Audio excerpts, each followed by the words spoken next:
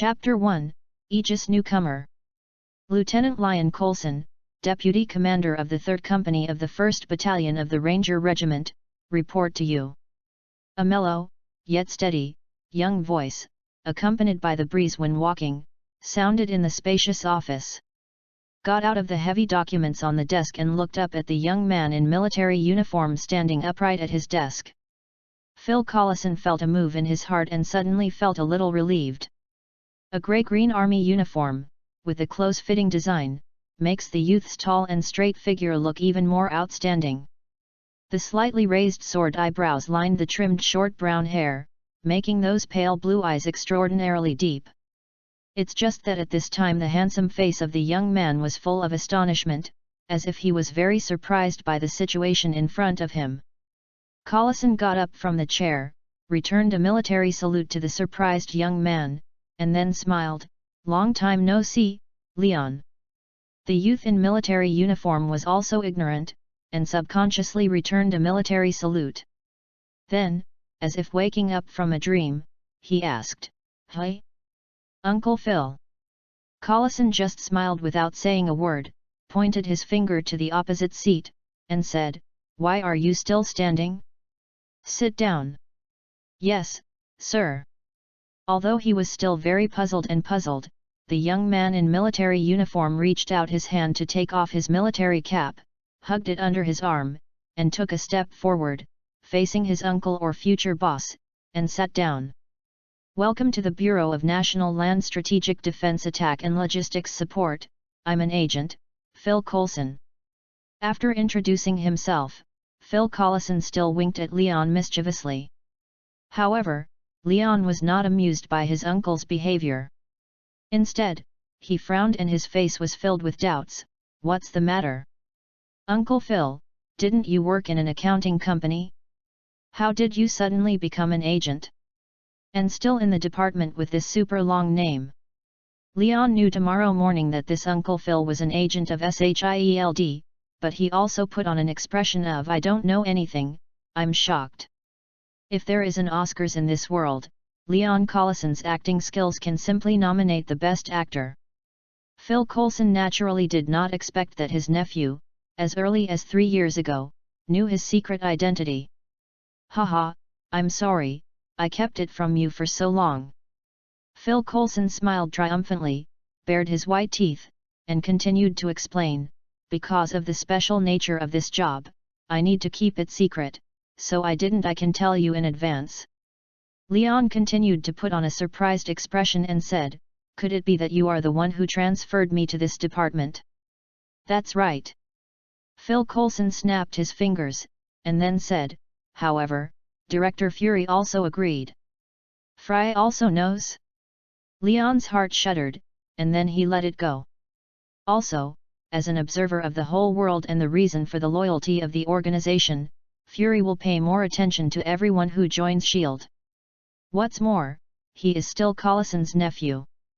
By the way, are you still accustomed to living in the new residence that the Bureau arranged for you?" It's okay." After a brief chat about the homework, Collison crossed his fingers and seemed to become another person. "I think you should be very curious about what this department does, right? Although I have known for a long time that this is a special department that specializes in handling strange events," Leon still pretended to be "I don't know, I'm curious on the surface," nodded and replied, "Yes.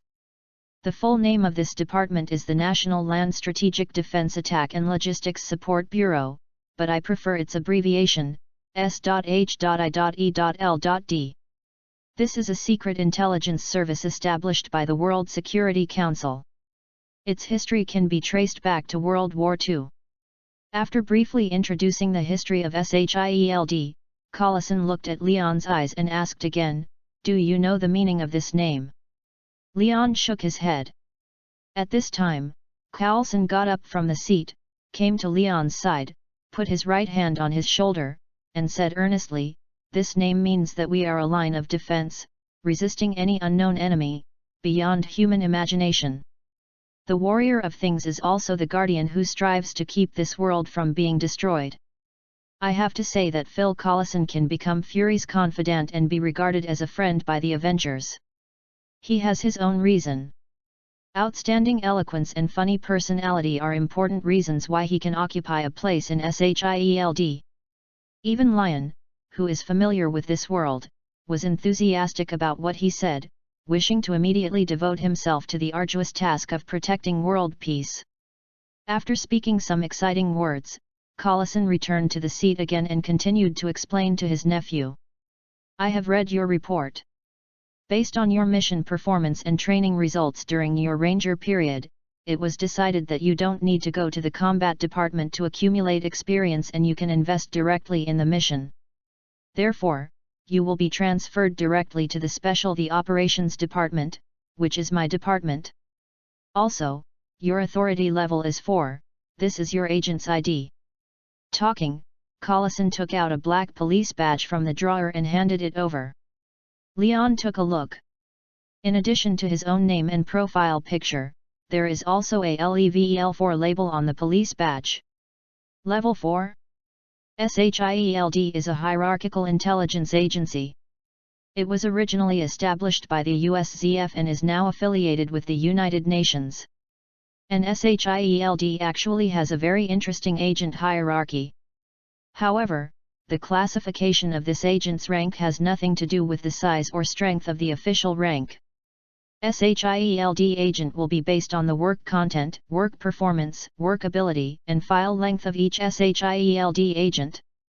UU reading www.uuganshu.com conducts the assessment of the level of security clearance, which has also led to some frontline operational agents that may be as high as or even higher than the leaders of certain branches. However, in most cases, the security clearance level of agents does not affect S.H.I.E.L.D's chain of command. This agent level is not only the intelligence access authority of SHIELD, but also the security certification level. This means that the higher the level, the more confidential the information you know, and the higher SHIELD trusts you. Different digital levels correspond to different levels of access permission. There are 10 levels in this level, with level 1 being the lowest and level 10 being the highest. In short, level 1 to level 6 agents can only know general secrets, and level 7 and above agents can know high-level secrets. In the entire SHIELD, there is currently only one level 10 agent, the Director of SHIELD, Nick Fury. Generally, newcomers who have just entered SHIELD can obtain an agent level up to level 4. Therefore, Leon was very satisfied when he saw the LEVEL4 on his brand. The higher the level, the more confidential information can be seen, and the more helpful it is for him to participate in various major events. Thinking of the superheroes who are about to appear, Leon can't wait to upgrade from level 4 to level 7 right away. Okay, let's stop here. When you go to the department to report first, the Patton Union will familiarize you with the work. If you have any questions, just ask him. Okay. Leon nodded. Just getting up from the seat, Leon, who had not yet reacted, was given a big hug by Collison. After released, Phil Coulson opened his arms and showed Leon his brightest smile. Well, welcome to join SHIELD. Chapter 2, Opinion System. Ding! The Aegis Newcomer task has been completed and the reward has been issued. Please pay attention to check it. Lion, who had just walked out of Coulson's office, had not had time to recover from the excitement of joining SHIELD, when he was stopped by a mechanical sound in his mind. Completed the mission? Sinking down, Leon walked to his work department without squinting, and opened his system interface in his mind. A transparent light curtain made by his own imagination suddenly appeared in Leon's mind. He didn't feel any surprise, he just opened one of the panels called Tasks directly, the interface jumped, and a lot of words that seemed to be seen often when playing games appeared. Task name, Aegis Newcomer, 5/5. Task content, within 3 years, join the National Land Strategic Defense Attack and Logistics Support Bureau, IESHIELD. Task status, Completed. Reward, 10,000 experience. After reading the prompt message of task completion, Leon muttered 3 years, finally, and clicked on another panel called Characters on his system interface again. Character name, Leon Coulson. Age, 20 years old. Skills, Firearms proficiency, excellent, Combat proficiency, excellent, Medical proficiency, ordinary, Transportation proficiency, excellent. Experience, 10,350. Looking at the 10,000 experience already paid on the panel, Leon's handsome face also couldn't help but smile. Now, I can finally learn new skills after a long time. This thing that exists in Leon's mind, like a game system, is actually a survival guide he brought with him when he traveled. He, Leon Coulson, is no longer the original Leon Coulson. At this moment, the soul that exists in his body is a 21st century celestial youth named Li Ang from another parallel time and space. Everything must start 3 years ago. 3 years ago, 17-year-old Leon Coulson, in order to relieve the tension caused by the upcoming American SAT test, decided to drive with a few friends to the beach in New Jersey for a wonderful self-driving tour. Who knows, several young and energetic lads accidentally encountered a car accident during a night driving. Several people in the same group have suffered minor injuries. Among them, Leon Coulson suffered the most serious injury. As his head was slammed frontally on the steering wheel during the impact, he had fallen into a brain-dead coma when he was admitted to the hospital. And at the same moment in different timelines, different time and space, another soul, who had lost his body, somehow suddenly attached to Leon Coulson's body lying in the intensive care unit of the hospital. This soul has a name exactly like the original owner of the body, Li Ang. Li Ang, an ordinary young man who lives in another parallel time and space, is addicted to online novels and stand-alone games. At that time, he was sitting attentively in front of the computer, pressing the mouse frantically, while clashed with a new martial arts management game Tai De Hua Wan. Who knows, the sudden power outage of the building caused the computer to leak. The huge electric current directly caused the unlucky young man holding the mouse to instantly lose his vital signs, and his soul also escaped. Maybe it was God's arrangement. Under the circumstances, Li Ang became Leon. When Leon Coulson, Li Ang, awoke from the bed in the ICU intensive care unit, it took him a full week to accept the cruelty of traveling into another world even after he had read countless web posts. Reality. After all, it's one thing to watch people travel through, but it's another thing to travel by yourself. This situation of him is explained by the terms of online novels. To put it bluntly, it means that he has passed through, and it is still a soul. What makes him even more surprised is that with the soul crossing, it is a too dirty picture scroll system of goodwill. However, before he could figure out the role of this Roush system, he was suddenly attracted by 2 uninvited guests who came to visit him. A bald black man with a blindfold on his left eye and a black windbreaker, and a white man in a black suit with a friendly smile, looking like an ordinary office worker. When Leon saw the faces of the 2 clearly, he instantly understood which world he had come into. Because the 2 who stood in front of him and asked him "How do you feel?" were the very important SHIELD director Nick Fury in the Marvel movies. And SHIELD commander, Phil Coulson. This is the world of Marvel. Not only that, but from the memory he inherited, he discovered a surprising fact: he, Leon Coulson, is the nephew of Phil Coulson. This is very interesting. Although he is not a Marvel fan, he has seen almost all Marvel movies. After all, superhero movies have been very popular in recent years. However, no movie mentions that Phil Coulson has a nephew. Of course, the fact that there is no mention in the movie does not mean that there is no such person in the world of this movie. The movie is just a microcosm of this world. For this identity that suddenly settled on him, Leon did not resist, but was a little grateful. Let alone solve his own identity problem, the most important thing is that he has a channel to contact SHIELD Bureau. There are people in the court who can do things well, right? Actually, from the moment you read www.yuyuganshu.com, Leon knew one thing: this is a world where superheroes fly in the sky and aliens invade from time to time. If you want to survive in this world, you must become stronger. The two people in front of him reminded him, SHIELD, perhaps a good choice. However, even if he is Coulson's nephew, Nick Fury cannot let him join SHIELD at the age of 17. Unless he showed the ability to be competent for various dangerous tasks of SHIELD. Just as he was thinking about how to speak, and to show his ability that he was able to understand the development of the plot to the two SHIELD bosses, he suddenly saw Nick Fury's head and a line appeared in a fight game. Blood tank. And under the blood tank, the words favorability, indifferent were clearly written. This weird phenomenon shocked Leon's heart. He seemed to have thought of something, and immediately turned his attention to his cheap uncle Phil Coulson. Sure enough, as he expected, there was also such a blood trough on Phil Coulson's head. However, unlike Nick Fury, underneath Coulson's blood tank, it says friendship, intimacy.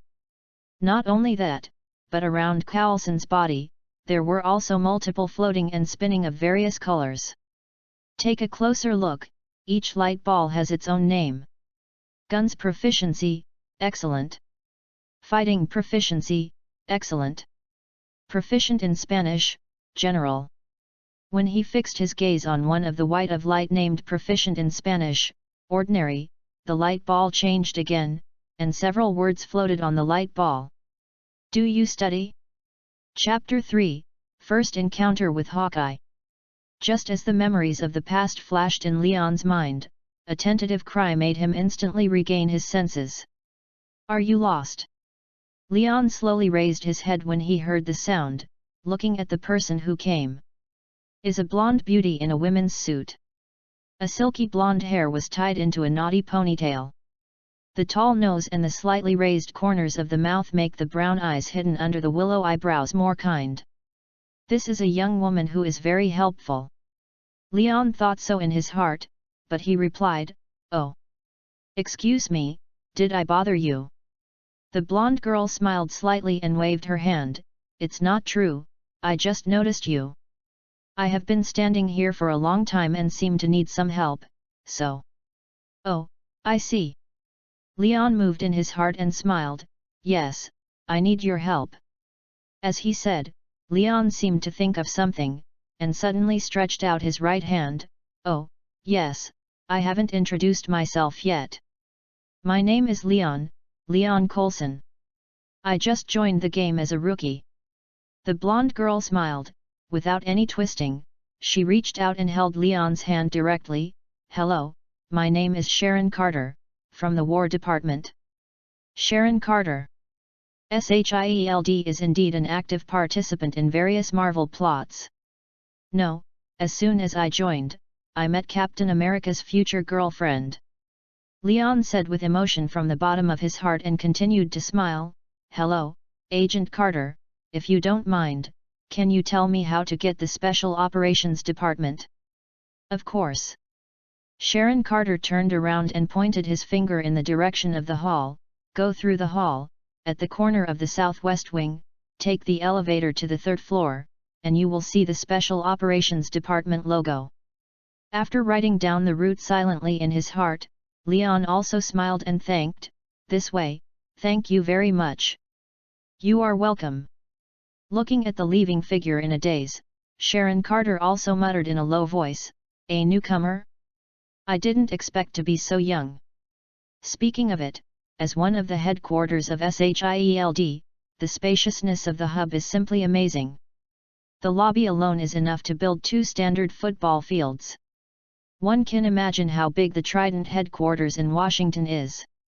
Following the guidance of Sharon Carter, Leon passed through the crowded hall and took the elevator to the 3rd floor. As soon as he stepped out of the elevator, Leon saw a sign of SHIELD on the wall not far away. under which the English terms Special Operations Department were written. Is here. Take a deep breath. Leon used his secret agent's name tag to swipe the scanner next to the automatic sensor door. With a beep, the door was opened. As soon as he walked into the Special Operations Department, Leon was immediately watched by all the eyes of the entire office. In those sights, some were curious, some scrutinized, and some were hostile, which made Leon immediately feel the enthusiasm of his colleagues. Maybe because the space is too large and the number of people is too small, the whole department looks a little deserted. But there was still a hint of tension in the air. Leon changed his mind, but also found it reasonable. After all, this is the SHIELD Special Operations Department with the strictest recruitment standards. It is not expensive. Is he the newcomer? Too young to be too young. It should be. Didn't you see him still wearing army uniform? I heard that he was only 20 years old, less than 12 months old. He was promoted from second lieutenant to lieutenant. The people sitting in the office also pressed their voices and discussed this young newcomer lively. Even if it is an elite group of SHIELD Bureau, Leon's resume is considered to be the most beautiful one. Was admitted to the famous Military Academy of Virginia Military Academy at the age of 17, and conducted all-round training. At the age of 19, he graduated from the Virginia Military Academy in advance with all excellent results, and immediately joined the Ranger Regiment, one of the 4 major special forces in the United States. In less than 12 months, he was promoted to lieutenant with his outstanding mission performance and excellent physical fitness. He served as the deputy commander of the 3rd Company of the 1st Battalion of the Ranger Regiment, becoming the youngest deputy commander in history. If he continues to stay in the Ranger, maybe he will only break the record. Just when everyone was wondering why he came to SHIELD, a burly figure stood up from its position and took 3 steps in 2 steps, blocking Leon's way. Hello. Looking at the other's tough face and the name tag on his chest, Leon quickly understood that the burly white man standing in front of him was exactly the person he wanted to find. Oh, hello. I think you are the Agent Patton that Chief Collison said. A neat short hair, a look that is more than 90% similar to Jeremy Renner, a burly figure, and various details all reveal the identity of the person in front of Leon. Yes, I am Clint Barton. The man nodded. Are you the newcomer who was transferred this time, Leon Coulson? Yes, sir. Leon saluted. I've heard Collison tell me about you. Although it's a bit troublesome, but in the next 2 months, I will be your immediate superior. If you don't understand anything, you can ask me. I understand.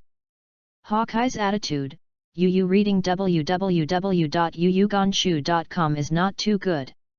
This did not surprise Leon. Judging from the coldness of the opponent's head, we can know what kind of attitude Hawkeye has towards his arrival. He understands that no matter how glamorous his resume in the Rangers, he is a rookie who knows nothing when he comes to SHIELD. It is obviously idiotic dream to want the respect of others before making achievements recognized by colleagues. Therefore, he immediately closed his legs and saluted his boss with a proper military salute. Understood. Sir. Button looked at Leon up and down, and after a while, he withdrew his gaze, nodded and said, well, I will first familiarize you with the environment, and by the way, change your uniform that looks like a fool. Just 2 steps out, Button seemed to think of something, suddenly stopped, turned his head, and said to Leon, who was confused. Also, we are not an army here, so I don't like saluting very much, so. Clear. Leaving the discussion behind him, Leon followed Patton, first familiarized himself with the working environment, and then changed into a lighter Aegis uniform in the locker room. Navy blue stand-up collar jacket, both arms are printed with the SHIELD Eagle logo. The close-fitting human body design and the composite fiber material make the entire agent uniform wear on Leon's tall and linear figure, highlighting his heroic spirit. However, Leon had just changed his clothes, and not long after sitting down, a voice that made people unable to ignore suddenly sounded in the office. Alarm level 5. Alarm level 5. The hostage-taking incident occurred in Osborne Building, request support on the spot. At the same time, Leon's mind also had a long-lost voice. Ding! Chapter 4, First Mission. The mission Sky Rescue is released, please check it out. Before Leon could open the system panel in his mind and see the content of the task clearly, he was picked up by Clint Button, who rushed over, and shouted in his ear, "The task is here, come with me." Following the instruction just now, Clint Barton felt like a dose of adrenaline, and suddenly became excited. Without giving him much time to think, Leon was pulled by Clint Button and came to the equipment room that he had visited not long ago. This is a place to store firearms, body armor, and other combat equipment. In addition, some personal special weapons can also be found here, such as the recurve bow that Clint Button held in his hand, and his special arrows. Although he encountered an urgent task on the first day of work, Leon was somewhat dazed. However, the good habits he developed during his one-year service in the Rangers made him quickly enter a state of combat readiness. He first put on a standard body armor on the outside of the Aegis uniform, and then took a Glock 17 standard pistol from the wall filled with all kinds of firearms and inserted it into the holster next to his thigh. And then picked up an iconic M4A1 carbine, began to pull the bolt, check the magazine, and debug the performance of the firearm.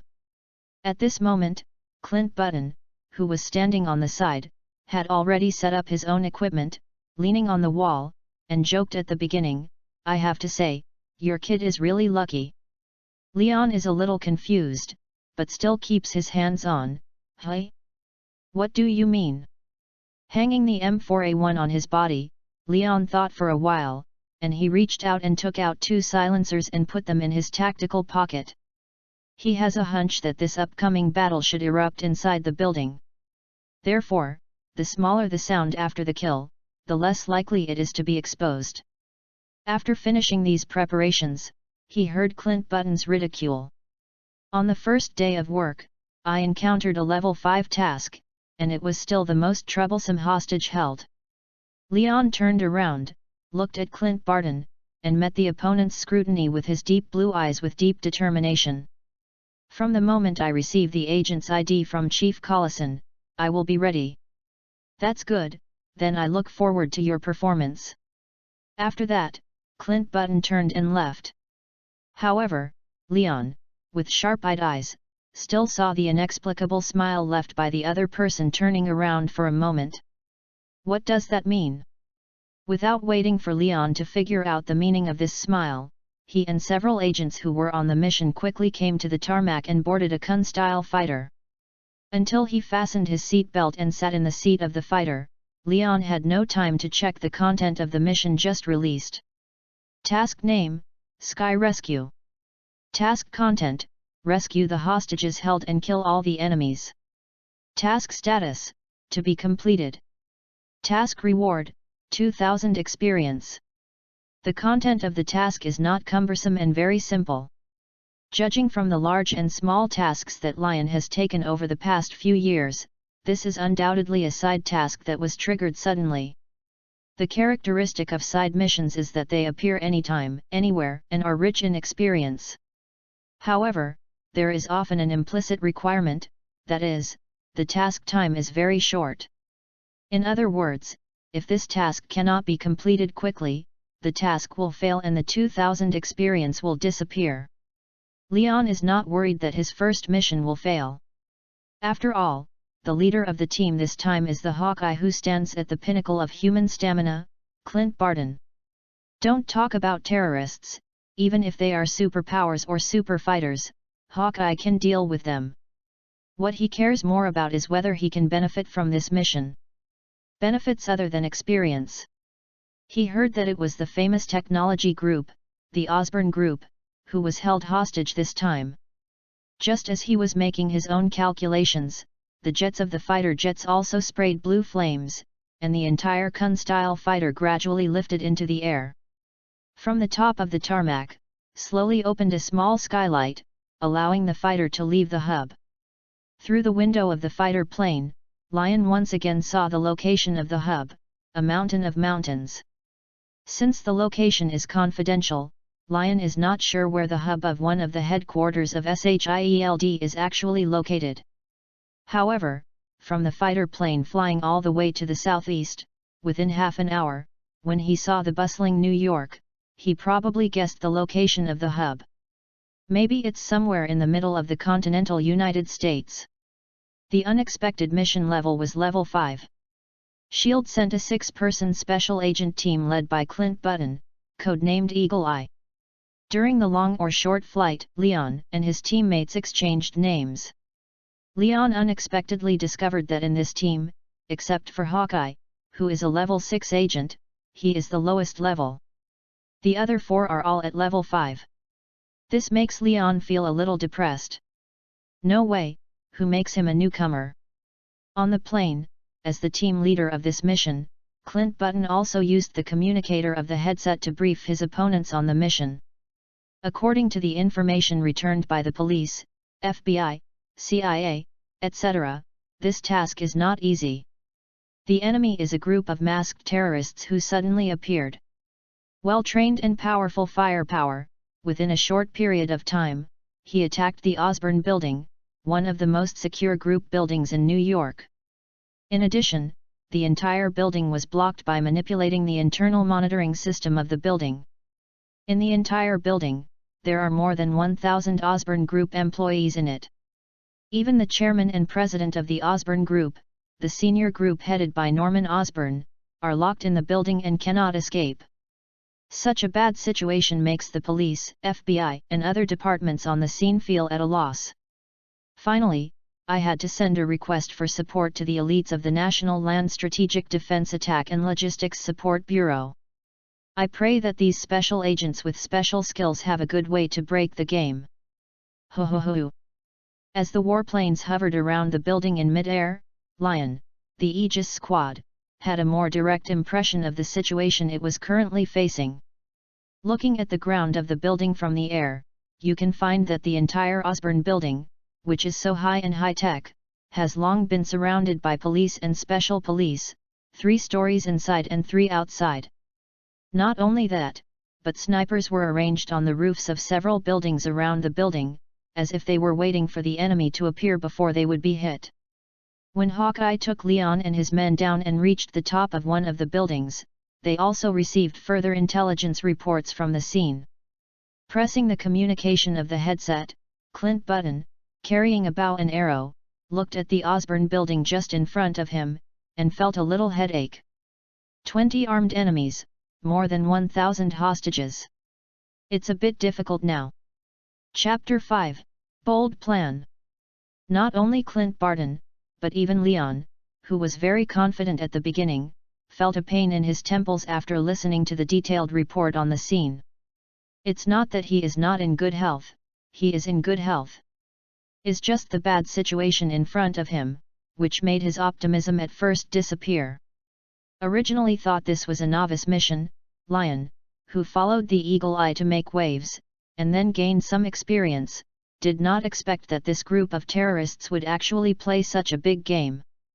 20 people blocked the entire building, and they still held all the people in the entire building invisibly.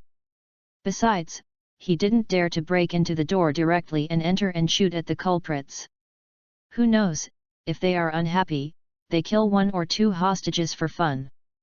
This is also the reason why the police and special police at the scene did not dare to take any action and could only blockade the surroundings of the building and wait for support.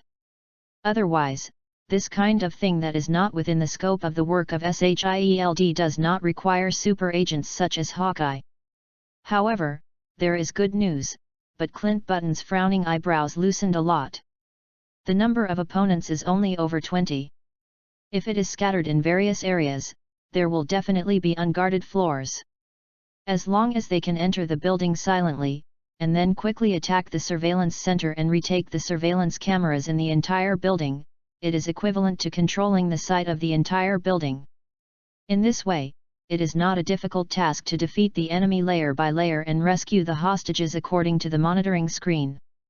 This kind of hostage rescue task, the difficulty is actually the enemy inside the building while ensuring the safety of the hostages. In this case, the hostage-taking gangsters generally have to ask for something. But this time, what Hawkeye didn't expect was... what? They didn't make any requirements or conditions.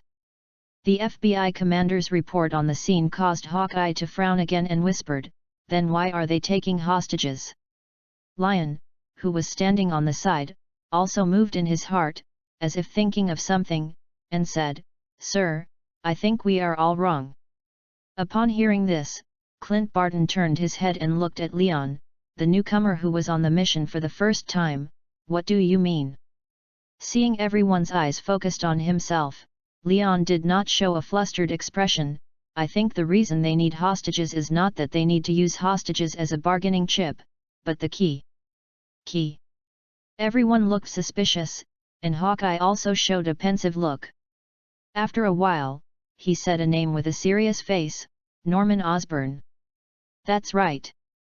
I think their purpose is obvious, that is, the biotechnology of the Osborn Group.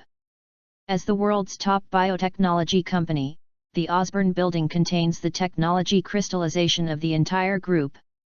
The value of these technologies cannot be measured by money at all.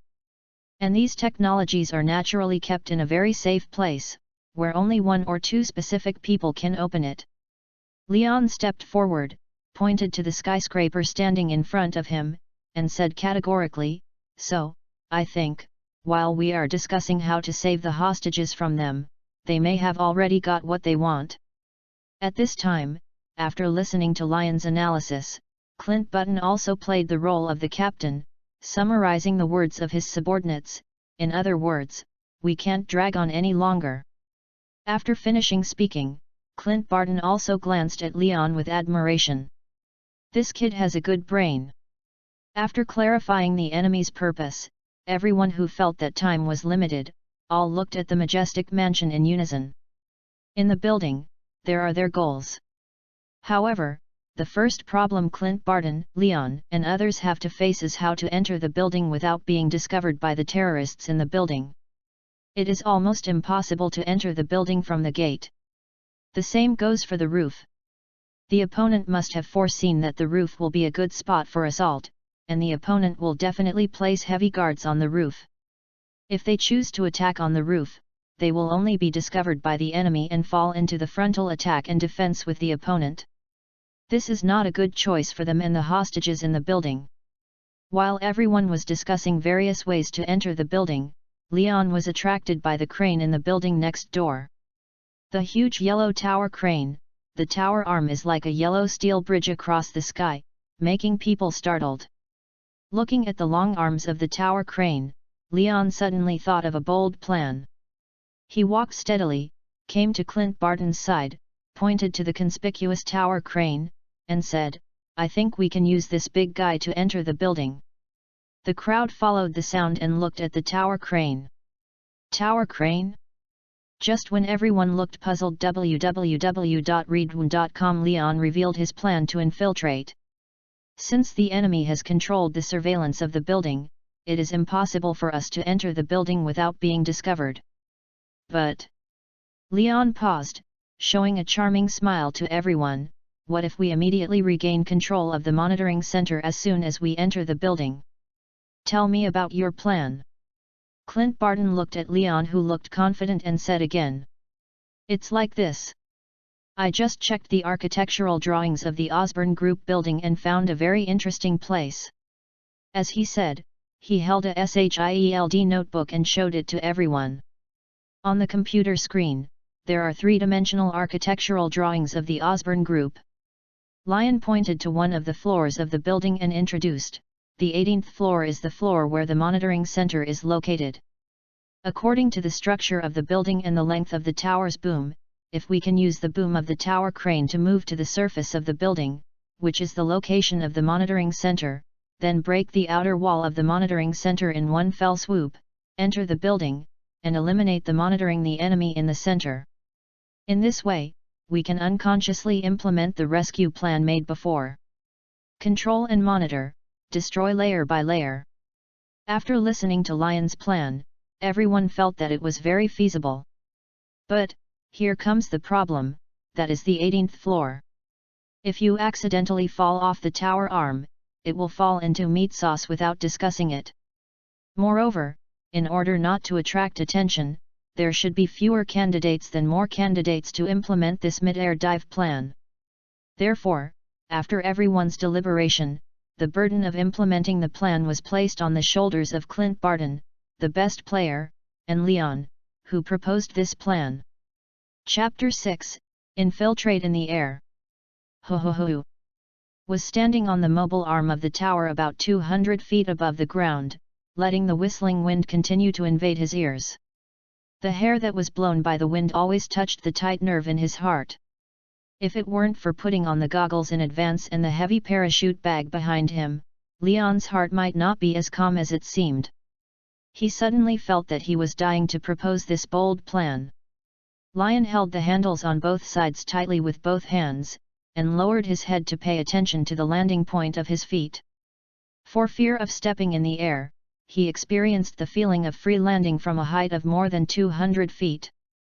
However, he was relieved that proposing this plan and fighting it personally made Clint Barton look at him with admiration, and his favorability rose from cold at the beginning to harmonious. In this way, it seemed that it was within reach of him to learn the skills of this super agent. In the past 3 years, Lion's biggest gain has not been to successfully integrate into this MCU world and truly become a member of the whole world, but to figure out what functions he has passed through his own favorability system. The biggest use of this system is that it allows Leon to see how other people like him and learn various skills from other people. Is the same as the martial arts game Two Dirty Painted Scroll he played before crossing, and his favorability is also leveled. Through making friends with various people, he probably inferred that the liking level of the liking system is divided into 7 levels, from low to high, strange, indifferent, harmonious, enthusiastic, like, intimacy, and perseverance. When the favorability reaches the enthusiasm level, Leon can not only see the skills held by the opponent, but also spend experience and learn the skills of the opponent. Of course, since there is a level of favorability, it is impossible for the skill to have no distinction between high and low. It's just that the skill level is not as easy to test as the favorability. So far, he has only seen 2 levels of skills, ordinary and excellent. The normal level skills can be learned without any experience. This is why he was able to go from an ordinary student with an average score of B to an excellent student with an average score of A on the eve of the SAT college entrance examination. Who made his friends? Besides the scumbag, there are also scumbags. According to his tests over the years, there must be even more powerful levels above the excellent level. Therefore, he joined SHIELD, on the one hand to better participate in the various plots of this MCU world, on the other hand, to use the signboard of SHIELD to contact the superheroes and find opportunities. Learn the skills of the opponent. However, he didn't expect that as soon as he joined SHIELD, he would be put under Eagle Eye, one of the Avengers. Speaking of Hawkeye, as everyone knows, he is a marksman. If Leon can learn his magic shooting skills, then it will be a very important help for him to improve his combat power. After all, this is the man who shoots most in the entire Marvel world. At this time, just when Leon was a little distracted, a naughty strong wind slammed into the 2 people high in the sky. Hakal was trembling slightly by the sudden strong wind, and almost trampled on the solace of his feet. He had a good temper like Leon, and he couldn't help but yelled, "Shit!" Clint Barton, who was walking ahead, stopped when he heard Leon's yelling, and asked loudly, "Lion, how is it?" Holding the handrails on both sides tightly, in order to keep his voice from being drowned out by the howling wind, Leon replied loudly, "I'm fine, I was just taken aback by the wind." "Well, it's coming soon, hold on." "Okay. Clint Barton is right." Looking forward from the boom, the outer wall of the Osborne Group building is almost within reach. However, the bitter cold temperature and the whistling wind reminded the two of them at all times that it was at an altitude of more than 200 feet. All actions must be cautious and then cautious. Taking the huge risk of falling from a high altitude, it took about half an hour. Clint Barton and Leon finally came to the front end of the boom of the tower crane, which is in front of the 18th floor of the outer wall of the Osborne building. Touching the outer wall of the building with his hand, Clint Barton is also in the bottom of his heart again, giving a thumbs up to Lyon's bold plan. Did not expect that they really succeeded.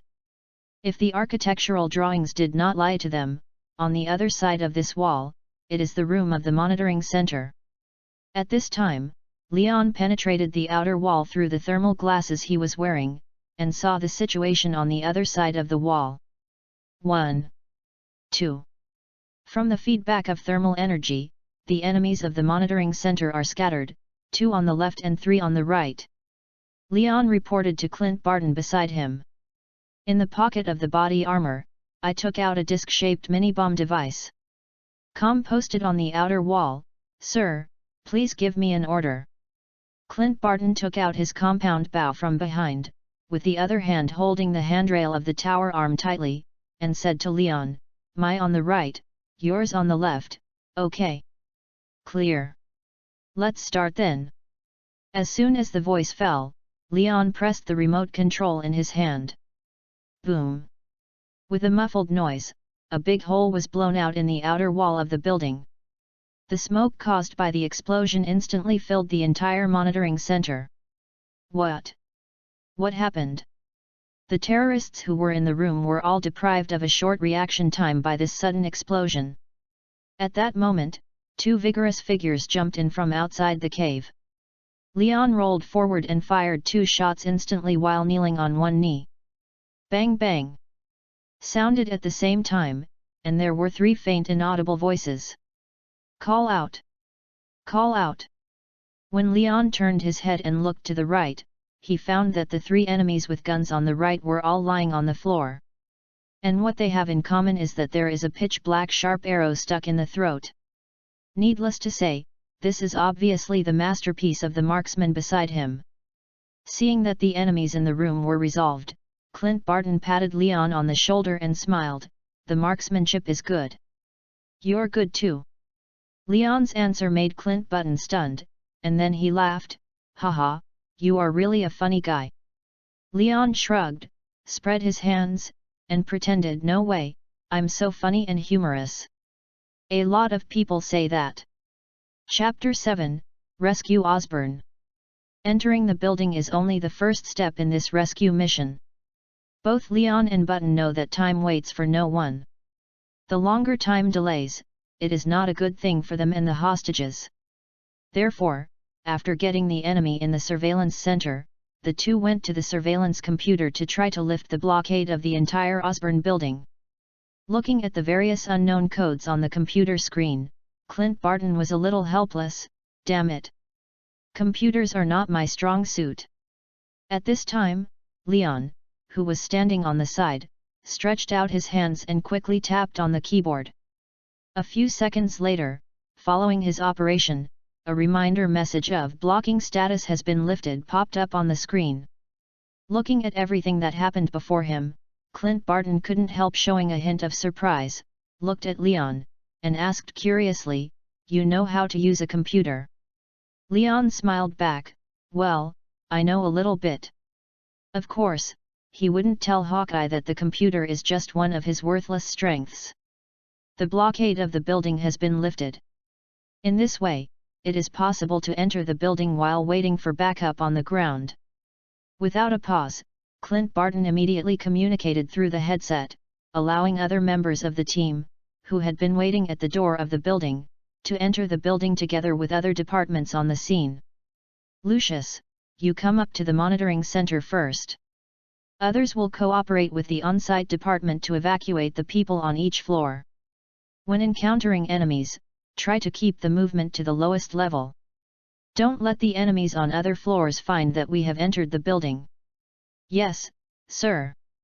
After using the headset to give the order, Clint Barton turned his head and saw Leon looking at one of the monitoring screens with a serious face, frowning between his eyebrows.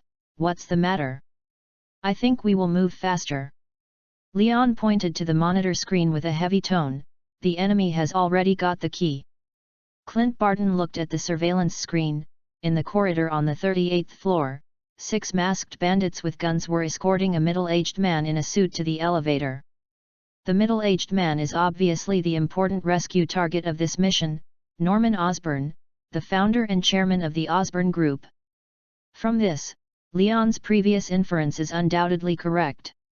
These masked bandits are not simply terrorists who sell their lives for money. What they want is the technology of the Osborn Group. While talking, the terrorists escorted Norman Osborn into the elevator. Seeing this scene, Clint Barton immediately patted Leon on the shoulder and said, "Go to the elevator lens, I want to know which floor they are going to." Leon controlled the monitoring panel and jumped to the elevator where a group of people were riding. Under the surveillance of the camera, both of them clearly saw that the terrorists' destination was the 27th floor. Without waiting for Clint Barton to ask questions, Leon said in advance, "There is the Osborn Group's Biotechnology Research and Development Center. It seems that we can't wait any longer." Did not let the two wait too long. The computer expert in the secret agent team, Lucius, quickly rushed to the monitoring center. As soon as he saw Lucius, Clint Barton immediately commanded, "You came just right," and the enemy took Norman Osborn to the Biotechnology Research and Development Center on the 27th floor. "Agent Lyon and I were going to rescue him. You are here to stare at the surveillance and report the enemy's location to us at any time." "Yes, sir." After finishing speaking, Clint Barton looked at Leon, who was taking out the silencer and putting on the pistol, and said, "Let's go." Leon did not answer, but nodded heavily. The two walked out of the monitoring center. Instead of using the convenient elevator, they plunged into the fire escape. They know that if they want to hit each other by surprise, they must be surprised. Ran from the 18th floor to the 27th floor, which is nothing for Lion. Not to mention, Hawkeye is a super agent who has reached the limit of human stamina.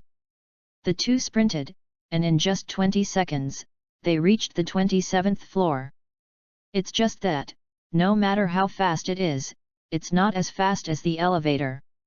Fortunately, the length of the corridor is a bit long, coupled with Norman Osborn's unwilling step forward, resulting in the enemy's speed, which is not fast. "Lucius, report the enemy's location." "Sir, the enemy took Mr. Osborn and came to the door of the R&D center, preparing to enter the R&D center." "Okay, how is the situation on Duncan's side?" Duncan is another member of the agent team.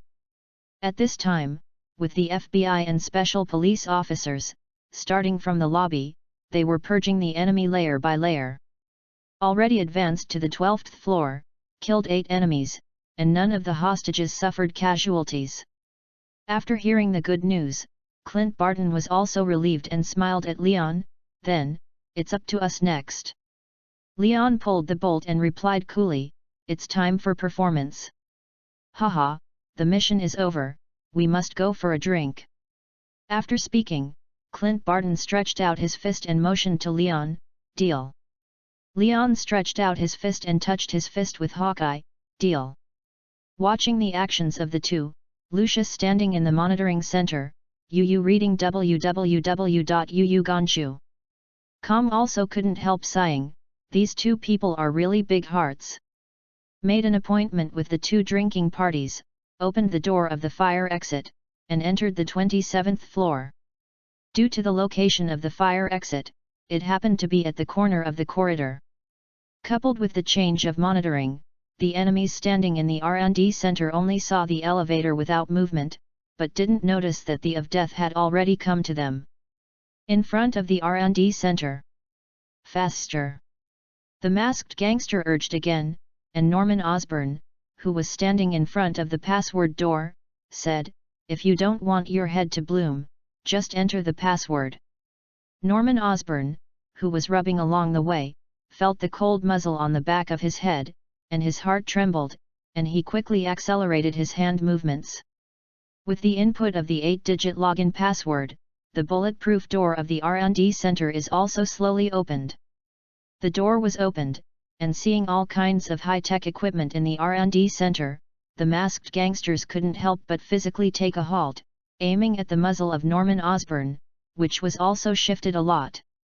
Right now. Go. With a low growl, 2 swift figures rushed out from the corner of the corridor. That is Leon Coulson, as well as Clint Button. The time of the 2 raid is perfect. As the 6 gun-armed enemies were about to enter the R&D center, they relaxed their vigilance and all turned their backs to the 2 who suddenly jumped out. Such a good opportunity, how can 2 people with excellent marksmanship, arrow technique, waste it? Bang bang bang! The low sound of gunfire and the breaking wind of arrows filled the entire space in an instant. Chapter 8, Mission completed. Norman Osborn had not yet reacted when the gunfire sounded. The masked gangsters around him fell down one after another like dominoes. And he was unscathed. At this moment, Norman Osborn knew that his rescue was here. Turning around slowly, he saw the appearance of the reinforcements, a man with a compound bow with sharp eyes like a falcon, and a young man with a silenced pistol and squinted eyes. Judging from the 2 obviously different costumes from the masked bandits, and the eagle-shaped badge on their arms, Norman Osborn quickly guessed the identity of the 2, friends, not enemies. The other party's words also verified his guess. The pistol was tucked back into the thigh holster, and Leon asked aloud, "Mr. Osborn, we are agents of the National Land Strategic Defense Attack and Logistics Bureau. You are safe now. Although I don't know, why did someone from the National Land Strategic Defense Attack and Logistics Support Bureau come to save myself?" However, Norman Osborn is still very happy that he can escape from being held captive. More importantly, in this way, my company's confidential technology has not been robbed by these gangsters. Such good news made even Norman Osborn, who was a little bit ashamed, patted the dust on his suit with ease, and walked towards Lion and Button. "Thank you 2 very much. If it weren't for 2, I might have given my life's hard work to these thugs." As he said, Norman Osborn extended his hand to the 2. Shook hands with the famous Marvel villain. Leon saw that his boss Hawkeye didn't mean to speak, so he immediately answered, "Mr. Osborn, you are polite, this is just our duty." I have to say that Norman Osborn is worthy of being the helm of one of the major technology groups in Marvel. Even in the case of being held hostage by the culprits, he didn't show a panic at all. Moreover, the personable demeanor after being rescued makes people sigh, this is the real big shot's attitude of not being surprised. Even Lion, who knows that he will become the Green Goblin in the future, can't help but feel good. On the other hand, Norman Osborn was very grateful to Leon, a young boy who saved his life. He didn't care about Clint Button's indifferent attitude, but looked up and down Leon with his eyes. As far as he knows, the National Land Strategic Defense Attack and Logistics Support Bureau is a very mysterious intelligence agency. Those who can enter this department are all elites. However, the young man in front of him definitely does not seem to be more than 23 years old. Was able to enter this department at a young age, and judging from the marksmanship just now, his skill is still so good. This made Norman Osborn a great curiosity about Leon, a lifesaver. He is very curious, whether the agents of the entire National Land Strategic Defense Attack and Logistics Security Bureau are so powerful, or is the young man of Lion a special case? At this time, perhaps it was the protection of the 2 SHIELD agents, Lion and Patton, that reminded him of the safety of other people in the company.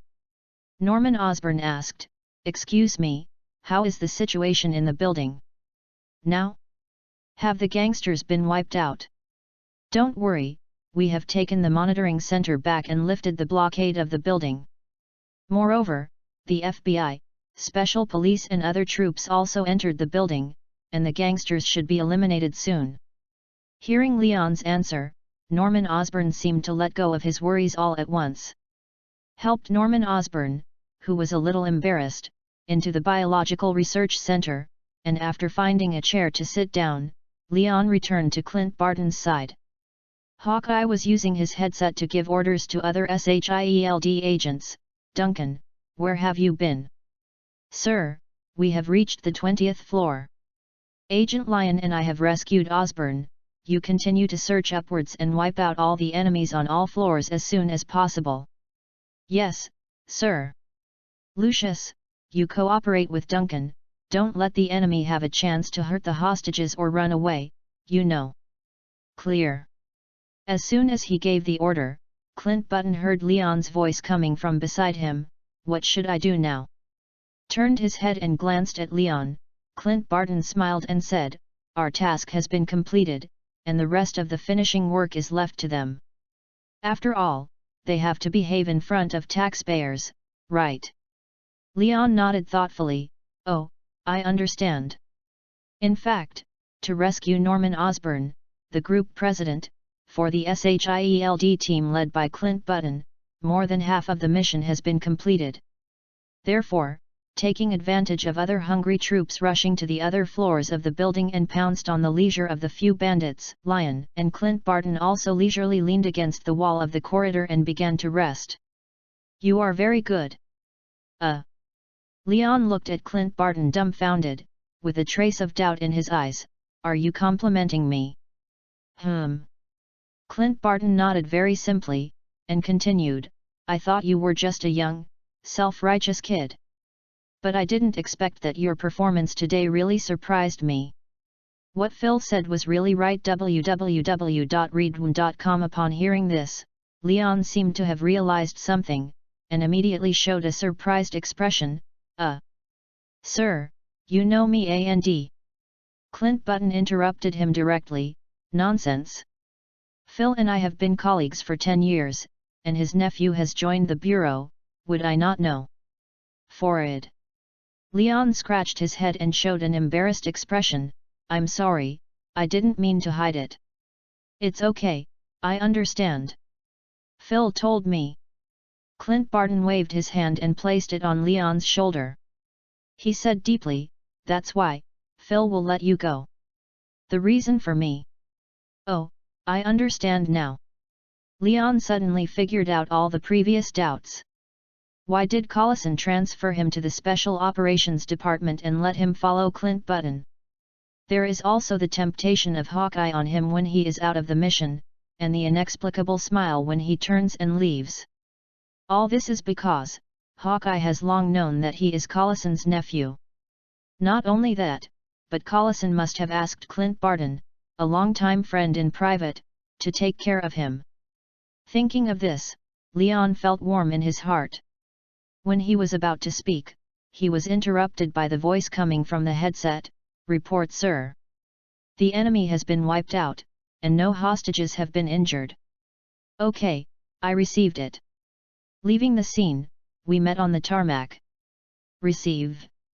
This conversation means that this task has been successfully completed. At this time, Leon's mind also received a prompt to complete the task in time. Ding! The skyscraper rescue mission has been completed and the rewards have been issued. Please pay attention to check. Chapter 9, Fruitful. In order to prevent others from being suspicious, Leon, who received the task prompt, did not show the joy or excitement he should have. However, what he didn't expect was that Clint Barton, who was standing beside him, had a higher level of evaluation when he saw Leon's so calm appearance. Now that the mission is complete, it's time to say goodbye to Osborn. Leon walked into Osborn's Biological Research Center and came to Norman Osborn. Mr. Osborn, the bandits in the building have been wiped out, and it's time for us to leave. Please take care, this country still I need someone like you to defend it. After the dust settled on the hijacking incident, Norman Osborn also changed back to the man in charge of a huge conglomerate with a market value of $200 billion. The appearance of a wise corporal, and the smile of his affinity, all make Lion felt like a spring breeze. Especially when he stretched out his hand to hold Leon's hand and said sincerely, I don't know how to thank you all, Leon wanted to shout, "Big brother, I'll mess with you in the future." Judging from Osborne's dazzling favorite degree, harmony, the owner of the Osborne Group is very sincere for his gratitude to Lion for saving his life and important scientific research technology. Then, let's say goodbye first.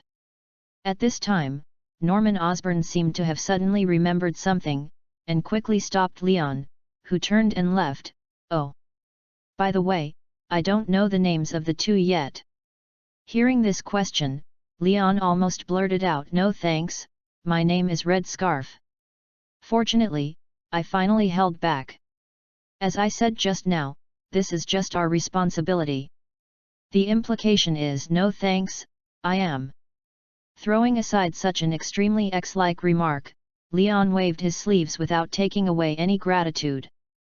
Looking at the back of someone who is leaving, Norman Osborne has a torch-like gaze, and muttered to himself, "Does the National Land Strategic Defense Attack and Logistics Support Bureau?" Human, sometimes, the more he is prevented from knowing what is in the box, the more curious he is, what is in the box. A group of people, sitting in a Kun-type fighter plane, return to the same route. Maybe the joy after the task is completed, making this journey home, invisibly, a lot faster. It didn't take long before everyone returned to the headquarters of SHIELD, the hub. As soon as they walked into the tactical hall, Leon and his party were overwhelmed by the harassment of SHIELD agents who kept coming to say hello. Especially Leon, a newcomer who has just joined for less than 5 hours, has received the most attention of the entire team. This is the newcomer who completed the level 5 mission the first time he was out of the mission. This is the reaction of most people when they see Leon. Surprised, envied, approved. All kinds of eyes are gathered on him, which makes him a little uncomfortable. Some people even walked up directly, patted him on the shoulder, and left an old-fashioned saying, "Young man, work hard, you are very promising," and walked away. In fact, before the Lion team returned to the hub, under the impetus of a caring person, the content of this mission was spread throughout SHIELD. Obviously, even SHIELD, which works very well in keeping secrets, cannot stop the rapid spread of internal gossip. This mission, for the rest of the team, may be just an ordinary rescue mission. However, for Leon, who was on a mission for the first time, this mission was not a fruitful one. Through this mission, he just joined SHIELD, and demonstrated to his colleagues and superiors his superior abilities as a fighter and the leap in tactical thinking. A teammate who can come up with various solutions is naturally much better than a teammate who can only obey orders. Therefore, it is also expected to get everyone's recognition and praise. Not only that, in this mission, he also personally rescued the president of the Osborne Group, and unexpectedly gained a friendship from the Green Devil Norman Osborne. This is what makes Leon more concerned. As early as a few years ago, he understood that the capital that he used to settle down in this Marvel world was the favorite system that had the same destiny as himself. For him, goodwill is equal to knowledge, equal to skills, equal to everything. Therefore, no matter who it is, as long as there is a chance to improve the other's goodwill, Leon will do his best to do anything. A word, favor? Just brush it. Ahem, of course, compared to the goodwill of such superheroes as Thor and Captain America, the boss of the Osborne Group will not be of much help to the improvement of Lion's combat power. After all, Norman Osborne does not have any superpowers. But, one more friend is better than one more enemy, isn't it?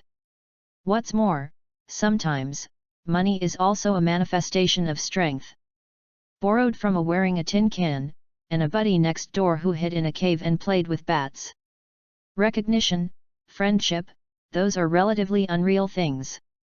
What can benefit Lion right away is naturally the reward after the task is completed experience. Speaking of experience, I got rid of the congratulations of other colleagues in the department and returned to Lion where I was seated. Only then did I have time to check the 2000 experience I had received. Reading www.youcanshu.com Looking at the more than 12,000 experiences on his system panel, even Lion, who doesn't like to express his emotions, can't help but smile like an old father. More than 12,000 experience. This is enough for him to learn 12 excellent level skills, or, directly learn 1 superior level skills. For example, Eagle Eye Clint Button's Shot and Sensitive Officer. That's right, when he saw that Hawkeye's favorability for him rose from harmony to enthusiasm, Leon also finally saw the sphere of skill light floating around the body of Eagle Eye Clint Button. Proficient in Russian, General. Fighting proficiency, excellent. Among them, 2 skills attracted all his attention. Those are 2 spheres of light shining with purple light, with the names of skills marked on them: Supernatural Skills, Extraordinary, and Spirit Sensitive Officer, Extraordinary. At this moment, Leon finally knew that the next level of excellent is extraordinary. Not only that, he also drew a conclusion from the shining colors of the light ball. Different colored light represent different levels of skills. The white ball of light represents the skills of the normal level, the blue light ball represents the skills of the excellent level, and the purple light ball represents the skills of the superior level. This made Leon's heart suddenly a lot of questions. Extraordinary level of skills, how strong are they? Extraordinary after that, what will it be? Thinking of this, Leon is suddenly full of confidence in whether he can survive freely in this Marvel world. Chapter 10, 1 If you don't agree, learn martial arts. Cheers! Along with the collision of the 2 glasses, there was a chung sound. In a noisy bar, Lion and Button sitting on the side of the corner are enjoying the leisure time after work. The dim light reflected on Leon's young and handsome face, adding a bit of confusion to him. If it weren't for Barton, this unsmiling man, sitting opposite him, many hot girls in the bar would definitely hold their own wine glasses, twist their enchanting waist, and sit next to Leon. However, the provocative gaze from a distance from time to time still made the eagle eye who was watching Leon notice the charm of his subordinate. Watching Leon sip off the whiskey in his glass, Barton also shines. It seems that your alcohol volume is good. It's okay. I used to drink more beer when I was in the military academy. Since I joined the Rangers, my taste has changed. After finishing speaking, Leon also picked up the wine bottle, poured the empty glasses for the 2 of them, and poured wine. Looking at the young man in front of him, Clint Barton felt an inexplicable kindness. Although the 2 have known each other for less than 24 hours, the relationship between Coulson, as well as the calm attitude and combat skills shown in the mission, made Clint Barton want to learn more about Lion. Especially when I saw the other person drinking, it made Clint Barton, a restrained guy who doesn't like to express his emotions, spontaneously feel a sense of meeting a confidant. I have seen your file. With your SAT scores, you can be admitted to any higher education institution in the United States, but why did you go to military academy? Clint Barton asked casually while touching the rim of the cup. Hearing this question, Leon was somewhat wary. This question is difficult to answer. He can't say that he is a soul that has crossed over from another world, and he also knows that this is a dangerous world where superheroes walk all over the floor and aliens invade at every turn. In order to protect himself, he has to do everything he can. Strengthen your own combat power. Fortunately, he knew that once he entered the huge intelligence agency of SHIELD, he would definitely be targeted by Hydra and the bald one-eyed dragon from SHIELD. Therefore, he has also prepared a set of excuses for all kinds of questions that may be asked. Oh, speaking of it, it's because of Uncle Philosophy. Phil. Clint Barton was a little curious. Phil asked you to go to military academy? No. Leon waved his hand and explained, you know, Uncle Phil is a big fan of Captain America, and the walls of the house are filled with Captain America posters. And I only have a family like him. Under the influence of my ears and eyes, I naturally became interested in the army in his mouth. It turned out to be that way. Clint Barton nodded, expressing understanding. However, I didn't expect that I still have a bit of talent in military operations." Leon smiled and boasted, then picked up the wine glass and drank it. "Yes, it's more than a little talent," Clint Barton muttered in his heart. Was admitted to the prestigious Virginia Military Academy at the age of 17, and graduated early in just 2 years, becoming the first graduate in the history of the Virginia Military Academy with excellent grades in every subject. Was specially recruited into the Ranger Regiment at the age of 19, and broke the promotion record with the fastest speed and became the youngest deputy commander. Now, on the first day of entering SHIELD, he planned and participated in completing a Level 5 rescue mission.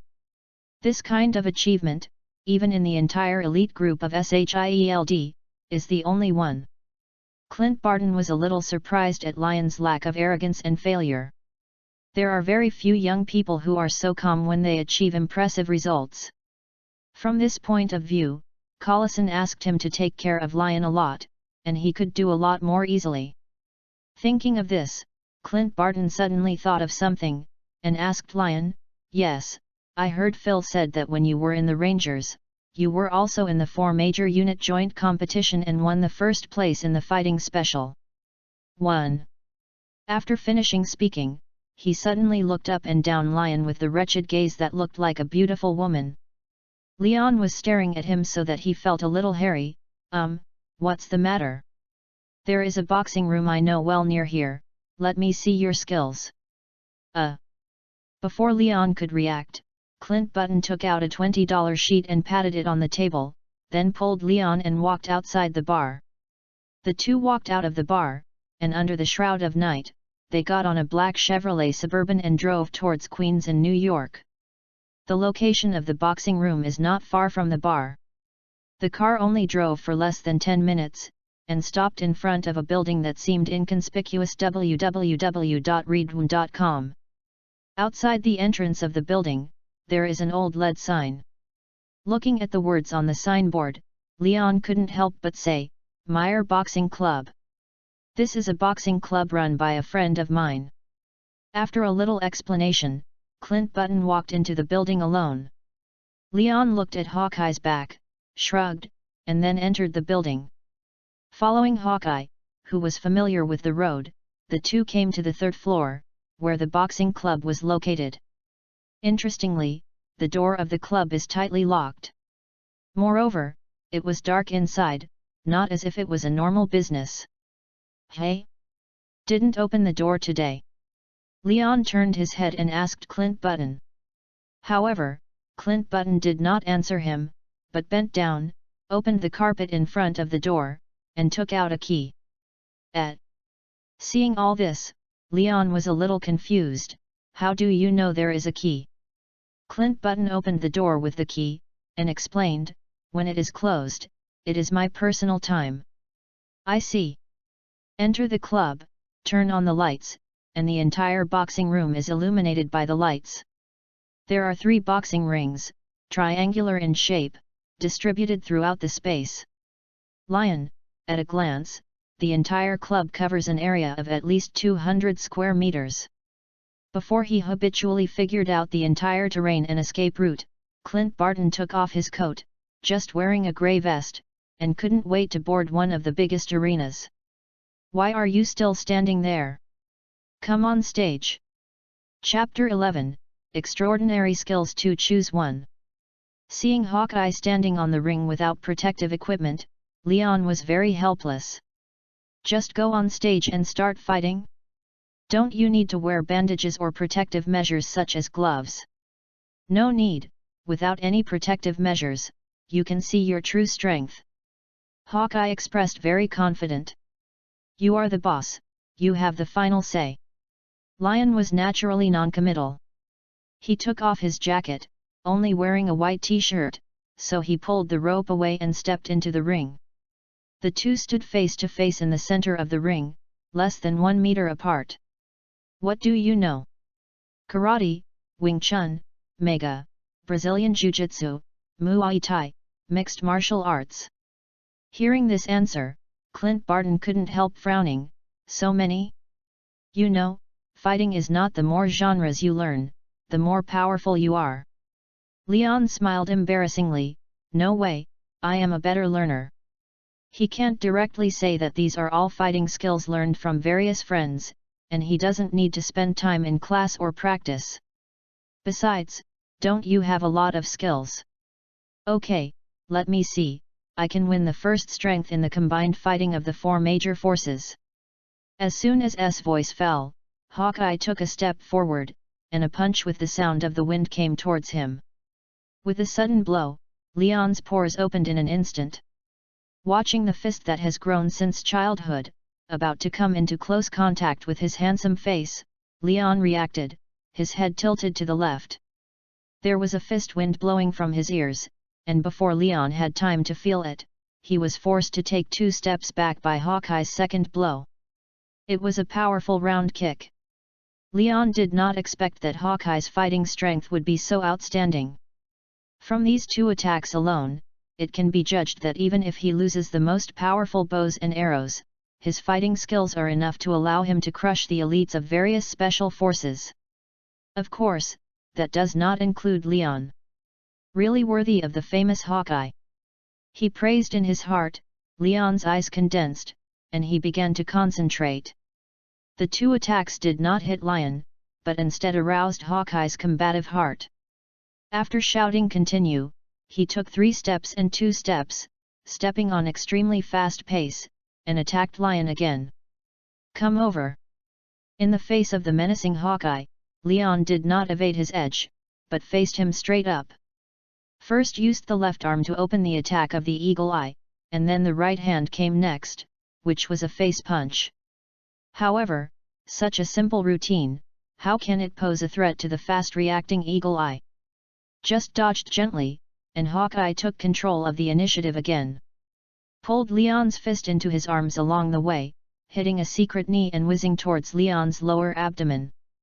Leon felt that if this trick was eaten, he would definitely be hit hard, and then it would be difficult to fight. So, he struggled with both hands, stacked his left hand with his right, and turned it into a guardrail, which was able to block this powerful knee bump. The impact was so huge that he had to take 2 steps back before removing it. After pulling the distance away, Leon also frowned, and gently shook his palms with numb hands, whispering in his mouth, "The power is so powerful." After a few rounds of your coming and going, both of them started to heat slightly, and they seemed to have entered a fighting state. Especially Hawkeye. It has been a long time since he met an opponent who can beat him so much. The more he beats, the more excited he gets, and the heavier he starts. However, this is a bitter for Leon, a guy with so many skills that doesn't overwhelm him. Hacked each other for a while, so that he quickly realized his difficult situation. In this competition, he is at an absolute disadvantage. It's not that his fighting skills are better than Hawkeye, but his reaction, it is difficult to keep up with Hawkeye's attack frequency. Hawkeye's attack can hit him, but it is difficult for him to hit Hawkeye. Coupled with the power of the eagle eye, is close to the critical point of the human body's limit, which also makes his every attack full of threats. One accidentally, if he was hit in the abdomen or face, Leon felt that he would definitely be knocked out. Therefore, in the face of the opponent's swift attack, he can hide or hide, and if he can't hide, he will try his best to resist with his arms, so as not to be hit in the torso and lose combat effectiveness. Even so, he was passively beaten, and after 10 minutes of persistence, he was finally defeated. It's so refreshing. It's been a long time since I've tried such a fun fight. Ho ha, ho ha. And Leon, with a sweaty face, was lying on the ring without an image. While panting, he was attacking a guy who didn't know the severity. I can't move. Ha ha ha. Someone laughed heartily again. As the saying goes, if you don't fight, you don't know each other. This discussion between Lion and Clint Button, UU reading www.uuganshu.com has made the relationship between the two more harmonious. Although Clint Button's favorability level above his head is still enthusiasm, Leon has a hunch that he will like the next favorability level only through a layer of window paper. After the exercise, the two people, leaning on the ropes of the ring, began to chat without a word. Your fighting skills are very proficient, even I sometimes can't guess what your next move is. But, I still lost. Do you know why you lost? Hearing this, Leon raised his head and looked at Hawkeye, his eyes full of exploration. Why? Because you didn't react fast enough. Even though I don't know what your next move is, but relying on my senses, I still predicted your attack trajectory and reacted one step in advance. Hearing this answer, Leon rolled his eyes involuntarily, and said in his heart, of course. If I have the skills in your body, it is not always certain who wins and who loses. Hey? Thinking of this, Leon suddenly remembered, isn't there more than 12,000 experiences in his pocket? Originally, he didn't use experience to learn Hawkeye's skills right away. He was distressed. After all, with these experience, which extraordinary skill should he learn? Because of the experience requirement of extraordinary skills, it is 10,000 experience. Therefore, the two extraordinary abilities of Hawkeye, Spell Shot and Spirit Sensitive Officer, based on his current experience value, can only choose one of the two. However, after this miserably abused discussion, Leon felt that he didn't need to worry anymore. Shooting? Pass. Sensitive Officer, it's you. Chapter 12, 3 Dyke Headquarters. The next day, Leon got up early from the soft bed. After a simple wash, he bit a homemade sandwich and hurried out. His residence is a single apartment in Queens, New York. This is the place where S.H.I.E.L.D. arranged for him. Although it is not too big, it has all the 5 internal organs and has everything that should be there. Especially the private garage on the first floor of the apartment allows Lion, a young man with a special career, to put his equipment and transportation in place. As the second day after joining S.H.I.E.L.D., Leon plans to drive to Washington today. There are 2 reasons for running to Washington, which is more than 300 kilometers away. One is to go to the Trident headquarters and submit the report of yesterday's mission, the other is to find a place to test the extraordinary skills that I have just learned. That's right, before separating from Hawkeye last night, Leon gritted his teeth and learned Hawkeye's extraordinary skill Sensitive Officer. At that time, as the 10,000 experience dissipated, the purple ball of light on Hawkeye, like a supernova explosion, turned into starlight, and then slowly entered Leon's body. At that moment, Leon immediately felt the tremendous change in his senses. Hearing is better, you can hear the whispers of the tenants upstairs through the ceiling, dynamic vision is stronger, and it can even catch the rapid flapping of the wings of flies, the sense of smell is more sensitive, even the Mexican corn sold a block away, the taste of the cake can also be smelled. The whole world seems to be suddenly enlightened. Leon felt that if he had another fight with Hawkeye, he might be able to rely on the combined fighting skills of all genres to defeat the opponent. Of course, it is necessary to hide strength properly. Otherwise, it is difficult to explain why his reaction suddenly becomes so sensitive. However, Leon, who had acquired extraordinary skills for the first time, couldn't bear the impulse in his heart, and wanted to find a place to try his extraordinary skills, how powerful they are. Just in time, the Trident headquarters sent a message to Clint Barton, asking him to send someone to the Trident headquarters to submit a mission report. From Leon's point of view, it was almost as if someone put a pillow on when he was sleepy. Go to the Trident for sightseeing and test your extraordinary skills, by the way. It's killing 2 birds with 1 stone. Therefore, Leon, who volunteered to take over this task. In this way, he drove the 20th birthday gift Uncle Phil gave him, a newly launched silver Yamaha FZ6N, and drove all the way to Washington, the capital of the United States. A few hours later, when Lion took his secret agent badge and parked his motorcycle in the open-air parking lot through layers of checkpoints, he was greeted by a unique but majestic conjoined building. Is this the Trident building? Trident is the largest headquarters of S.H.I.E.L.D. and the heart of S.H.I.E.L.D. The entire Trident building is located on the central island of the Potomac River in Washington, D.C. The island covers an area of about 1 square kilometer, all of which belong to the boundaries of SHIELD Bureau. I don't know if it's the first time I came to the Trident headquarters. Leon always feels that everything here looks very fresh. However, the patchwork of plants and the road monitoring full of technology seems to say to everyone who wants to do things here, hey! Be careful! This is the site of S.H.I.E.L.D. Of course, Leon, the new Aegis, didn't care too much, just silently observing the surrounding environment. Although it is the first time to come to the Trident headquarters, I don't know where to follow. However, Leon is not a fool, so just ask. After asking some shield passers-by on the road, Leon quickly came to the main entrance of the Trident headquarters building. Took out his secret agent badge and swiped it on the detector at the gate, and the automatic gate was immediately opened. As soon as he stepped into the building, Leon found his outfit, which seemed to be incompatible with the people here.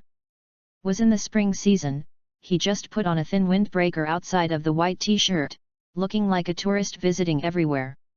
Formed a sharp contrast with the hurriedly dressed staff around. As the public headquarters of SHIELD, it is also the most defensive headquarters. The number of people working in the Trident headquarters accounts for almost 1/3 of the entire SHIELD. However, this does not mean that those who work in SHIELD are all agents like Leon and Hawkeye. Researchers, logisticians, and even ordinary electricians and cleaners are all contributing their part in this huge building. The support of hundreds of thousands of people and decades of development have allowed SHIELD to truly become the shadow of the world, the most mysterious but most powerful intelligence agency. And now, Leon has become one of them. However, Leon was not too excited. He is thinking all over his head now.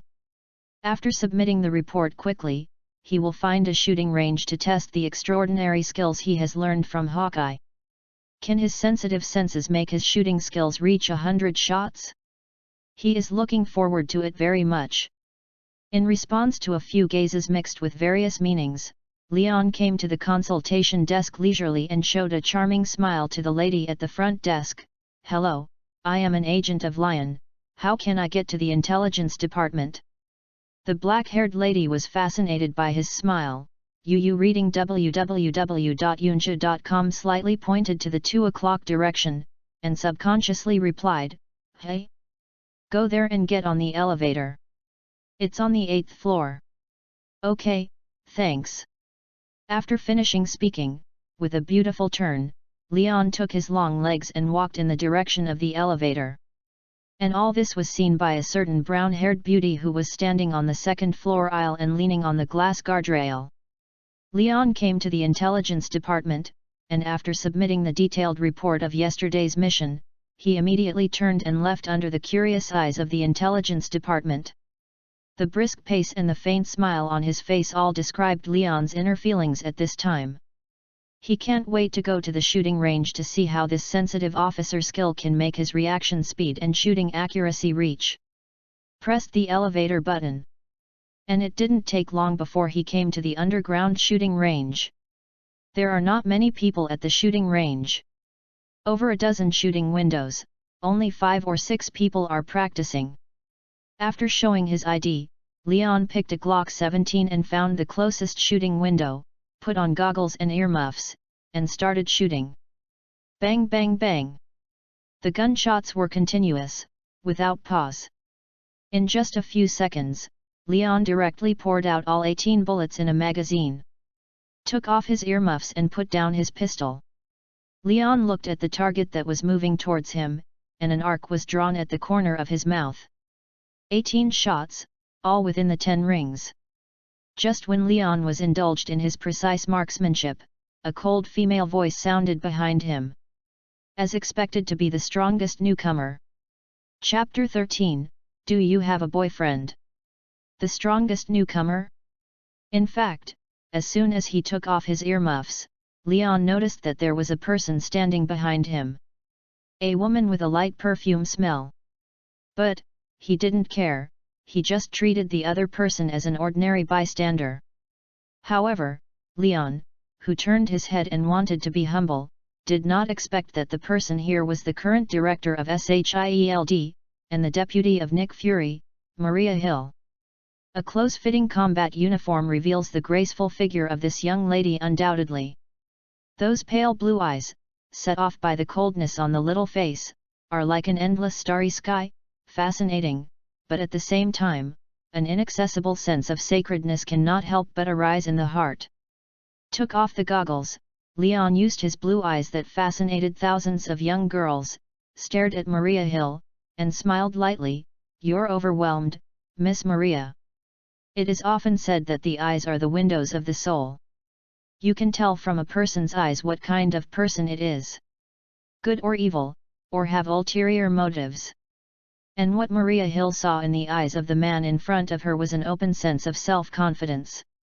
Obviously, even if the two met for the first time, they all knew each other. Maria Hill didn't feel anything wrong with Leon calling her name.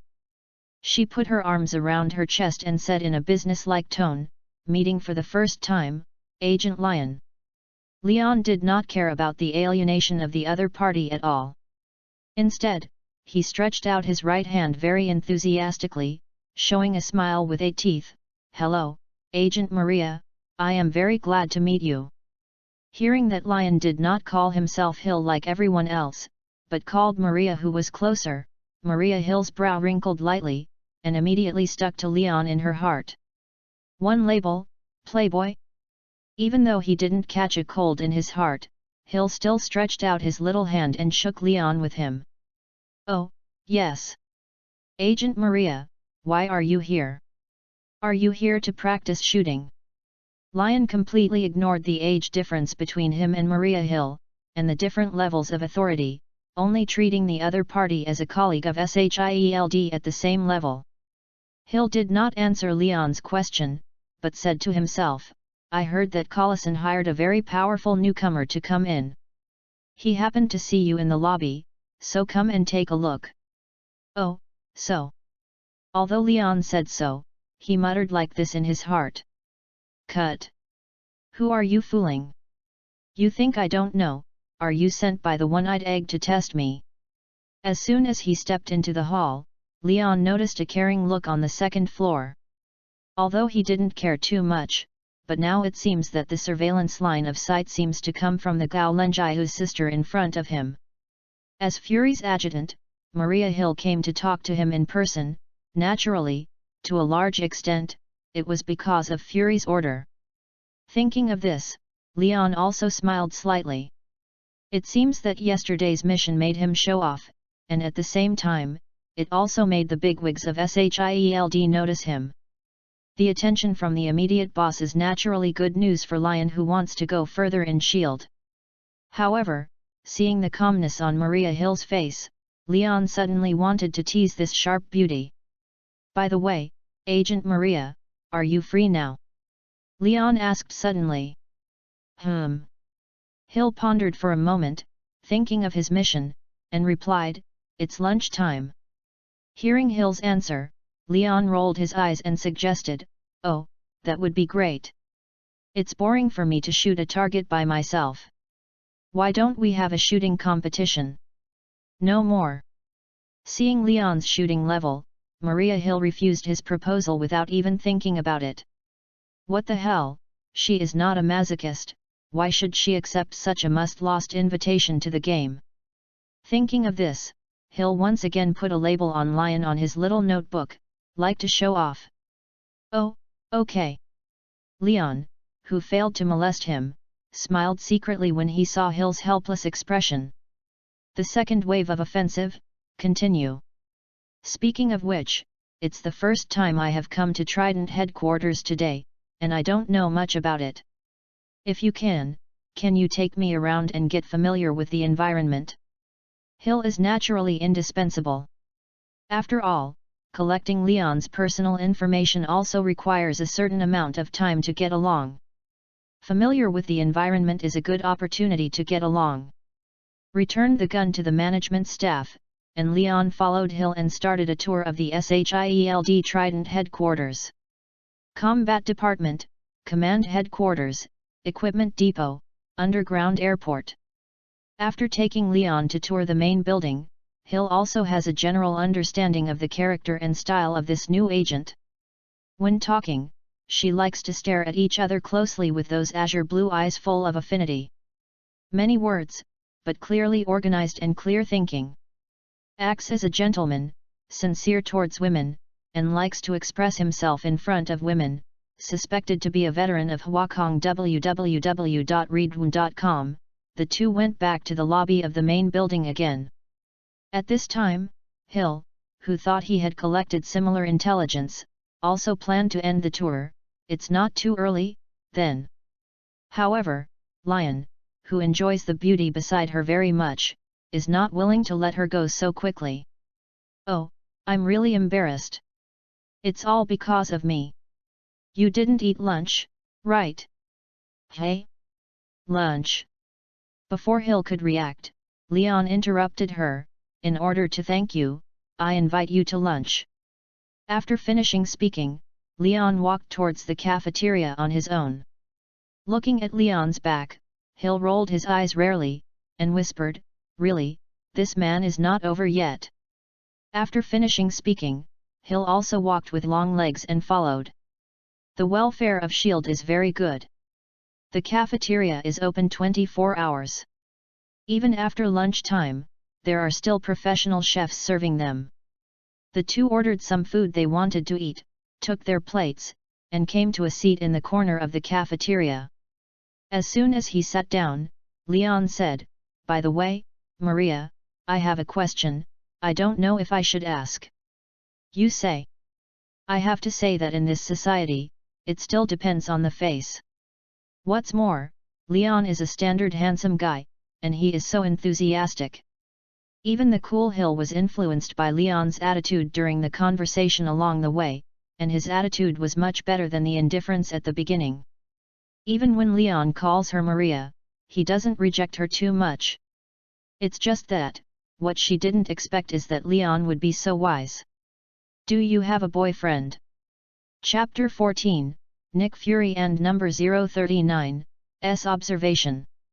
"Hey? What did you say?" Hill thought he had heard it wrong, and looked at Leon with surprise. However, some guy did not waver at all and continued, "Oh, maybe I was too quiet, I mean, do you have a boyfriend?"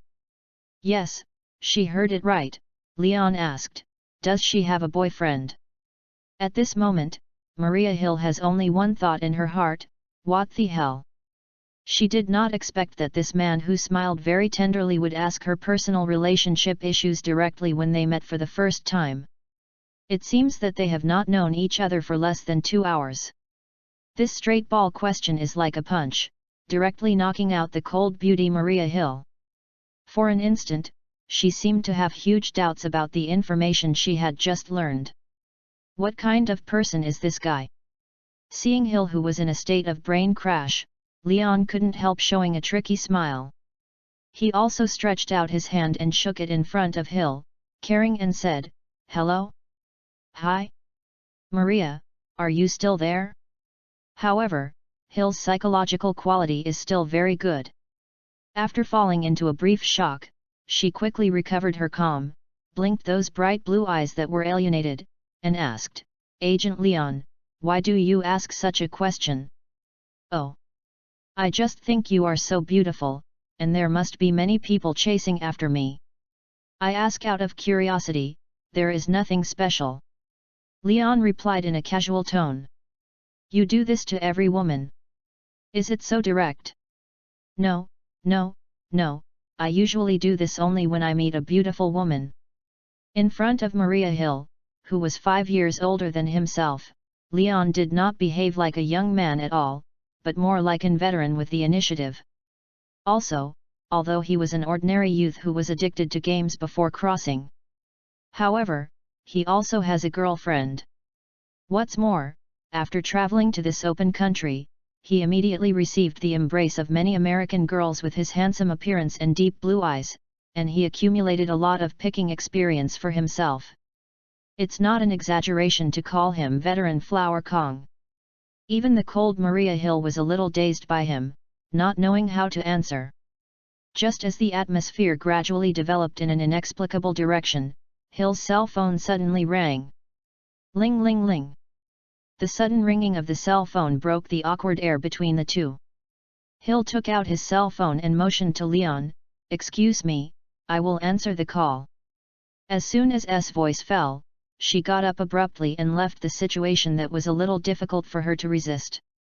Found an empty corner, Hill calmed down for a while, and then connected the phone. "Hello? Sir, it's me.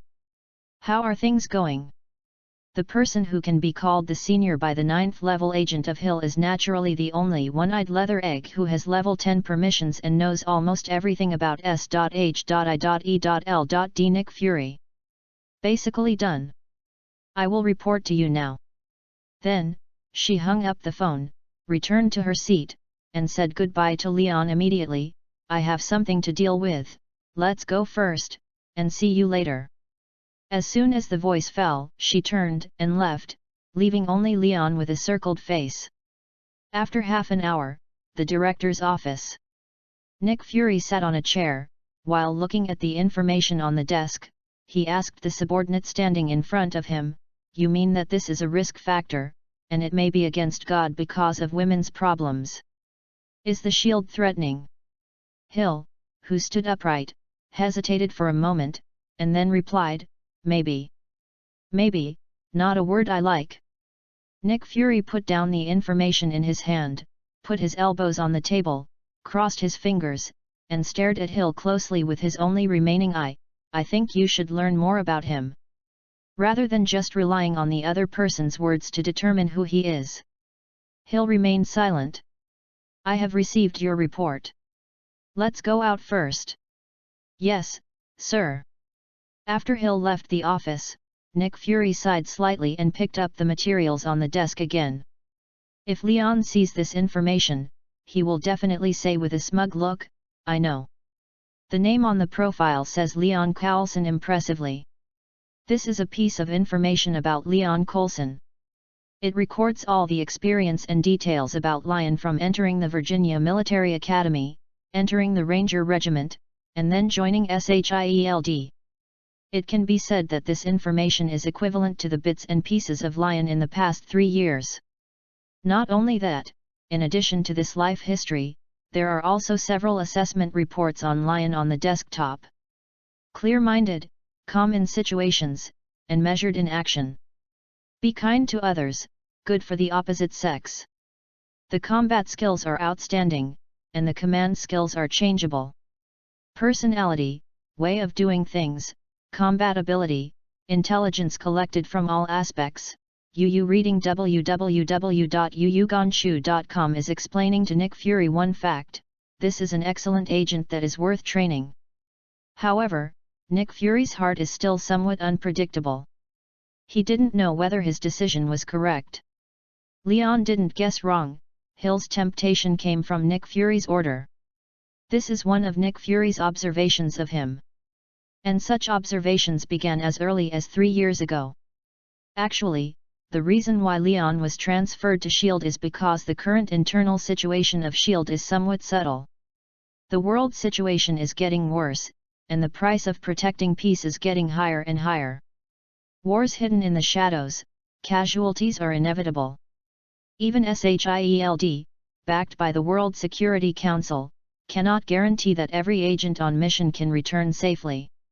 Especially the consumption of elite agents, it makes them feel extremely heartbroken. With the retiring of the elite agents of the previous generation, the new generation of elite agents seems to be a little unresponsive.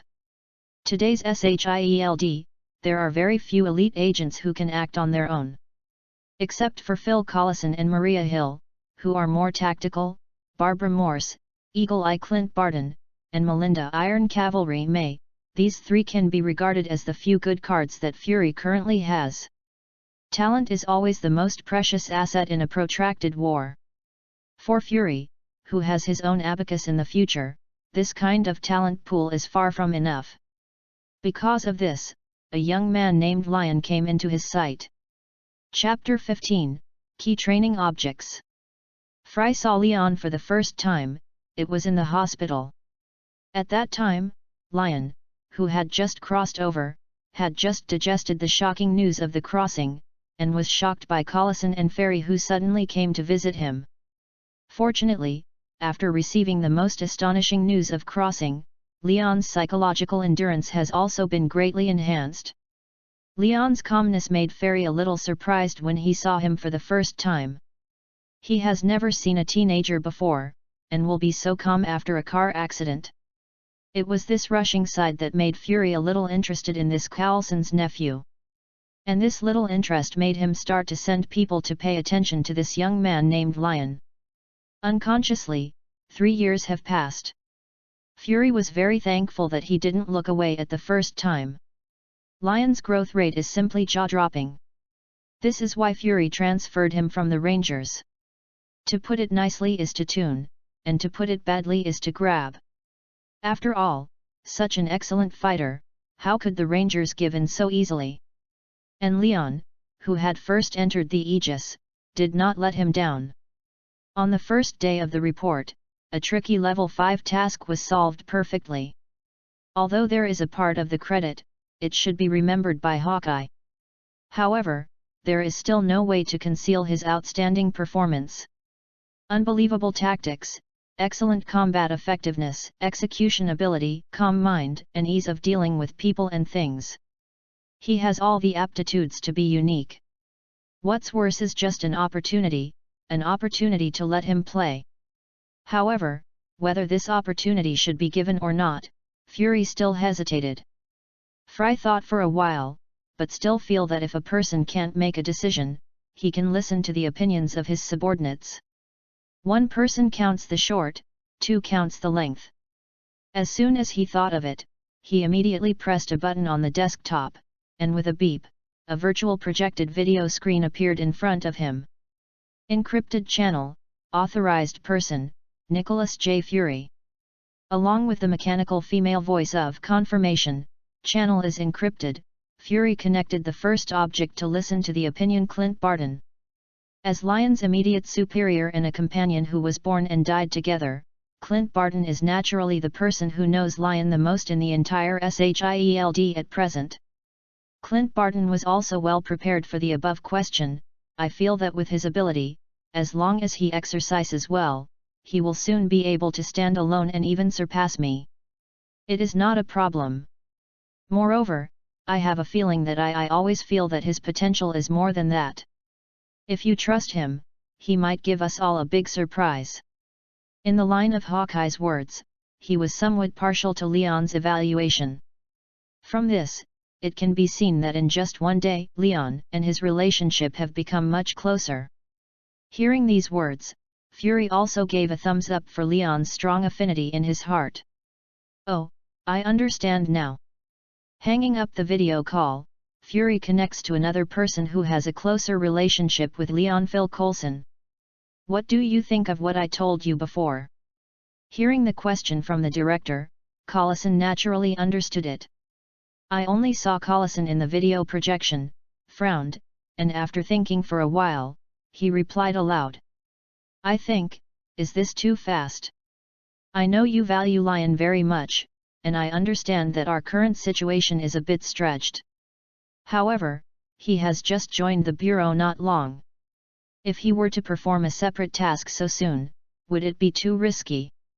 From Collison's words, it can be heard that he is very concerned about his nephew. Although he has excellent combat skills, how can I say that he is more like a frontal assault fighter than an agent hiding behind enemy lines? He hasn't fully mastered a lot of professional knowledge. Whether he can be competent is also a question. Fury groaned for a moment, and finally replied, I know. Hanging up the communication, Fury put his chin on his right hand, thinking again. After listening to the opinions of several people, Fury had a deeper understanding of Lion and at the same time he had his own choice. He thinks, let's wait and see for a while to see Leon's performance. More haste, less speed. Pulling out seedlings to encourage growth is not a good thing for a young man with great potential. However, one thing is certain is that Leon Collison has been included in the key training target by the one-eyed egg of S.H.I.E.L.D. This is both a good thing and a bad thing for Leon. On the other side, Leon didn't know that he had become the future star in Fury's eyes. After finishing his meal in the cafeteria, he did not leave the Trident headquarters immediately, but remembered Hill's guidance and walked slowly towards a certain area of S.H.I.E.L.D. Going through the passage between the building and walking about a few hundred meters www.readaloud.com. After seeing how neat the surrounding green environment is, Lion came to a place that he was very interested in. Looking at the low-rise buildings that looked somewhat historical, as well as the nerds, men and women with glasses, and even the strong academic atmosphere in the air, Leon couldn't help but smile. This is it. S.H.I.E.L.D's most difficult department to enter, the Science and Technology Department of SHIELD Academy. Seeing everything in front of him, Leon suddenly remembered a stock, took out his secret agent badge from his pocket, and muttered to himself, "Although I don't have a doctorate, but I have this, the security should let me go in. Go shopping." It turns out that his idea is right. The security guard saw the photo on his badge and the detection through the metal detection door, waved his hand and let him in directly. Entering the Ministry of Science and Technology, Lion seemed to have returned to the university campus again. Is different from Lion, who is wearing a leather jacket and a t-shirt with a pair of sunglasses. People here all devote their time to study and work to the research project at hand. The students who looked down at the report, held a few thick books in their hands, and were discussing quantum mechanics and magnetic field research in 2s and 3s, undoubtedly let Leon once again feel the strong feeling that he does not belong here. However, he didn't care about his incompatibility, he just sighed in his heart and started wandering aimlessly. I have to say that as a gathering place for the entire Aegis technology talents, there are still many familiar faces. Lion, who had just passed by Agent Weaver, the head of the Science and Technology Department, immediately saw a man and a woman who were arguing not far away. Wow! It seems that today is my lucky day. Chapter 16, Fitzsimmons. Your crystal nucleation process is just a theory, there is still a long way to go before the practical stage. I know, but I'm sure, this must be put into use faster than your delivery mechanism. A&D. Nonsense. My delivery mechanism has entered the later stage of testing, and it will be ready soon. Yes, it has been a week since you said this last time. Just in the corridor where people come and go, a thin boy with short curly hair is arguing with a brown-haired girl.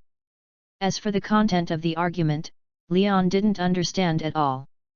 Judging from the surrounding reactions, the argument between the two seems to be the daily routine here. This does not hinder Leon.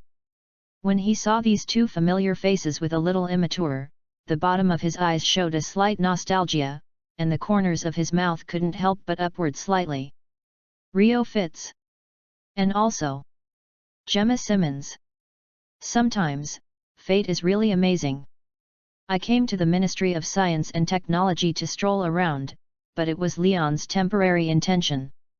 However, he did not expect that he would meet the strongest technology duo of S.H.I.E.L.D. Fitzsimmons so soon. It seems that at this time, the two who are studying at S.H.I.E.L.D. Academy have already become good friends.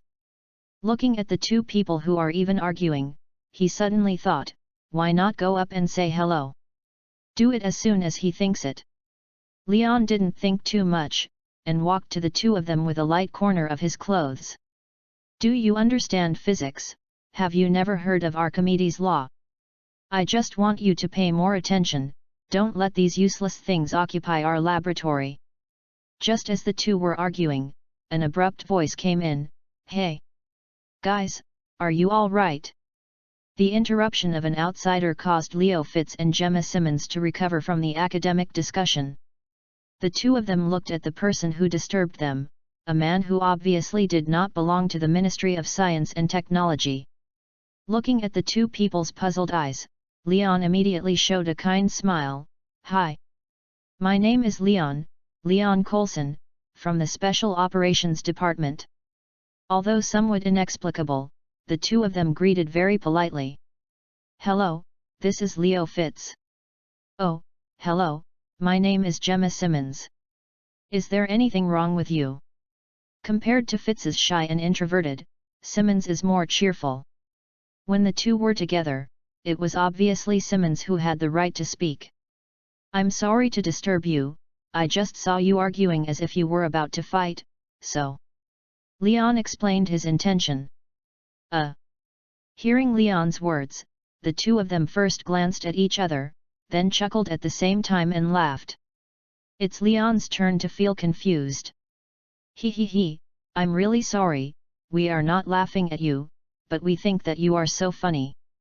Simmons covered his mouth, chuckled lightly, and waved his hand to explain. "Hey? Interesting."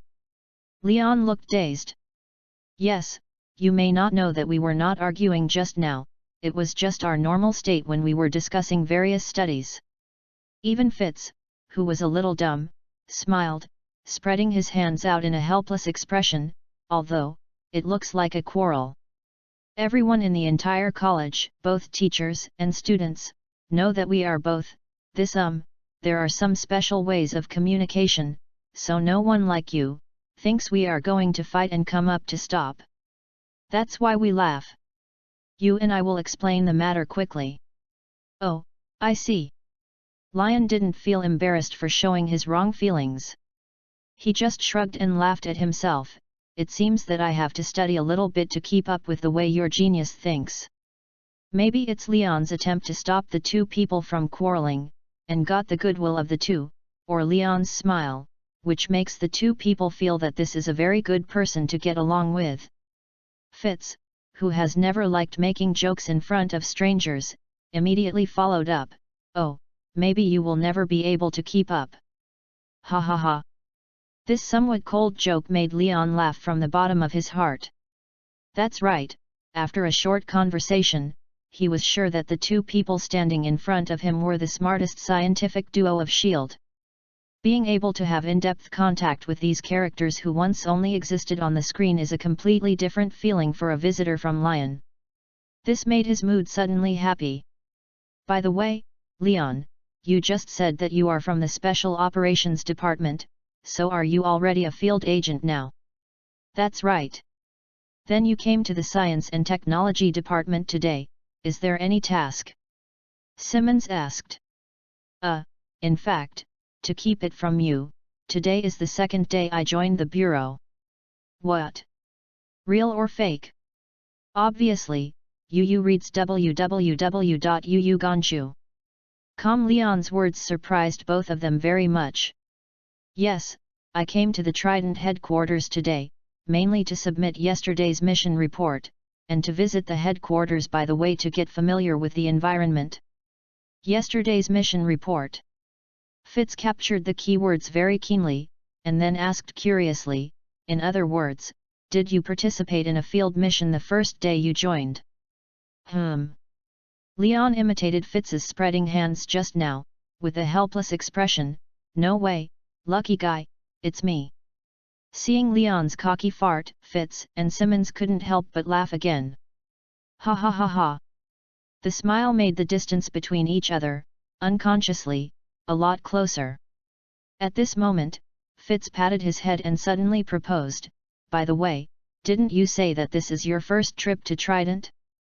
It just so happens that we won't have class afterwards, or the two of us will act as your guides. Let's take you around the college." "Oh, this is a good idea." "I agree." Simmons on the side also echoed with a smile. In the face of the enthusiasm of the two, Leon was not polite. "Then I will trouble you. Then, let's take you to see our laboratory first." After finishing speaking, the science duo took a cheerful step and took Lion, the guest, to start the tour of the academy. Seeing Fitz and Simmons, who have always been inseparable, took Lion, an outsider, to walk around, many students were also very surprised. Even Agent Weaver, the head of the academy, can't help but mumble upon seeing this new and rare scene. Who is this young man? Chapter 17, How does Uncle Confidant make it? Rumble. Under the night, the sound of the motorcycle speeding is particularly harsh. Accompanied by the restless sound of the engine, it stopped abruptly. Lion finally ended his long journey of several hours, from Washington to New York, and back to his apartment downstairs. Pushed his silver Yamaha FZ6N into the garage, threw it away, and hung the car key precisely on the hook on the wall. The shoes made a creaking sound as they stepped on the wooden stairs. I heard the sound of neighbors enjoying a delicious dinner. However, these noises did not interrupt Leon's thoughts of recollection. This trip to the headquarters of Trident, his harvest can be described as very great. He not only met Maria Hill, Gao Leng's imperial sister, but also got acquainted with the environment of the Trident headquarters by the way. Moreover, while wandering, he even accidentally ran into the SHIELD scientific duo Fitzsimmons. For Lion, this day is undoubtedly a day worth celebrating. Just as he was thinking so, he suddenly frowned and stopped. Looked up, he was already standing in front of his apartment without knowing it. However, the faint heartbeat constantly coming from the apartment, as well as the light from the crack of the door, are telling the fact that there is someone in the apartment. At this moment, Leon's head was spinning frantically, trying to find out the identity of the person from various clues. Soon, after excluding all kinds of impossibility, he came to the most probable conclusion: Hydra. When he thought of this, he subconsciously touched his waist, but felt empty. At this time, he realized that he didn't seem to be carrying a gun. Damn it! He cursed in a low voice, and Leon immediately gave up the idea of running to the garage and grabbing firearms. He squatted down slowly and took out a flying knife that was as thin as a cicada's wings under the carpet in front of the apartment. As a new agent, 1 or 2 Plan B must be prepared. Standing in front of the door, Leon with a serious face, his right hand tightly grasped the throwing knife, but his left hand slowly twisted the doorknob, trying not to make a sound, and alarmed the enemy inside. As he expected, the originally locked door had already been opened. With a light push, he immediately saw the enemy standing in the living room. At the same time, the other party also saw Leon, who was sneaking in with his pouted. With the help of the light, both of them can see each other's appearance clearly. Lion. Uncle Phil. 5 minutes later. Ha ha ha. Sitting on a seat in the restaurant, Leon was biting on the pizza while looking at Collison, who couldn't stop laughing. His face was helpless. Okay, well, you have laughed for a few minutes, the pizza is almost cold. After speaking, he directly picked up a piece of pizza and stuffed it into Collison's mouth. Collison, who was stuffed with pizza by his nephew, was not angry, but was very happy to take the pizza and bite. Unexpectedly, your vigilance is so high, it is really a wise choice to transfer you into the game. Collison sighed while eating pizza. You are so embarrassed to say. Lion, with an angry expression on his face, seized the opportunity and just spit out, "Who told you to come to my house without contacting me in advance?" I almost threw the knife out of my hand. After a few words from Collison, Leon remembered to ask the other party's intentions. By the way, why didn't you even get a notice, so you came to see me and brought my favorite bacon pizza? Did something happen? It's not to blame Leon for being suspicious, it's just that Collison suddenly appeared in his home, something unusual. However, it turns out that he thinks too much. I saw Collison look at Leon with a puzzled look, and then smiled. What's the matter? I come to see my nephew, do I need approval? This is also true. Leon was speechless. Just when I was passing by the pizzeria, I suddenly remembered that you just joined SHIELD and I haven't had time to celebrate with you. So I brought your favorite bacon pizza to a pizza party with you.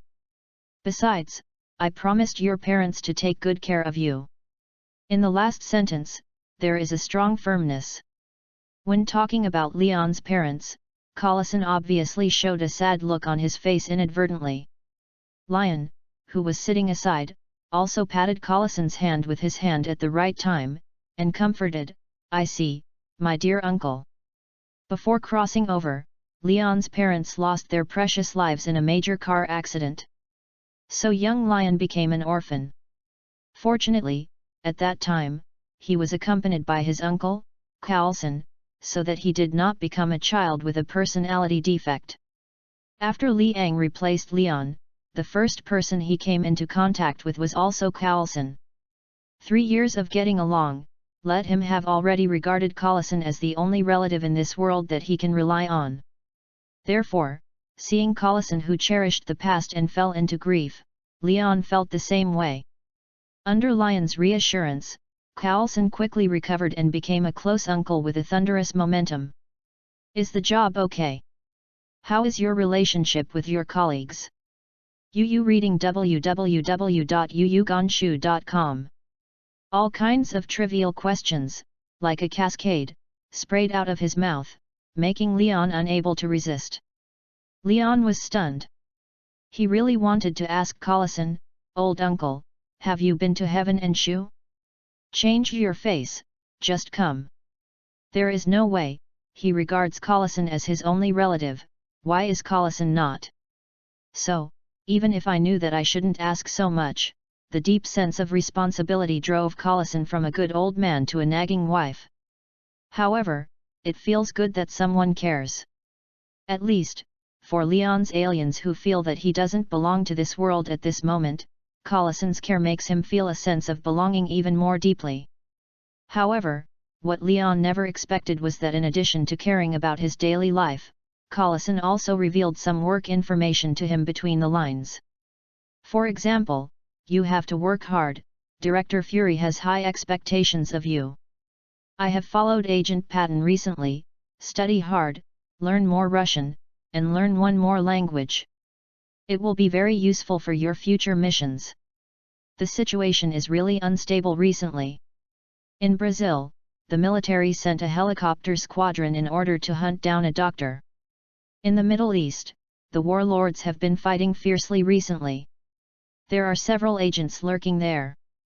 Were killed in the chaos of the war." This information allows Leon to better understand the changes of the times and the movements of certain people. For example, a doctor who was run away by the military. Poor Comrade Banner.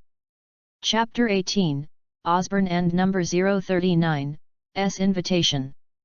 Not long after joining SHIELD, the rookie Leon naturally does not have the power to act alone like Hawkeye. But, even so, his life is extremely fulfilling. I don't know if it was Fury's arrangement, in order to let him get acquainted with the special job of an agent as soon as possible. In the next 2 months, Leon basically did not stop for a moment, flying around the world with Hawkeye all day, performing various tasks. Infiltrate, collect intelligence, seize documents, kill terrorists, etc., all kinds of things that belong to the scope of the work of secret agents, he did it all. Various missions brought him not only the understanding of the work of the agents, and the mission experience, but also the considerable experience points that made him smile. After 2 months, Lion gained up to 12,000 points of experience by completing several tasks issued by the system. And without even thinking about it, he directly used his 10,000 experience to learn another extraordinary skill from Eagle Eye Clint Barton, Spell Shot. In this way, the skills on his body and the combat power brought to him are enough to make him the second Hawkeye. However, the increase in combat power did not conceal the burden and pressure brought to him due to continuous tasks. Especially when he returned from the warlords' melee in the Middle East, the heavy feeling has always been like a shadow, unable to dissipate for a long time. The faces crying under the flames of war caused him to ask himself, does everything he has done help the world in any way? He does not know. He only knows that he needs a little time to stop and adjust his mentality. No, Lion, who had just returned from the other end of the world after completing his mission, was sitting in the driver's seat, driving the Kun-type fighter, and while sitting in the fighter plane, wiping all kinds of arrows with the Eagle Eye, started grumbling. "Boss, do we have holidays for our job?" Upon hearing Lion's 13th question, Clint Barton did not look up, and while continuing his work, he replied with the same answer for the 13th time, "Yes, and no." Leon rolled his eyes, and said helplessly, "Is there or not? Your answer means no answer." Did not care about Leon's little emotions, Clint Barton continued to explain to him. "As you know, this is not our final decision, but a matter for the superiors to weigh. As long as they say that we can take a vacation, then we will have a vacation. However, once they say that the world still needs us, the country pays for it. If we need us, we must not leave for half a step. The world needs us, we must be free. This is the job's job." Bara bara. The two were born to death, and spent 2 months together. Leon also learned a lot about Clint Barton. He likes black, he likes to drink tequila, he likes to take family photos out of his pocket and stare at him before going to bed. How did you ask Leon to know? When the two of them were performing lurking tasks in the wild, they had never known how many times they had slept together. Even the family members who are deeply hidden in their hearts and have never mentioned to outsiders, Clint Barton also revealed some information to Leon. One can imagine how close the relationship between Leon and him is. Get along, Leon accidentally discovered that this buddy who talks a little is a good friend with his Uncle Phil, which is not unreasonable. Is different from Collison's idealization and the lofty belief in his heart. Everything Clint Barton does is driven by a strong sense of responsibility. Whether it is for the country or his family, he is willing to give everything for them. This may be another important reason why Fury and Collison placed Lion under him. For long-distance flights, only chat can make time pass faster. After setting the Quinn fighter to the autopilot mode, Leon also got up from the driver's seat, stretched his waist, and came to the side of Clint Barton, who was concentrating on wiping the arrow. "By the way, there is one thing I want to tell you." "Say." 2 days ago, I suddenly received a call. Guess who called it? Leon did not immediately give the answer, but sold it off. Give you a hint, both you and I know. Before Lion, who made the mystery, finished the prompt, Clint Barton interrupted him directly, "It's Norman Osborn." The correct answer caused Leon to be taken aback for a moment, and then asked with a dazed expression, "How do you know it is him?" Immediately afterwards, he suddenly hugged himself with both hands, looking at Hawkeye in horror. "Could it be that you eavesdropped on my phone?" Clint Barton smiled, ignored Lion's performance, and continued in a calm tone, "Not only that, I also know that he called you to invite you to his house. To attend his birthday party." Leon frowned, feeling that things are not that simple. However, Clint Barton's next answer eased his frowning brows a lot. "He also called and invited me, but I refused. In other words, this is just a small reward for saving his life last time." "It should be." Clint Barton nodded, agreeing.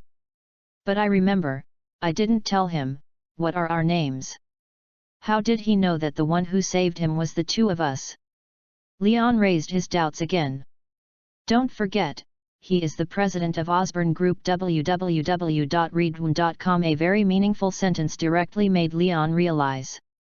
Also, as the leader of the Osborn Group, Norman Osborn's intelligence sources are spread all over the world and have contacts with the military and ZF. It is not too simple to check one or two people. At this moment, Leon seemed to suddenly remember something, and looked at Clint Barton questioningly. "Oh, no. Why did you refuse? This is just a very good opportunity to relax. I have something to do. Besides, I am not at all interested in this kind of capitalist pretentious party." Clint Barton seemed to have a trace of disdain in his tone.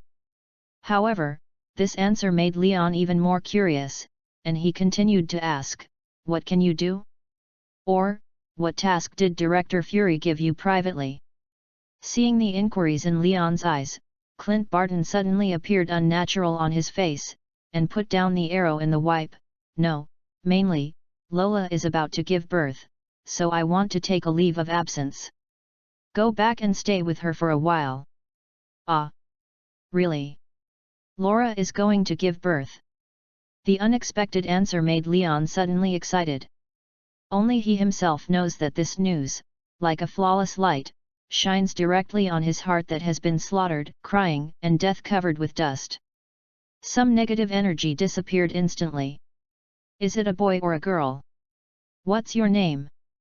Can I take a look at his picture then? Leon asked hurriedly.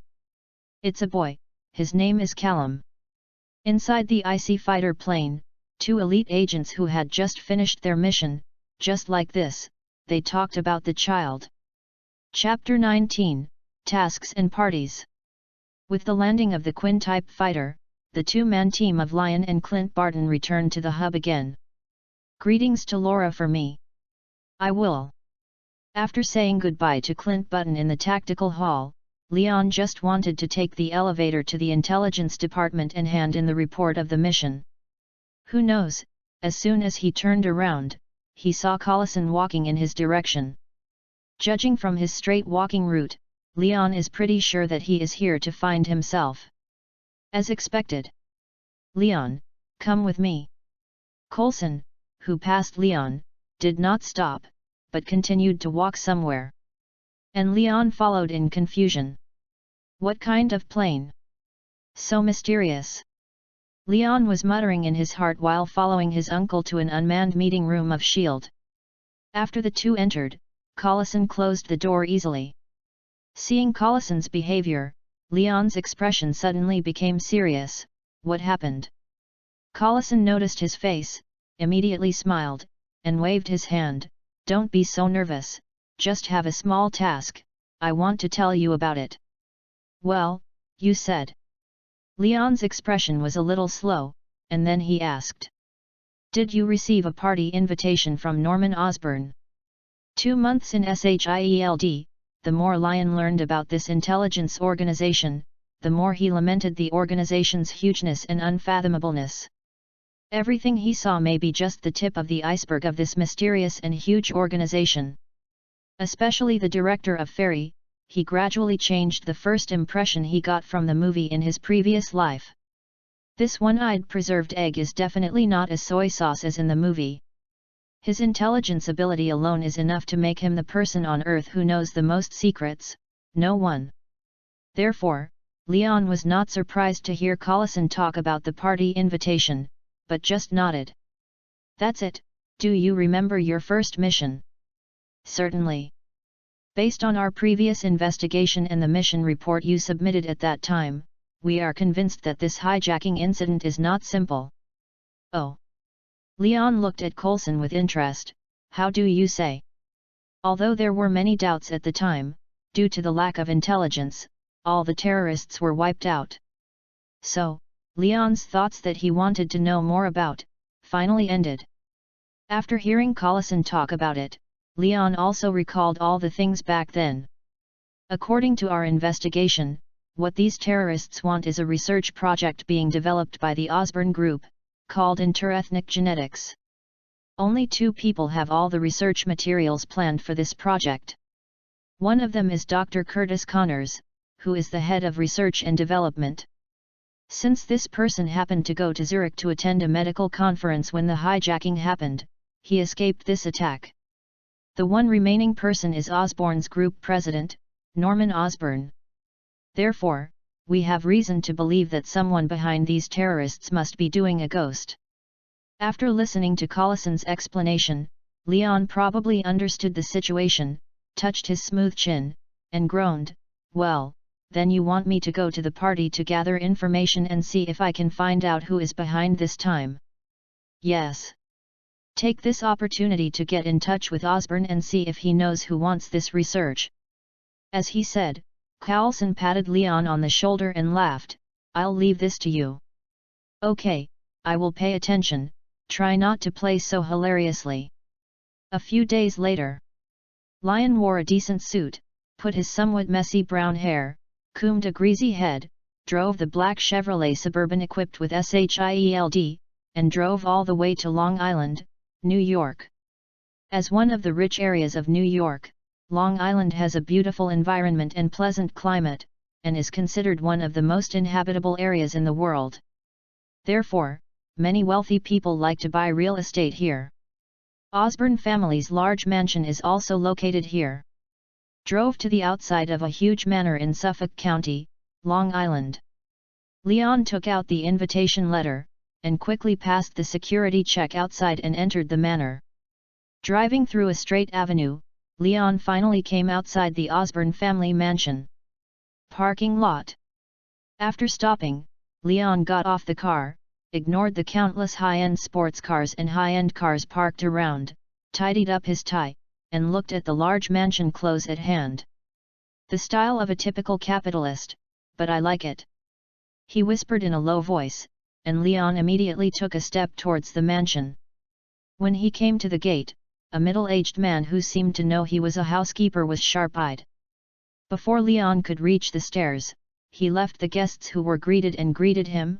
"Oh, Mr. Coulson, it's a great honor for you to come, please come in." "Oh, thanks." After politely replied with a smile, "You read www.youcanshoe.com." Lion stepped into this Osborne family villa. Viewed from the outside, this is a typical French retro-style villa. Fresh and beautiful, there is a sense of order, the atmosphere is elegant and romantic. The decoration style inside is closer to European style, gorgeous decoration, strong colors, and exquisite shapes. The whole space has achieved the effect of grace and luxury. The lobby is already crowded with people from all walks of life. Wealthy businessmen, Wall Street elites, and ZF officials can all be found here. As among these people, Lion, who has the least bank deposits, is perfectly integrated into these people. It may be the change of travel, or the benefits that the liking system has brought to him, which made Lion, a young man who did not like to socialize in his previous life, become a good player who actively participates in social activities. Came to the bar and took a glass of martini. While admiring the structure of the whole house, Leon walked through the large hall to the second floor. According to his observation, the second floor is the best place to observe the entire space. Lightly sipped the wine in the glass, the slight spicy, immediately occupied his taste buds. However, the mellow taste after the spicy taste is endless. Just as Leon was enjoying his free time silently, suddenly, his ears moved slightly and he heard a faint sound of footsteps. Keen perception told him that there seemed to be someone approaching him behind him. From the strength of the steps, the amplitude of the steps, and the frequency of breathing, I guess that this is a boy between a child and a teenager. Before Leon turned around, from behind him, there was an immature young voice. "Are you the one who saved my father?" Chapter 20, Good Friends Who Love and Kill Each Other. The party has not started yet. And as the protagonist tonight, Norman Osborne, has not yet appeared. However, Lion met another owner of this large mansion. Turned around, and standing in front of him was a blond young man who reached his waist and combed his short hair. From the name just now and the custom-made small suit he was wearing, Leon quickly guessed the identity of the blond boy in front of him, Harry Osborne. The future heir of the Osborne Group, the only son of Norman Osborne. These heavy names may still be unbearable for a 10-year-old boy. Judging from the youth's efforts to pretend to look like a small adult, we can know that the various sights he receives in daily life have allowed him to understand his identity and status early.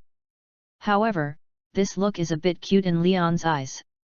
After squatting and aligning his eyes with the opponent, Leon looked into the opponent's eyes and asked with interest, "You are Mr. Osborne's son, little Harry, right?" However, the boy's answer was a bit arrogant. "You haven't answered my question yet." Lion has his own set of methods to deal with this bare child who has not received much care from his father since he was a child. He first stretched out his hand and patted the other person on the head like a joke, then imitated the other person's appearance, and said, "You haven't answered my question yet, little guy." Harry Osborne seemed to be frightened by Leon's bold move, his tight little face suddenly became a little uneasy. He vaguely felt that the young man in front of him was not like those with a false smile on his face and his mouth full of flattery, just to make a good impression in front of his father. This made him feel fresh, but also a little overwhelmed. Looking at the hesitant little Harry, Leon took the initiative to stretch out his right hand and smiled. "My name is Leon Coulson, you can call me Leon, how about you?" Harry Osborn looked at the big hand that was handed over, then slightly raised his head to look into Leon's eyes. In those azure blue eyes, it seemed that there were no other things other than friendship, which made little Harry stretch out his small hand and shook it with the warm big hand. My name is Lee Osborn." After shaking his hand, little Harry seemed to have become a lot more introverted, even speaking a lot less. "You haven't answered my question." Leon patted his head. "Oh, yes, I am the one who saved your father." "But how did you know? Did you listen to your father?" Little Harry was silent for a moment before replying. "Alfred told me." Hearing this somewhat familiar name, Leon raised his brows and asked tentatively, "Alfred, isn't it your housekeeper?" He knows very well that a certain old man named Alfred is not one of the most popular butlers. Little Harry stared suspiciously and looked at him curiously. "Hey! How do you know that Alfred is my housekeeper?" This answer made Leon look speechless, and his heart was full of complaints. "Oh my God, these days, how many butlers are called Alfred? Nice name, can't you just call it casually when you grab a lot of them? What Charles, John, and the like? Even if it's called Jarvis, it's not bad." Had it not been for living in this world for more than 3 years, and had never heard of the Wayne family, and Gotham terms, otherwise, Leon thought he had come to the wrong DC set. Adjusted his mentality, Leon looked at Harry Osborn again. "You are looking for me, is there something wrong?" "Well, there is nothing wrong, I just want to see what kind of person the person who saved my father is." Leon smiled, spread his hands. "Then how do you feel when you see it now? Do you think I'm great?" After all, even if he matures prematurely, Harry Osborn is nothing more than a curious 10-year-old. After hearing Leon's deeds from the housekeeper, he was driven by curiosity and came over to see what the young man with outstanding skills looked like. However, even though Leon had good senses for the first time I met Leon, but the arrogant young master's personality still couldn't collapse. I saw little Harry roll his eyes directly, his mouth was full of disdain. "Cut, it's nothing great." "Ha ha ha." Just as Leon was laughing, a childish cry sounded not far from the two. "Harry!" One big and one small turned their heads at the same time and looked in the direction of the shouting www.readaloud.com. I saw a small, slightly malnourished little boy, sprinting and walking towards the two of them. "Peter!" Before Leon could react, Harry Osborn's answer next to him caused his pupils to shrink suddenly. "Peter will not be the person I think." Little Peter, who came to the two of them, didn't notice the shock in Leon's eyes. Instead, he patted his friend on the shoulder and cared, "Where have you been? I'm looking for you everywhere." When facing his good friends, Harry Osborn's attitude was obviously much better. "Oh, I just met the man who saved my dad, so I just chatted with him." Hearing the introduction of his base friend, little Peter looked at Leon, who was aside in surprise. "Ah! Is he the one who saved Uncle Osborn?" Little Harry nodded. Compared to Harry's arrogant and introverted, little Peter's character is much more lively. He looked up slightly and showed a lovely smile to Leon. "Hello, my name is Peter Parker, and I am a good friend of Harry." "It really is you? Future Spider-Man, Peter Parker?" The calm lake in Leon's heart was like a stone being dropped, and waves appeared. He looked up and down at the gentle little spider in front of him, and then showed a kind smile. "Hello, Peter. My name is Leon Coulson, you can call me Leon."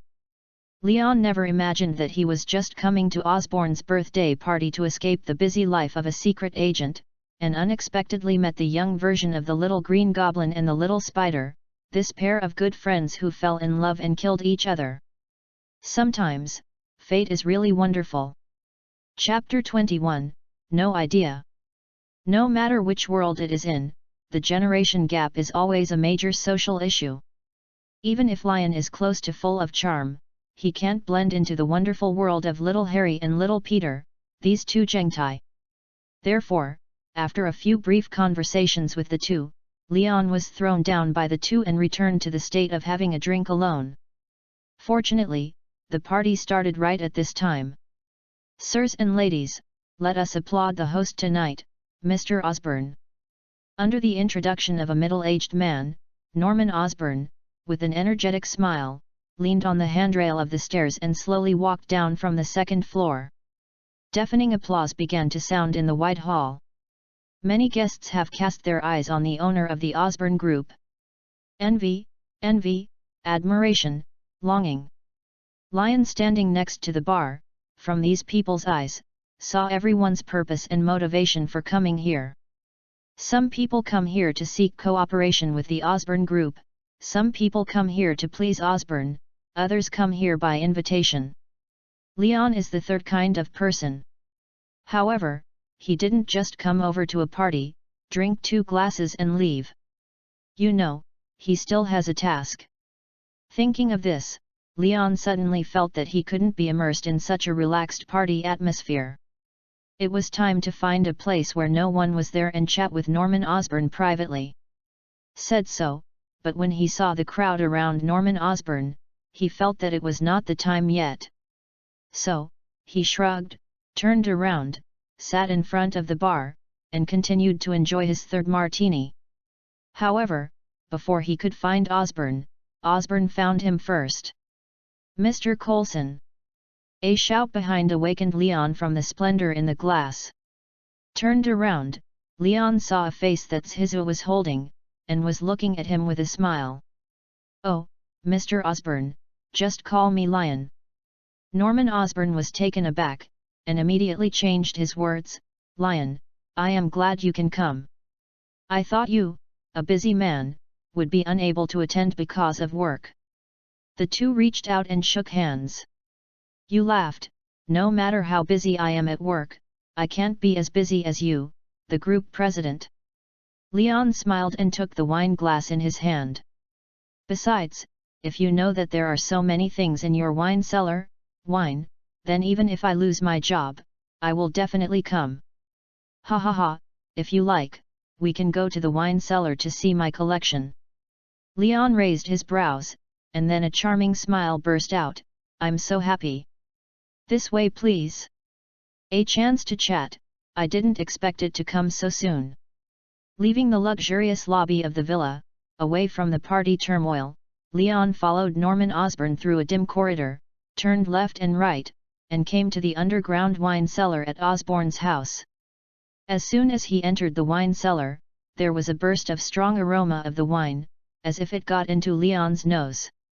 Although he is not a master of wine tasting. However, judging from the scale and decoration of the wine cellar, every bottle of wine here is enough to intoxicate alcoholics. However, at this time, what Lion cared more about was not the wine in the cellar, but the chance to be alone with Norman Osborne. Leon glanced at the bodyguard guarding not far away, and then said, I have a question. I want to ask Mr. Osborne for your advice. I wonder if you can tell the truth. Oh? You said.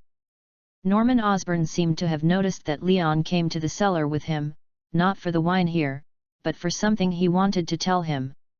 Lion took out a bottle of wine from Domaine de la Romani Conti from the wine rack on the side. While admiring the color inside the bottle by the lights of the wine cellar, he whispered, I think you know your identity very well. I'm here this time, in addition to congratulating you on your birthday, I also want to ask you about the details of the last hijacking incident. Hearing Leon's words, Norman Osborne's eyebrows gradually wrinkled, and the smile on his face also disappeared. That incident, isn't it over? Yes. However, according to our investigation, it is not as simple as it seems. Putting the wine in his hand back to the wine rack, Lion turned his back to Osborne, and continued, obviously, the other party's goal in this hijacking incident was not money from the beginning, but the Osborne Group is developing a scientific research project. Interracial inheritance, am I right? As soon as the voice fell, his whole body also turned around. Norman Osborne just looked at Leon's eyes quietly, and kept the same smile as before, as if he had already acquiesced. His eyes were facing each other, and Leon saw nothing but calmness in the other's eyes. Of course, what kind of technology your group is researching? This is your freedom and right. We will never interfere. Lion spread his hands and said while pacing to Osborne's side, in a low tone, said, however, I think that besides you, there seem to be people who appreciate the preciousness of this technology. So, I thought, do you know anyone like you?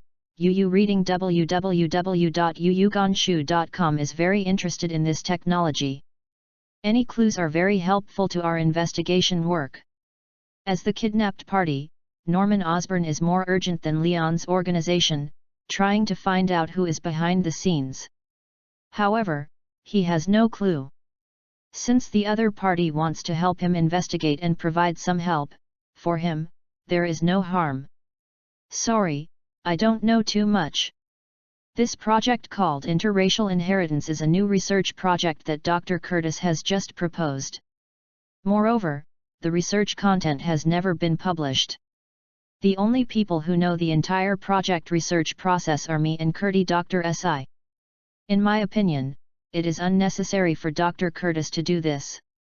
So, I can't figure out who it is and want this technology that hasn't been researched too much. From the conversation, Leon did not get too many clues from Osborne. In order not to arouse the other person's resentment, he quickly gave up the idea of continuing to ask, so, well, I will disturb your interest. Nothing, shall we continue to enjoy the party? Leaving the wine cellar, Leon bid farewell to Osborne by urinating. He did not immediately return to the party scene, but followed the corridor to the garden of the mansion. Take a deep breath, fresh air passes through the nasal cavity and into the lungs. Looking at the stars in the night sky, Leon felt that this trial was not a success. He did not get any information about the suspect. At this moment, Leon, standing on the balcony, holding on to the guardrail, stared quickly, and his gaze shot to a part of the garden. That is Chapter 22, Traces of 9 Snakes. Under the faint night, he couldn't stop him from seeing everything in the garden. A familiar figure was walking out from the side door of the garden. That was a tall young man in a black suit. Especially that face, that was the reason Leon could not help but exclaim. Grant Ward. Yes, he actually saw Grant Ward at Osborne's birthday party. Why is he here? Although I have only joined S.H.I.E.L.D. for a short time, I don't know many people. Most of them are honest S.H.I.E.L.D. agents, such as Carter, Hill, Fitz, Simmons, etc. However, Leon knew that within the huge S.H.I.E.L.D. bureau, there are hidden hydras that cannot be counted. There are many high-ranking people: Alexander Pierce, John Garrett, Jasper Sitwell, Brock Rumlow, Grant Ward. These few people alone are enough to allow Hydra to steal immeasurable intelligence and resources from S.H.I.E.L.D's body. It's just that, as his rookie, he hasn't had much opportunity to meet these people. However, he was very lucky. When passing the hub in a hurry, he met Grant Ward. And that face was just like the Grant Ward he had in mind. That's why, after a quick glance, he recognized Ward. There was no time for Leon to think too long. Seeing that Grant Ward was about to leave the manor, Leon supported his hands, jumped over the guardrail, stepped forward, and followed Grant Ward in the direction where Grant Ward had left. It may be because of the cover of the night, or the distance between the two, which is so far that Grant Ward, who was walking in front, did not notice that there was someone behind him following him. He looked around and hurried to the outdoor parking lot of the manor. Suddenly, he seemed to feel a slight strangeness behind him, and suddenly turned his head. However, Leon had already guarded his hand, and the moment he twisted his neck, he hid in the bushes aside. Therefore, Grant Ward did not find him. "Is it my heart?" Grant Ward frowned, muttering to himself, got in a black BMW sedan, then started the engine, and the car whizzed away. "It's really dangerous." Leon, who walked out of the grass, did not rush to follow him, but stood still and watched Ward leave. Don't ask, Grant Ward certainly didn't come to the party after being invited by the host.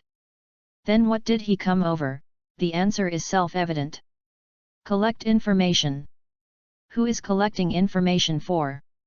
That is naturally his adoptive father, the Hydra hidden in SHIELD, and John Garrett, codenamed Clairvoyance.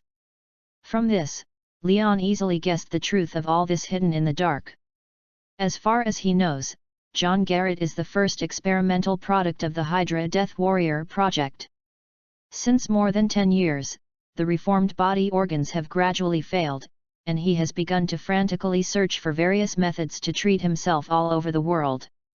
Osborne's kidnapping incident, if Leon is not wrong, it should be John Garrett behind the scenes. The reason is also very simple: in order to obtain the cross-racial genetic technology that Osborne is studying to save his dying body, and even to perfect the Hydra's Super Warrior project. During World War II, the appearance of Captain America marked the feasibility of the Super Soldier program. For so many years, Hydra will certainly not give up this very tempting plan. From Leon's point of view, John Garrett, who infiltrated S.H.I.E.L.D., should be an heir to or an executor of the Hydra Super Warrior program. As for Grant Ward, who is loyal to John Garrett, why he came to the Osborne mansion is also very easy to explain. The purpose is very obvious. After the failure of the last hostage incident, John Garrett did not give up, so he sent Ward, his confidant, to personally go out to collect relevant information. However, what they never expected was that all this was clearly seen by a traverser. One drink and one peck, there is a fixed number. If Lion did not save Osborne during the kidnapping incident, he would not get an invitation to Osborne's party. If he didn't come to the party, he would not see Grant Ward. He did not see it. Grant Ward's words, he would not see the truth behind the whole thing. Perhaps, from the moment Leon joined SHIELD, he was involved with the evil organization Hydra. Leon did not stay in the parking lot for too long. Now that he knew that the man behind the kidnapping incident was John Garrett, his task of collecting intelligence was, to a certain extent, completed. After all, it is more straightforward to find out the real murderer than the names of several suspects. Back to the party scene again. Read www.yunsha.com. Lion scratched his head, a little annoyed. By the way, how do you write this report? Knowing the truth is one thing, and making the truth public is another. After all, apart from Hydra, maybe only Leon in the world knows that Hydra is not dead, but has been hidden inside SHIELD, and is constantly absorbing nutrition, seeking one day, in a posture of rebirth, blow the horn of world again. Leon felt that even if he knew that Hydra had been rooted in SHIELD for many years, he couldn't directly talk to Collison, or even to Fury. The extinguished Hydra has actually been lurking in SHIELD all the time. Even if I tell Fury now, he might not believe it. Furthermore, before he didn't have a strong self-protection ability, he felt that he should not attack the Hydra in advance. That would only put oneself in a dangerous situation, and startled the snake. And, for Leon, the enemy is in the dark, and he is in the darker place. It's not a good strategy to walk to the bright spot by yourself and expose your whole cards. As long as Hydra doesn't look at him, he can hide in the dark, slowly accumulate enough power, and then it's not too late to report to Fury. Thinking of this, Leon's worry about how to report to Coulson has also been reduced a lot. However, John Garrett's shot was a wake-up call in his heart. Reminded him again that this is a dangerous world. In addition to the evil organization of Hydra, which has been eyeing the hegemony of the world, and wants to swallow the entire SHIELD at any time, there are also many powerful enemies, waiting for him in the not-too-distant future. Chapter 23, Confidential Mission. The breath of spring seems to be gradually fading under the breeze with slight heat. The summer of 2007 was earlier than in previous years. New York, Queens. In the apartment, Leon, who had just taken a cold shower, just walked out of the bathroom with a bath towel on his lower body. He went to the kitchen, opened the refrigerator, took out milk, mayonnaise, and other things, and started to tinker with today's breakfast. Tsitsizi. The tempting sound of eggs on the frying pan, the smell of breakfast permeates the entire apartment. Just when Leon put the poached eggs in the frying pan on the plate, a beautiful blonde woman with a fiery figure wearing a white shirt all over her body, leaning against the wall for some time, was looking at him with a smile. "It smells really good." Leon also smiled back and asked, "Are you awake yet?" The blonde girl didn't care about the faint curves of her body, how tempting it was. She just walked with bare feet and took a brisk pace, came behind Leon, and hugged him. Looking at the two breakfasts neatly arranged on the table, the woman suddenly smiled, "Wow! Are these all for me?" Leon patted the woman's white buttocks with his hand, and then replied, "No, there is mine." The woman didn't care about Leon's actions. Instead, she leaned her whole body on Leon's body, rubbing up and down with the 340 chest, while looking at Leon with a wintry eye, and said, "I think, you hello I eat, use your mouth." After finishing speaking, he touched Leon's lips with his slender fingertips. This little fairy. Even though he had experienced the opponent's skill last night, Leon was still a little bit hot due to the other party's provocation. However, when he picked up the opponent and wanted to have a morning exercise, the mobile phone placed in the living room rang very untimely. Ling ling ling. Leave it alone.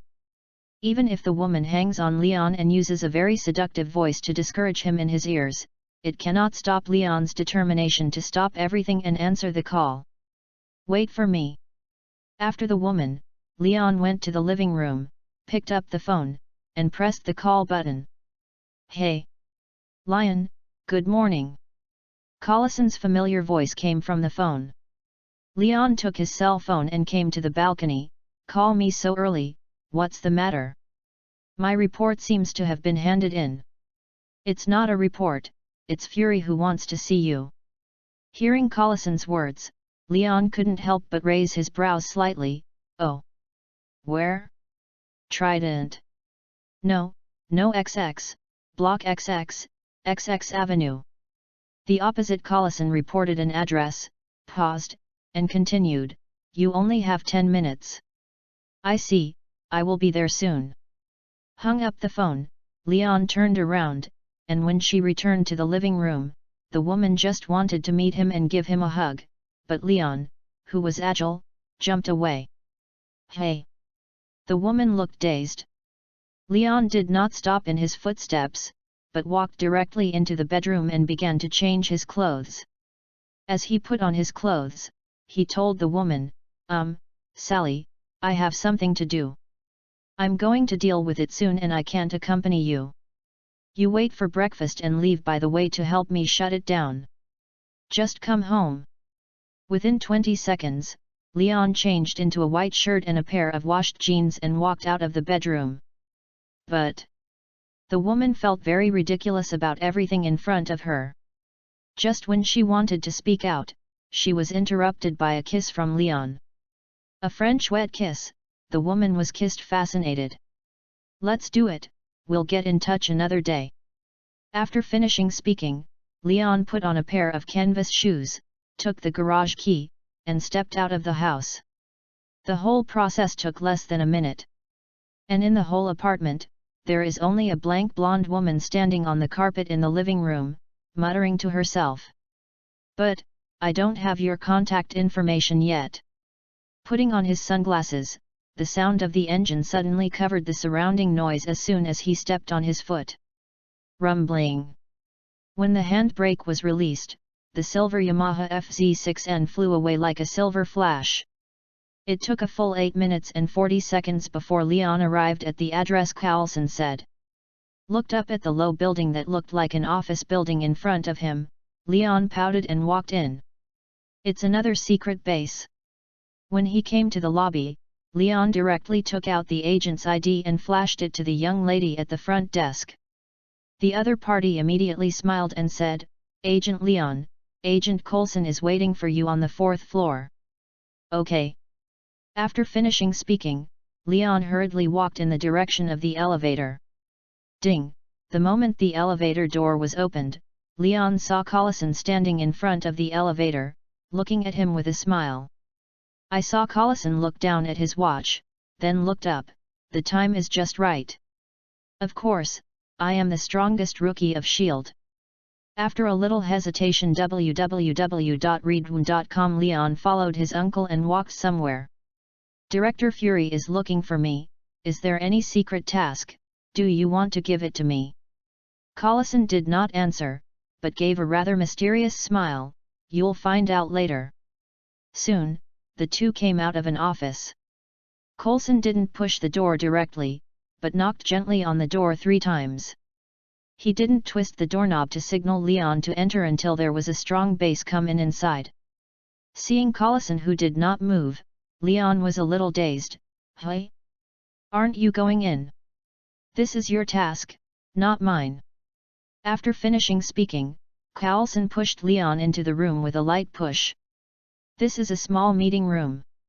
And the one-eyed director of S.H.I.E.L.D., Nick Fury, is sitting in the main seat of the conference room with his fingers crossed, and with the remaining eye, quietly watching someone coming in. Sit." At the sign of the one-eyed preserved egg, Leon handed his hand to the chair next to him and sat down.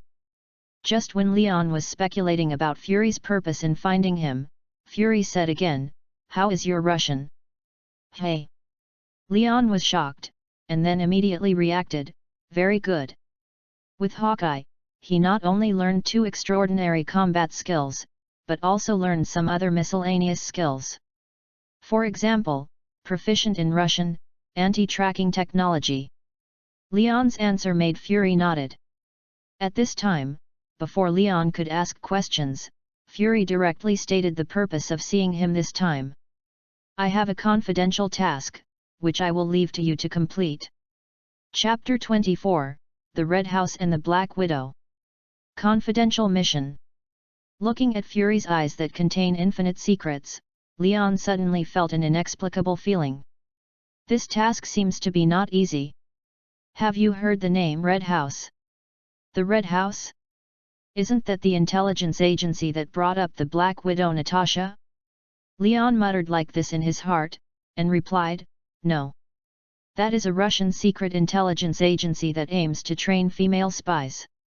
Leon listened quietly to the director of S.H.I.E.L.D., and explained the content of the mission to himself.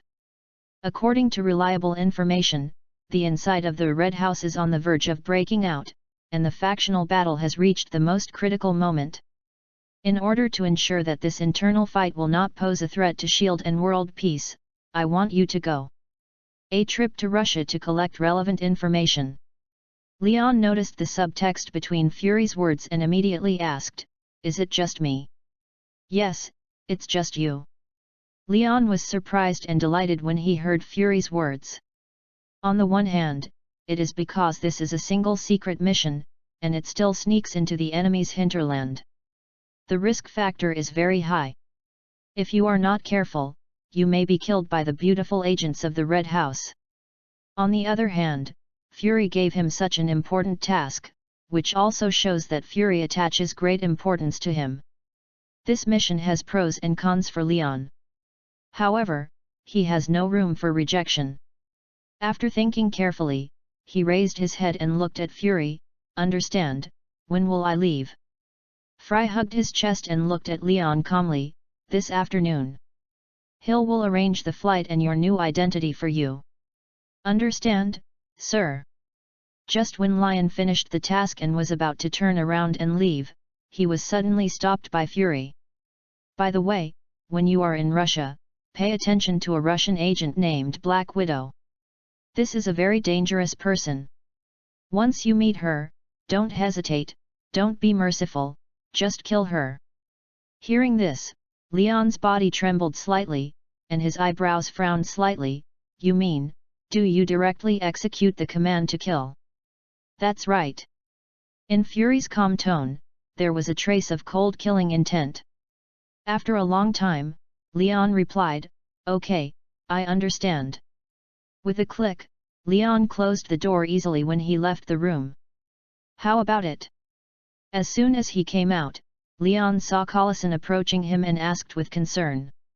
Leon smiled back and explained, Director Fury asked me to go to Russia, drink vodka with the beauties of Siberia and huddle together to keep warm. When are we leaving? Flight in the afternoon. I want to go back to the Trident headquarters first to get some equipment. Leon patted his old uncle on the shoulder and said with a regretful face, It's a pity that I can't accompany you for lunch. Seeing the little expression on Leon's face pretending to be sad, Collison immediately laughed and cursed, Fuck you, I'm not a widowed old man, I don't need you to accompany you. After finishing speaking, Collison seemed to think of something, and suddenly reminded, By the way, the director and I have something to do in New York. There is a Kun-style fighter on the top of the building that is ready to return to the headquarters. You can take you on the way. Leon didn't expect that there would be a Shun fan to ride, and his face was joyful, That's great. Also, pay attention to safety. Leon looked at the unconscious worry on Collison's face and showed a gentle smile, I will. After an hour. Fly from New York to Lyon in Washington, D.C. on a Kun-style fighter plane, and soon appeared at the SHIELD Trident headquarters. If a worker wants to do his job well, he must first sharpen his tools. Now that I have accepted the task, it is very necessary to prepare for all the tasks in advance. From Fury's explanation, Leon caught two main points, task content and precautions. For this mission, what he has to do is to sneak into Russia with a new identity and collect relevant information about the Red House. In addition, what he should pay attention to is to pay attention to a Russian female agent named Black Widow. Once encountered, execute the command to kill the opponent and kill the opponent. Fury didn't say when to come back. From another perspective, the subtext is before completing the task, stay in Russia for me. In other words, this is a latent mission with an incubation period for an unknown period of time. For this reason, taking some small toys that help him to cover his identity and collect information will be of great help for him to complete the task as soon as possible. That's why, as soon as he got off the plane, he ran to the Science and Technology Department of S.H.I.E.L.D. Academy.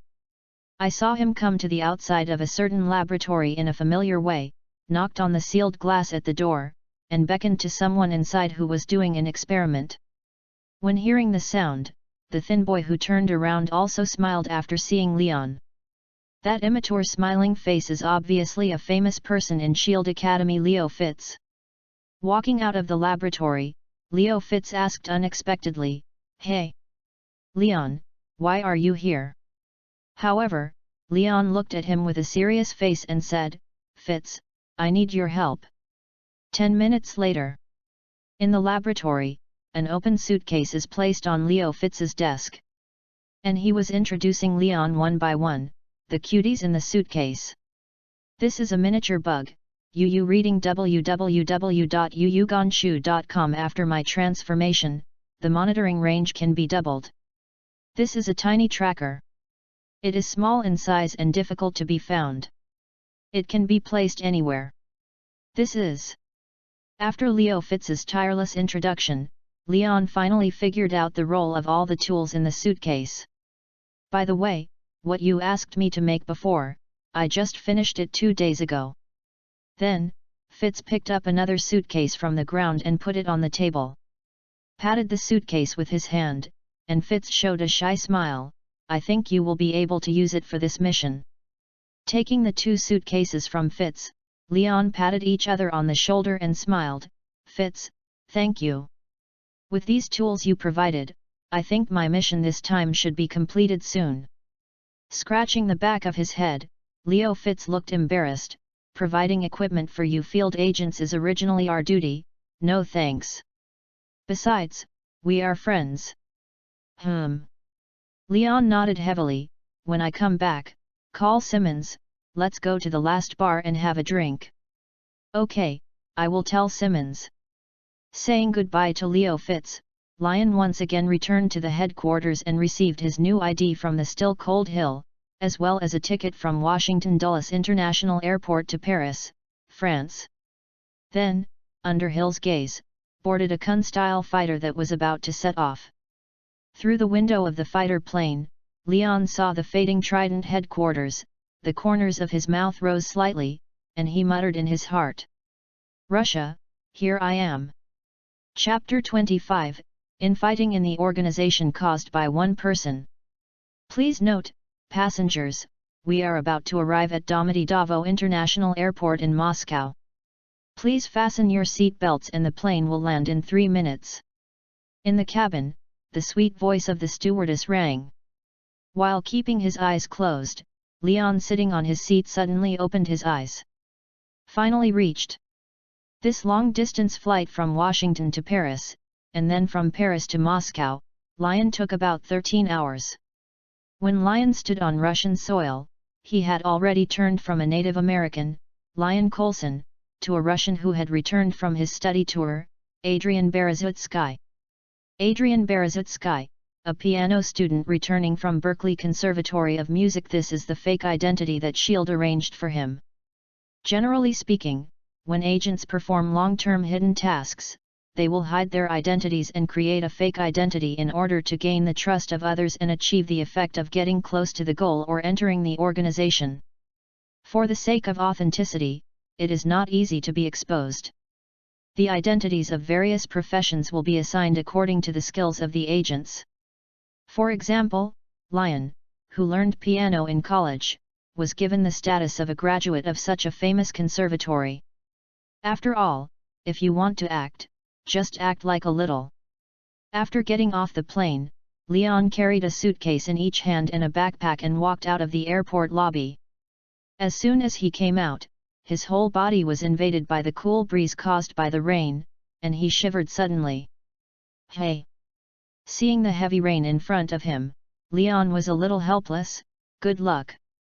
Shrank his neck, he put down his suitcase, pulled the zipper on his jacket, and swearingly walked towards a black taxi near the door. After a few minutes of bargaining with a Russian bearded driver in pure Russian, Leon got in this somewhat inconspicuous taxi and drove to the hotel that had already been booked. Da-da-da.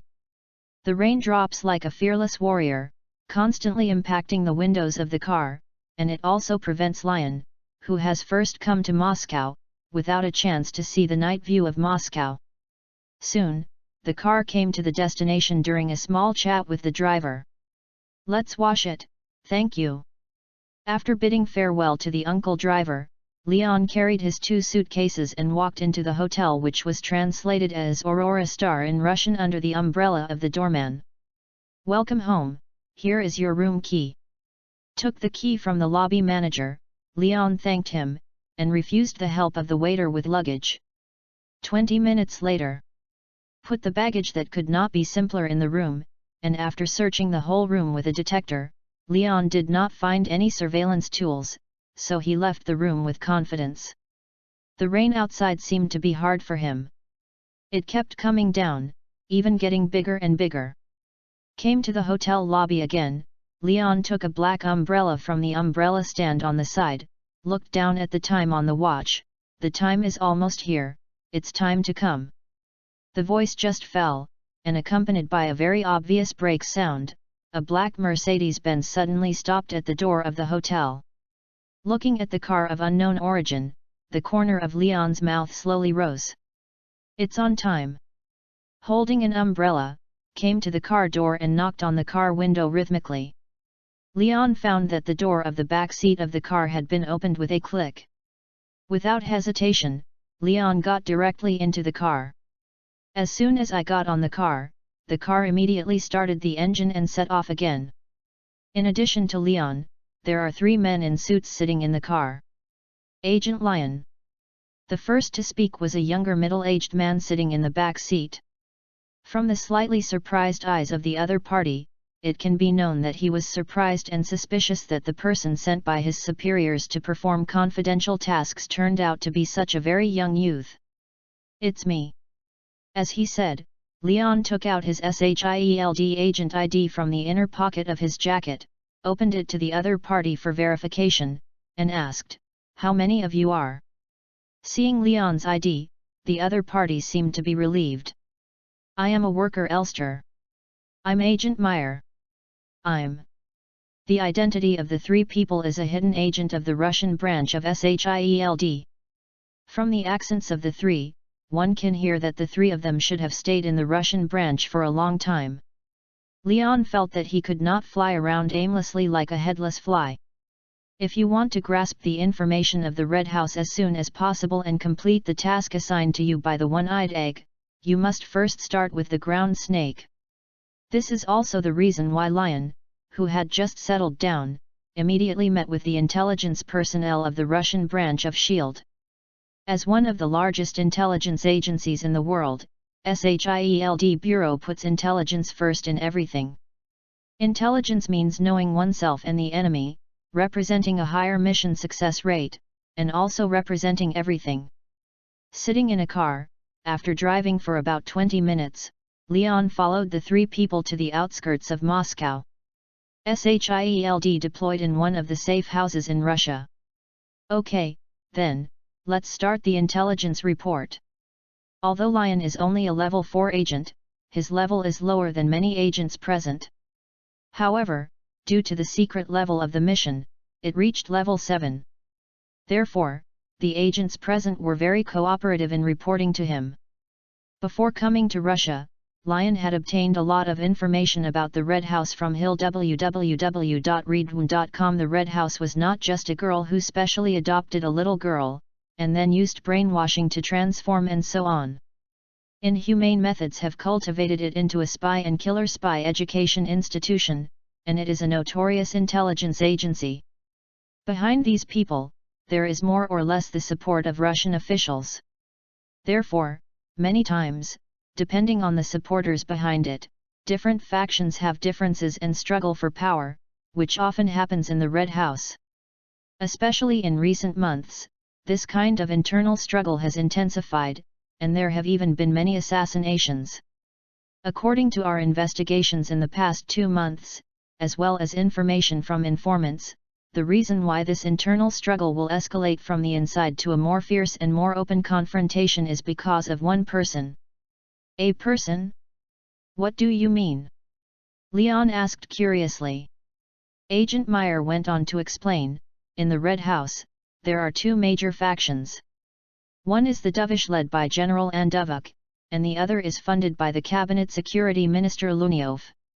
Hawks. The 2 subordinates have always had small frictions.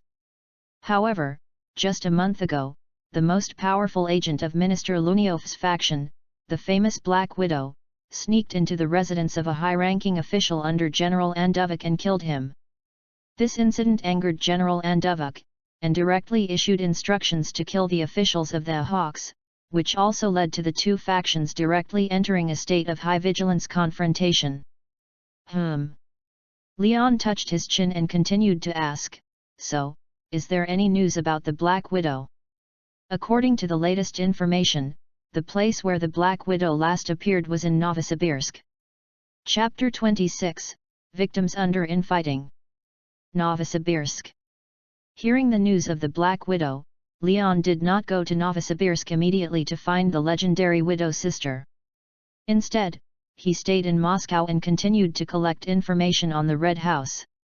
After all, the task he received from Fury was to investigate the infighting situation in the Red House. Have a close encounter with the Black Widow? It's not the time yet. Maybe it's just time. Moscow in summer is not cold. Instead of flying snow all over the sky, it is rainy in summer. After staying in Moscow for a month, Lion learned the latest situation of the internal fighting in the Red House through constant intelligence collection and investigation. In the final analysis, the reason for the internal fighting is very simple: if you don't pleasing to the eye, send someone to assassinate you.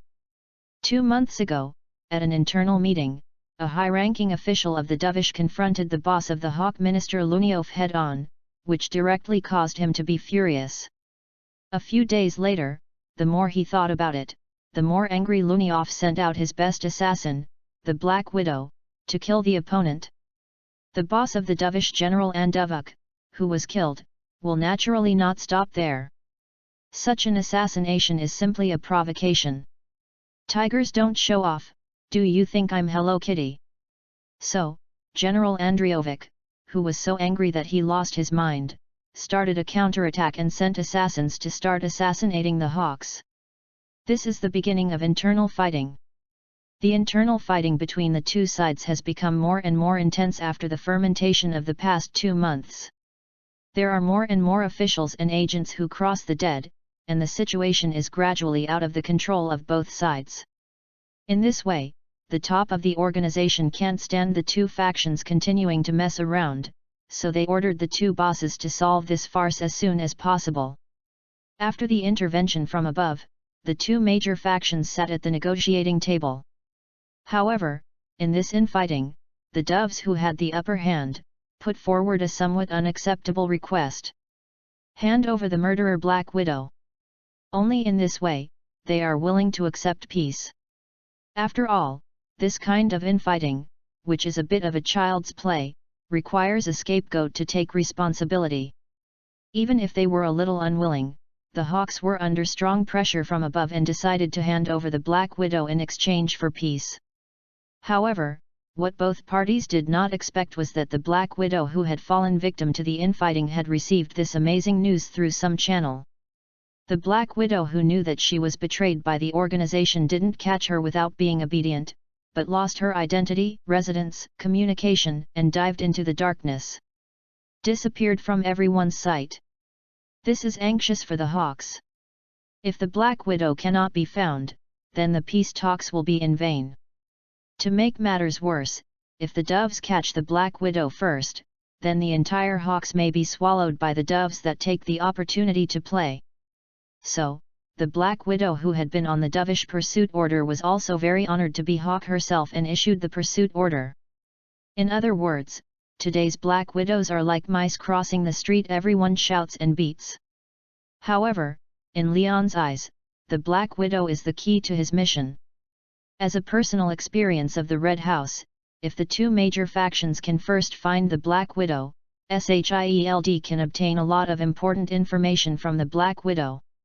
He felt that the Black Widow, who was betrayed by the organization and in anger, shouldn't mind revealing confidential information about the Red House to SHIELD. In this way, he can not only complete the task that Fury has given him, but also recognize the beautiful Widow sister. Even, taking the opportunity to recruit the homeless Black Widow into SHIELD, it is not impossible. Said so, but it is not so easy to find the Black Widow who is so mysterious and hidden. Leon felt that he still had to rely on the long-term work of local agents. S.H.I.E.L.D. branch in Russia, inside a safe house in Moscow. What information do you have about this Black Widow? Height, hair color, pupil color, measurements, no matter what subtle clues, it can help me find this assassin hidden in the dark. Upon hearing Leon's question, Agent Mayer, the deputy director of the Russian branch of SHI. A fascinating assassin.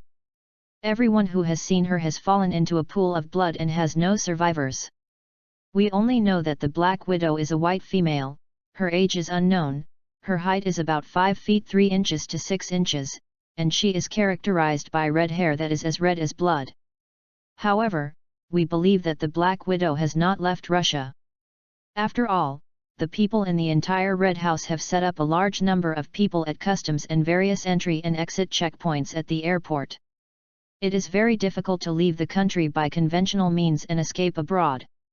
Hearing Agent Meyer's very confident speech, Leon had a different view. I think she can't leave, but doesn't want to. What do you say? Lion put the documents on his desk on the table www.readaloud.com while asking, Imagine if it was you, a trusted organization betrayed, and you are ready to hand over yourself as a scapegoat.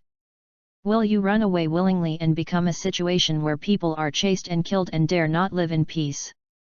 Agent Meyer frowned, and then looked at Lion in surprise, with a hesitant tone. You mean, she might still be lurking in Russia, looking for opportunities to fight back against those who chase her? Maybe. Leon rubbed his temples and said in a deep voice, or maybe, she is just confused and doesn't know what to do. I am not her, I don't know what she is thinking.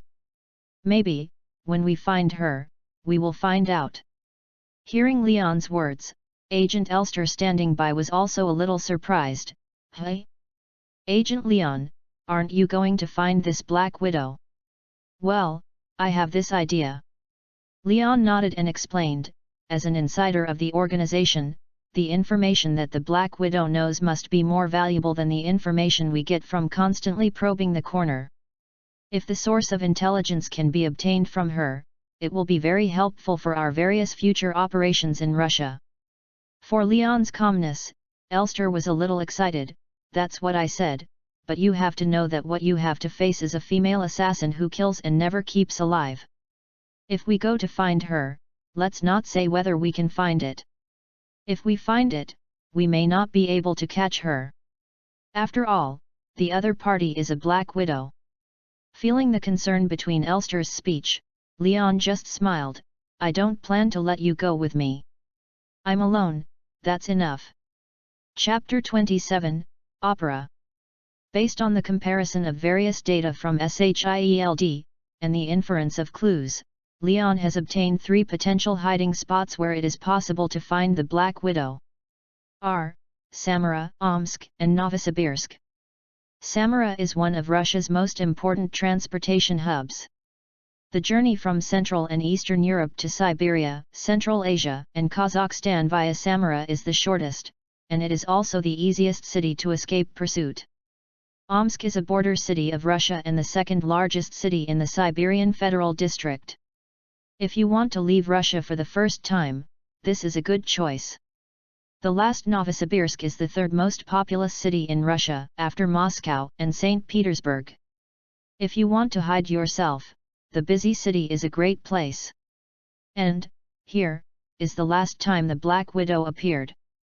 However, I was thinking about being alone, going to 3 hiding places, searching for Lion of the Black Widow. In the end, it still failed.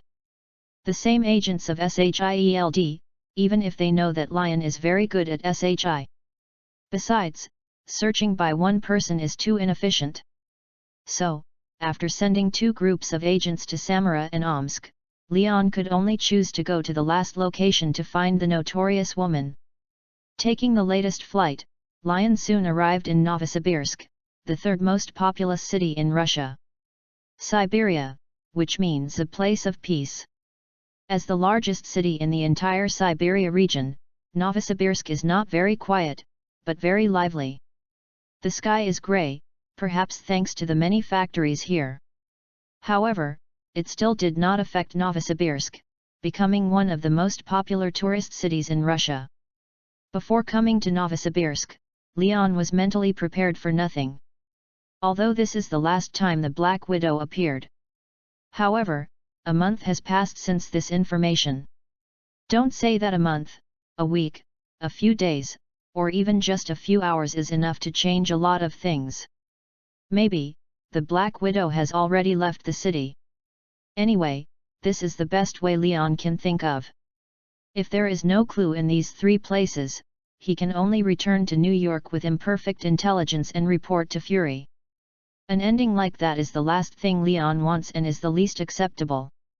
So, next, he can only pray that the Black Widow will stay here without leaving Russia. Using fluent Russian, Leon quickly settled down in a local hotel. When landed in Novosibirsk, it was already sunset.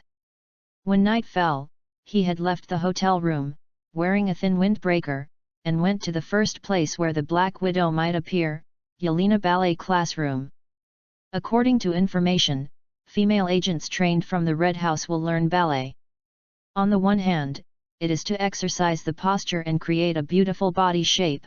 On the other hand, it is to use this skill to protect his identity as a ballet dancer in the future. Therefore, Leon felt that it was necessary for him to search all the ballet classrooms and ballet companies in Novosibirsk. If you can find the Black Widow, it's a worthwhile trip. However, after a few hours of visits, he didn't get any results. Standing in front of the traffic lights on the street corner, watching the passing traffic, Leon sighed involuntarily. Who, the last one? Then, he bowed his head, crossed out the name of the last ballet classroom on the notes with a pen, and whispered, "Next is the Opera House." Leon checked the time on his watch. It's almost 10 o'clock, the ballet rehearsal is almost over. At this moment, he suddenly stretched out his hands and patted his cheek, trying to cheer up. "Come on, man, don't give up." After cheering himself up in his heart, Leon moved forward again to the next target location. This time, it is the famous Novosibirsk State Opera and Ballet Theatre. In Russia, ballet is very popular. It can be said that Russian girls all like this noble dance. Specializes in performing ballet operas of various classics, and it is also very popular in Russia. Naturally, public entertainment venues such as theaters are also all over Russia. There are many theaters in Russia, but the most famous one is the National Opera and Ballet Theatre in Novosibirsk. As one of the three most famous opera theatres in Russia, the National Opera and Ballet Theatre is not only one of the most beautiful landmarks in Novosibirsk, but also a gorgeous stage that many ballet dancers dream of wanting to board. Many well-known ballet companies rehearse and perform here. Therefore, reading www.uyugonshu.com, Leon feels that he may be able to get a bit of news about the Black Widow from these people. Thinking of this, Leon's pace has also accelerated a bit. Crossing the last sidewalk of Krasny Avenue, he could vaguely see the outline of the Opera House. When he stood on the square in front of the Opera House and looked at the round building that was as gorgeous as the stars, the words of beauty in his heart turned into a sigh. What a nice view! Against the backdrop of the lights, the entire Opera House looks like a sacred place, which makes people feel awe-inspiring. Leon stood in front of the gate of the Opera House, imprinting the appearance of the whole Opera House deeply in his heart, then stepped on his long legs and stepped into the Opera House. Maybe it was because there was no performance today, or there were many audiences who came to watch the ballet rehearsal. The security staff did not embarrass Leon too much, but simply asked him a few words and let him enter the small theatre. Leon time is accurate. When he came to the small theatre, the ballet troupe on the stage had not finished rehearsal, still dancing with the beautiful piano accompaniment. Besides, the audience was still sitting on the ground, and many people came to watch the rehearsal. Leon, condescendingly, looked around and quickly got a panoramic view of the entire small theatre environment. He slowed down and walked along the aisle, approaching the stage step by step. Just when Leon was about to come to the first few rows of auditoriums, the sudden change occurred. A female audience sitting in a seat by the aisle suddenly got up, ready to turn around and leave. It just so happened that Leon stood in front of her, blocking her way. Boom! The two had no time to dodge, and they ran into each other head-on. Chapter 28, Natasha Romanoff. Oops! Accompanied by an exclamation, the woman who was hit backed slightly. Retreating footsteps, even more accidentally, stepped on empty. Seeing the opponent's whole person fall backwards, Leon's muscles tightened, and he quickly stretched out his right hand to fish, and hugged the opponent's slender waist. Although she avoided the embarrassment of the woman falling backward, the coat she was carrying fell to the ground. However, at this moment, neither of them had time to pay attention to the coat that fell to the ground. His eyes were facing each other. Leon's blue eyes met a pair of blue eyes that hid a deep mystery. From those eyes, Leon seemed to see inquiry, surprise, and a trace of confusion. Just when Leon was taken away for a moment by those eyes that seemed to be able to the soul, a word of the woman recalled his reason. You can let go of me. Hey? Oh. At the reminder of the opponent, Leon hurriedly released the hand that hugged the opponent's waist. Sorry, I. As he explained, he moved his gaze from those green eyes to his face. Until now, Leon did not see the other side clearly. It doesn't matter if I look at it, it directly shocked his heart, and his pupils suddenly enlarged several times. A silky black curly hair adds a touch of tranquility to that charming face. Bright red lips, set off by the tall bridge of the nose, are more amorous. Everything in front of him shocked Leon's heart, and he couldn't help shouting, I can't find a place to walk through my iron shoes, it's all effortless. This charming woman standing in front of Leon looks exactly the same as the widow sister in his heart. From the Natasha Romanoff, favorability, frosty on the other's head, we can know that this black-haired beauty is what he wants to see most, and he has been looking for it all this time. Man, Black Widow Natasha Romanoff. Someone who was excited didn't notice it, and the way he stared at him blankly, in the eyes of the other party, how rude. The woman frowned slightly on her eyebrows, opened her red lips, and said again, it's okay. After finishing speaking, the woman tilted her side slightly, wanting to bend down, and picked up her coat on the ground. At this time, Leon, who had already determined the identity of the opponent in his heart, raised his eyebrows, bent down at a faster speed than the opponent, and picked up his jacket. Handed the coat to the other person, Leon then showed a charming smile, your coat. Thanks.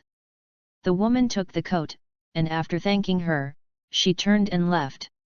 Looking at the woman's fading back, Leon stood still, but his mouth slowly drew an arc upwards.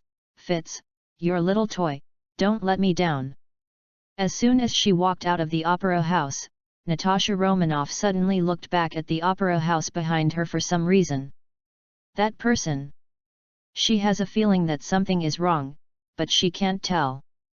Natasha stood there, pondered for a moment, and finally shook her head, putting the messy thoughts behind her, and muttered, maybe I am worried. Then, she put on her coat and walked towards the residence a few blocks away under the hazy moonlight. Just after Natasha left the confines of the opera house, a tall figure slowly walked out of the shadow of the gate of the opera house. Hey! I was almost spotted. The vigilance is really high. It's better not to follow too close.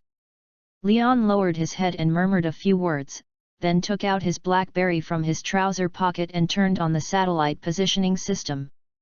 After a while, a two-dimensional map appeared on the screen of the phone, along with a sparkling red dot and a green dot.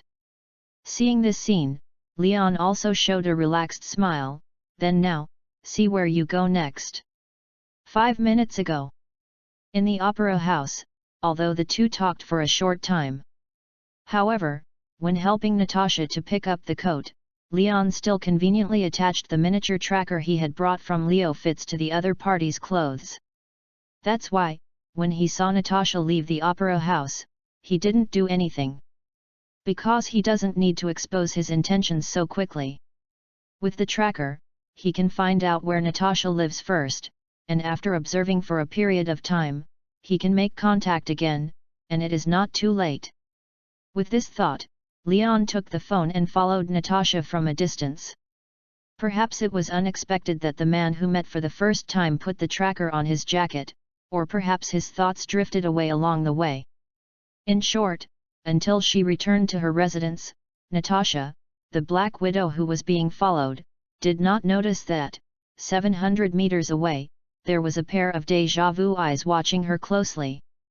Watching Natasha walk into a single-family apartment in Lyon, hidden in the shadows, she took off the miniature telescopes from the bridge of her nose, and muttered to herself, so you live here, but why? Find the place where the target is located. Reading www.uyugonshu.com will be much more convenient. Lyon did not notify SHIELD to call for support at the first time. Instead, he rented an apartment a few blocks away from Natasha's residence. He was very curious. After being betrayed by the organization, why did Natasha stay in Russia and didn't immediately flee? He felt that observing in secret is always closer to the truth than asking people in person. For this reason, in the next 2 weeks, he did not deliberately approach Natasha, but used the high-tech gadgets he brought from FITS to monitor the other party's movements and try to figure out the other party's life patterns, so as to put pieces of broken clues together. Observation in a short period of time, the harvest is not much. As an extremely good spy, Black Widow Natasha is not a vegetarian either. Although he didn't know that his house had been exposed, he was even monitored. However, she completely followed the caution hidden in her blood, and did not allow Lion to get too much valuable information. Basically has no contact with outsiders. No one has been to her residence. Not even the phone in the house rang. Is recorded in Leon's notebook, only some sporadic habits in life. There are also rules of work and rest. For example, I like to drink a cup of hot milk before going to bed. At 6 o'clock in the morning, get up on time, go out for a morning run. Go to the opera house 3 times a week to watch rehearsals.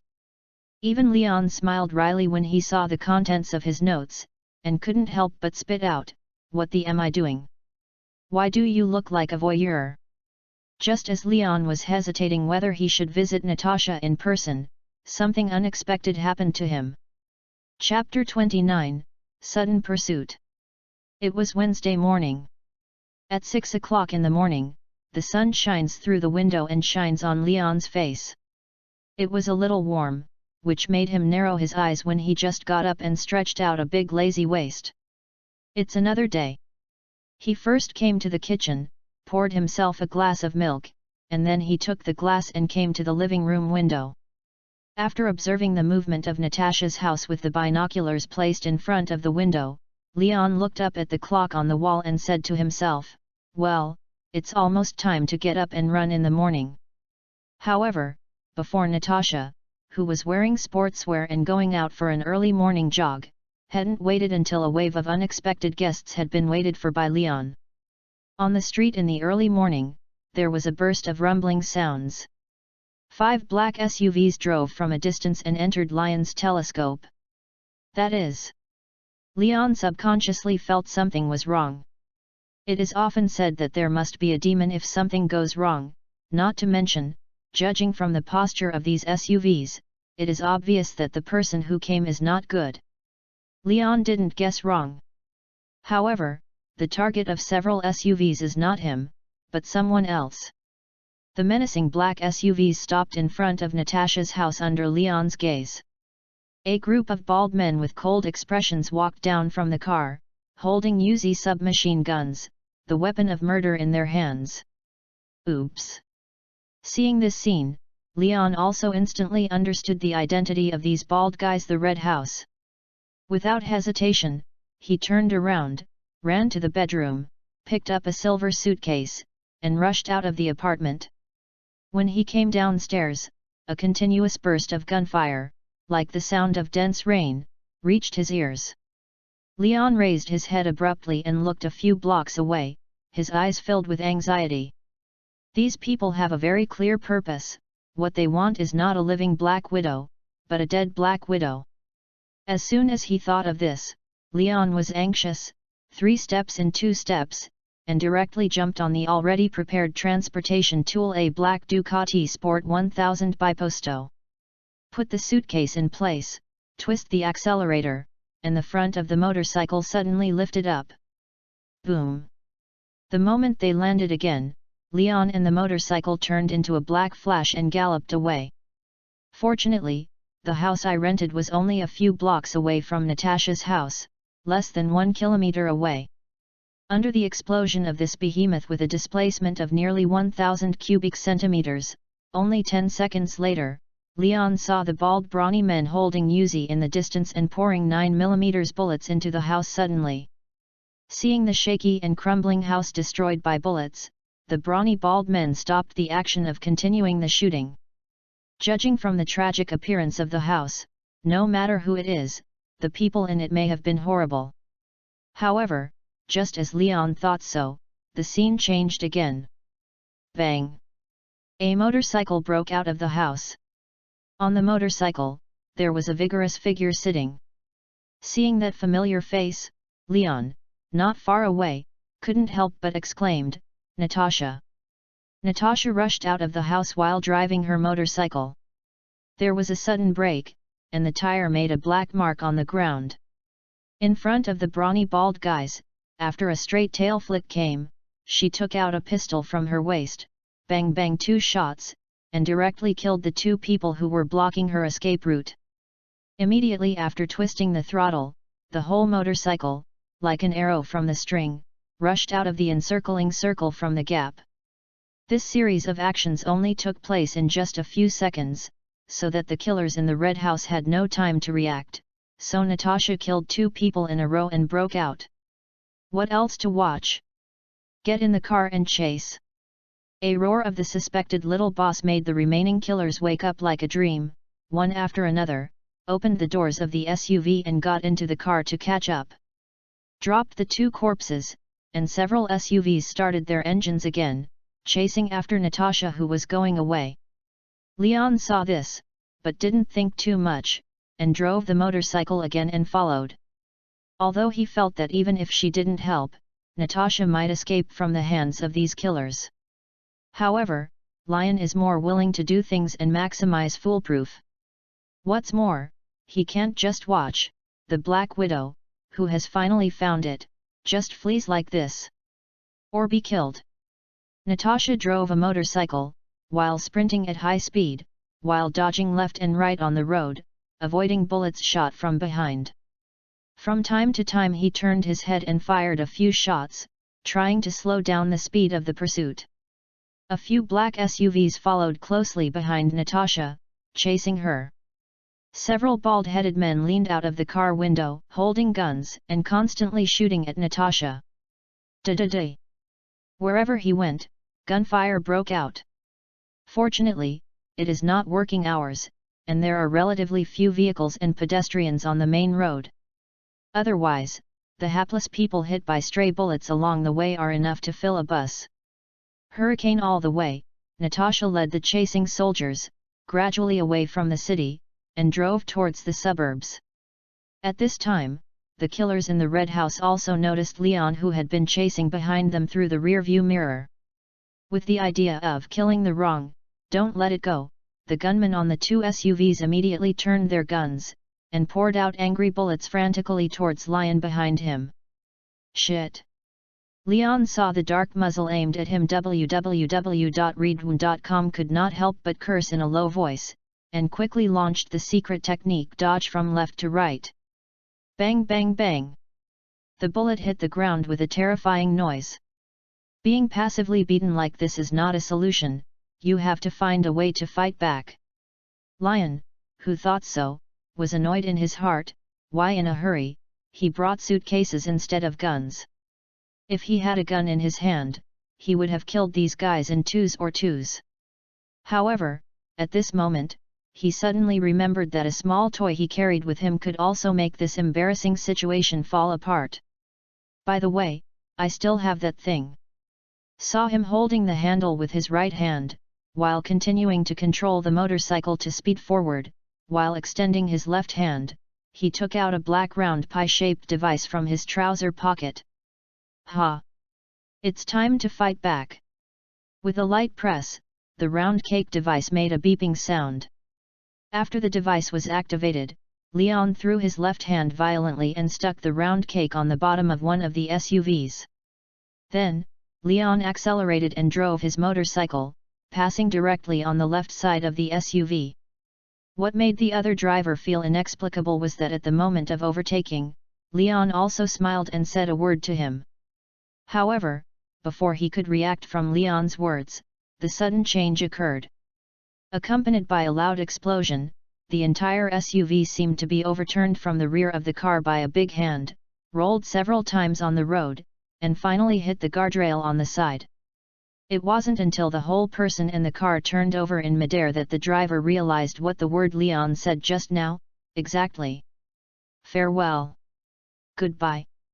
Chapter 30, Reaper is here. The chase is still going on.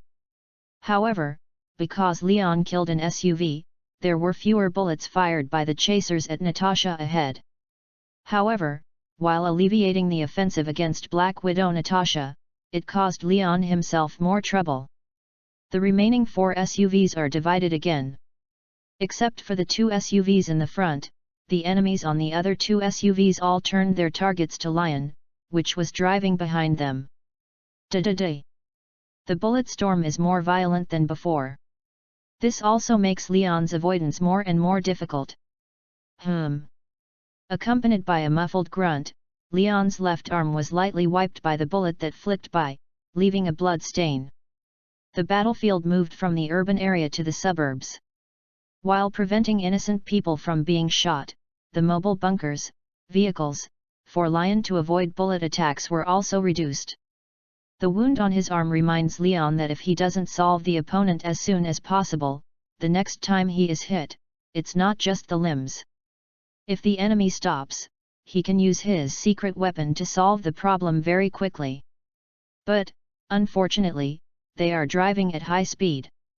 Moreover, there is only one exit and one entrance, and underneath is the bridge across the Obi River that runs through Novosibirsk. Just when Leon was thinking about how to stop the enemy in front, another accident happened on Natasha's side. Accompanied by shouting "I hit her!" Leon saw a heart-wrenching scene. Natasha was driving a motorcycle and was hit on the back tire. The motorcycle driving at high speed gave a sudden stop and instantly lost control. And the sudden inertia has taken Natasha away. Black Widow fell to the ground fiercely, and after rolling a few laps, she lay motionless on the ground. At this time, seeing the target finally being hit, several SUVs slammed on the brakes. Seeing the enemy preparing to stop, he went up to fill the Black Widow with a few shots. Leon's eyes also lit up, and he whispered in his heart, "The opportunity is here."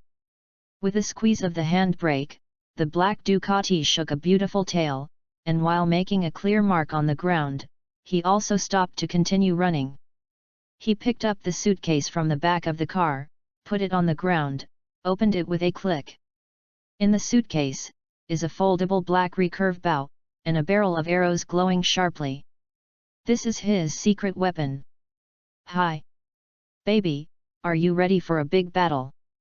Put the quiver behind his back and picked up the bow, his right hand shook, and the whole bow was stretched up and down, quickly unfolding, forming a complete recurve bow. In just 10 seconds, Leon caught a wave of eagle eyes. However, with the skills he possesses, he can also be called the second eagle eye. Watching the enemy park the SUV in the middle of the road as a cover, Leon felt that there was not much time left for him. If you don't do anything, Natasha will be cold. Thinking of this, he slammed his right foot on the ground, like a jaguar attacking, quickly rushing to the scene of the incident. Looking at Lion, who was sprinting towards him at an extremely fast speed, several bald-headed men holding Uzi could not help showing fierce expressions and shouting, "Fire! Da-da-da!" For a time, a dense barrage swept towards Lion, which was running fast. However, before the opponent pulled the trigger, Leon's sensitive nerve center ordered the developed muscles to respond, a gorgeous slippery kneeling. Leon was avoiding a lot of bullets, but at the same time, his left hand did not know when, from the quiver behind, he drew an arrow, and pulled the bowstring to a perfect full moon. With a loose hand, the arrow that left the string resembled a black lightning that flew fast, and instantly hit the enemy standing on the left side of the SUV. "What?" Immediately afterwards, Leon quickly turned around, knelt on one knee, and once again drew a sharp arrow from the quiver, draws, winds, and shoots. A set of movements is like having practiced thousands of days and nights. With a scream, another enemy hiding behind the door of the SUV was shot in the eye and immediately lost his breath. In just a few seconds, Leon killed 2 enemies who were blocking the way. 2, and 7 more. Meditating on the number of enemies in his heart, Leon's footsteps did not stop a bit.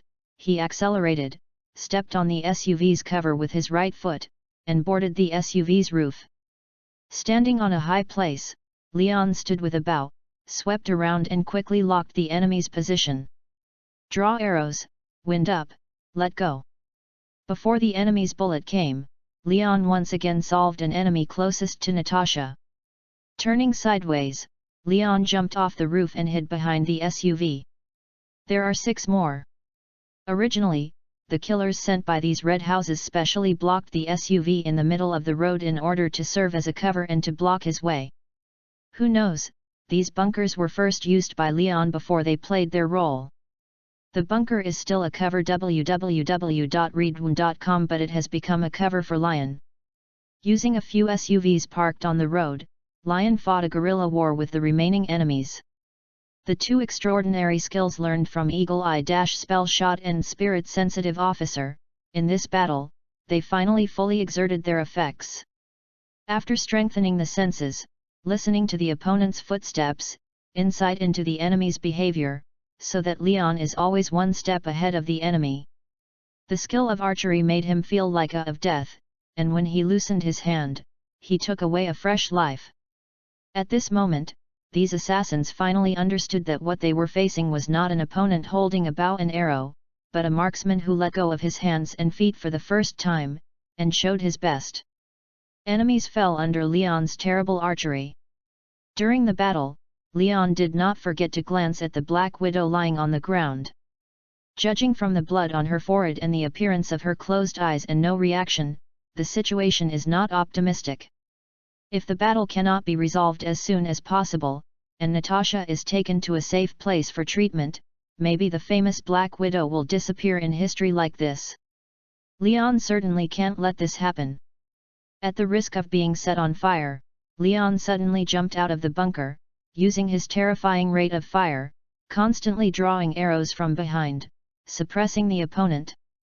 Finally, when the distance got closer, a sudden surprise attack, he got close, and twisted the necks of the last 2 enemies. After the battle, he came to the side of the Black Widow. Leon took the unconscious Natasha in both hands, and left calmly. A messy scene, only bullet shells and 9 corpses were left. Chapter 31, The Only Option. There was a burst of pain in her head, which made Natasha feel as if she had a big hand in her head, constantly stirring. However, the pain cannot conceal the alertness brought to her by the unfamiliar environment. The soft bed, the white flowered ceiling, and the smell coming from somewhere. She suddenly sat up from the bed, looked at the empty bedroom, and frowned. I remember, didn't I get thrown out by a motorcycle on the bridge? Why am I here? Where is this place? All kinds of doubts arose spontaneously. Hiss. Maybe it was because of the too much movement that caused her injuries, and immediately conveyed a signal of pain to her. At this time, she quickly checked her body up and down, only to find that all the wounds caused by her falling to the ground had been treated.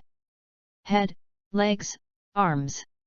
Also, from the point of view of the method of bandaging the wound, it is no different from the professional medical staff. As a very good agent, according to various details and information, Natasha quickly grasped the situation of her own situation. However, countless questions make it even more difficult for her to understand. I was rescued? Who is it? Why? At this moment, there was a clear sound of footsteps from outside the bedroom door. Someone. Natasha quickly lay back on the bed, pretending nothing had happened, and continued to pretend to sleep. Just as she closed her eyes and slowed her heartbeat, the bedroom door was opened. I saw Leon walking in with a bowl of mushroom porridge.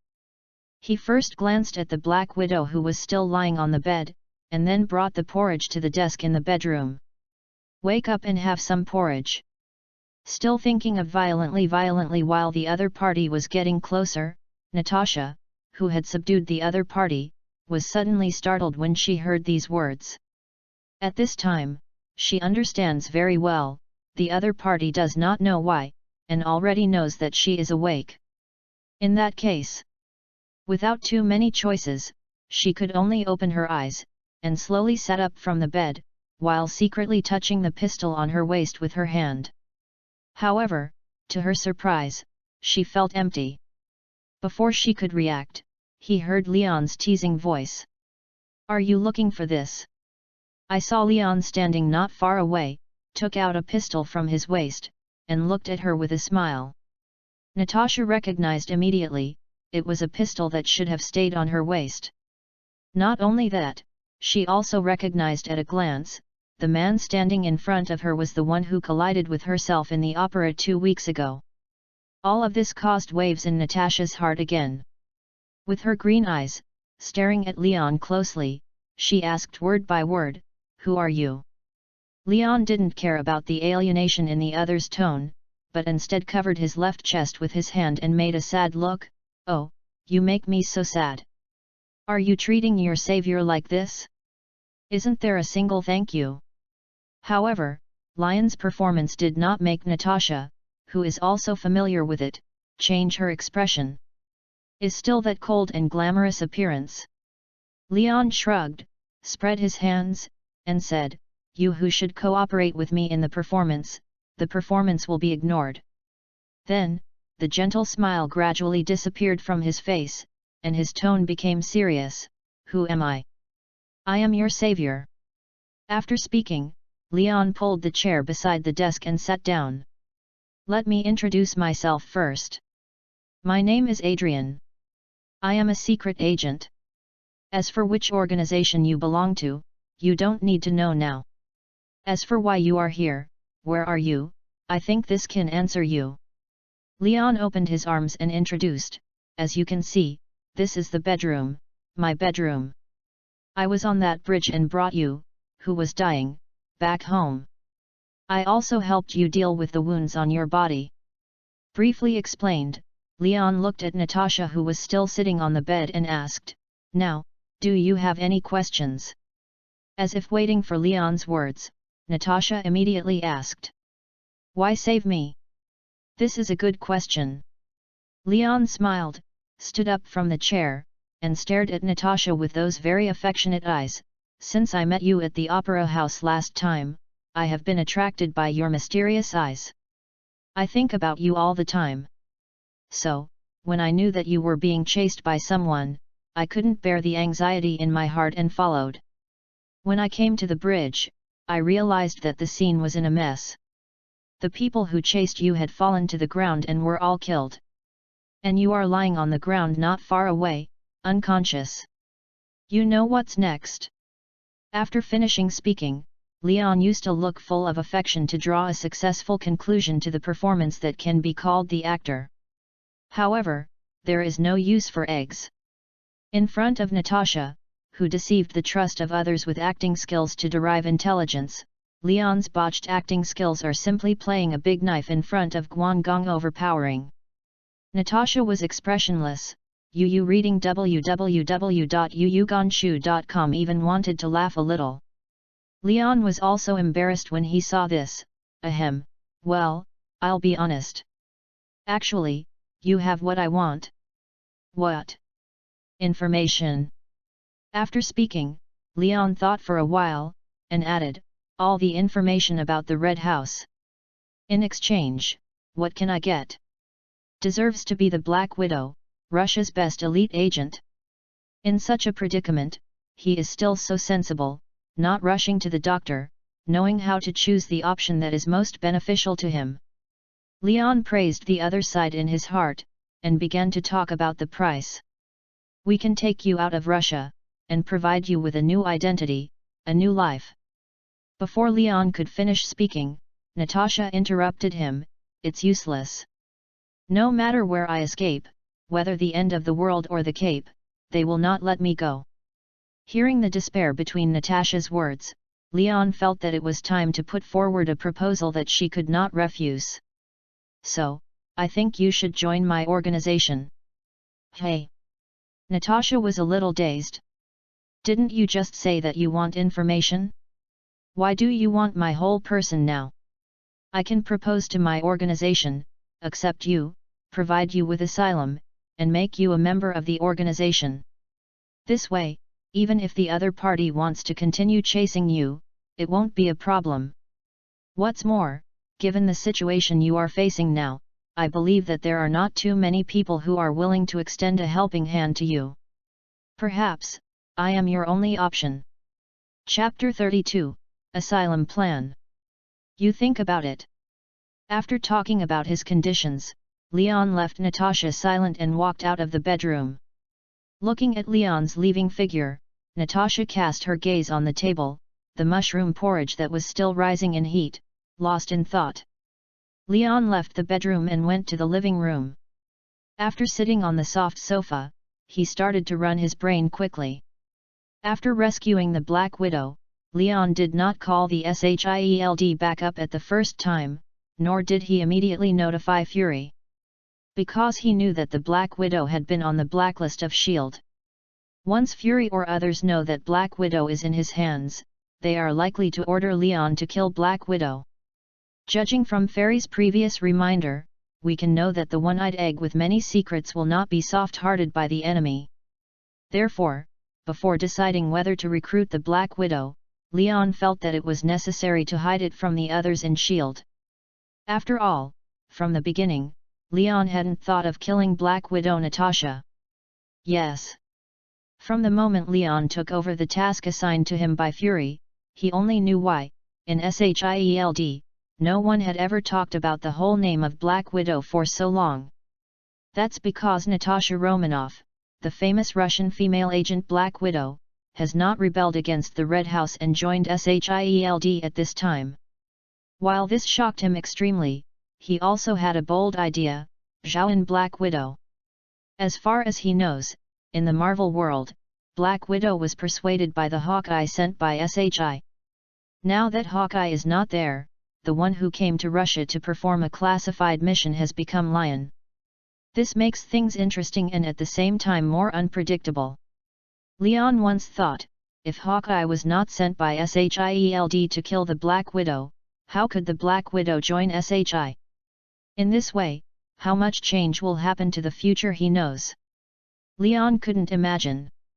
You must know that in addition to the favorite system that comes through, the ability to predict what will happen in the future is also a valuable bargaining chip for Lion to survive various major events. Once he loses this bargaining chip, his chances of surviving in the Marvel world, which is extremely dangerous, will be greatly reduced. Butterfly effect, no one can say. Therefore, in order to correct the stray future as much as possible, Leon decided to pull the Black Widow into SHIELD no matter what. No matter what means.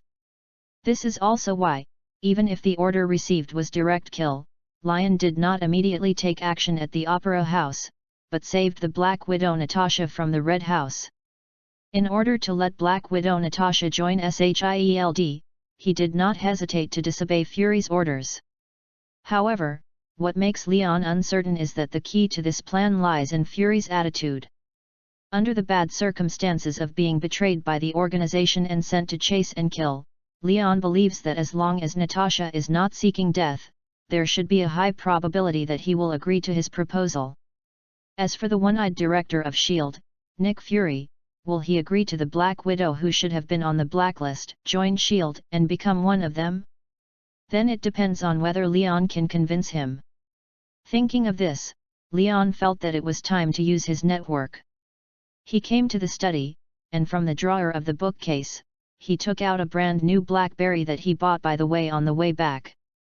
Disassemble the battery and insert a SIM card that has not been located and monitored by satellites.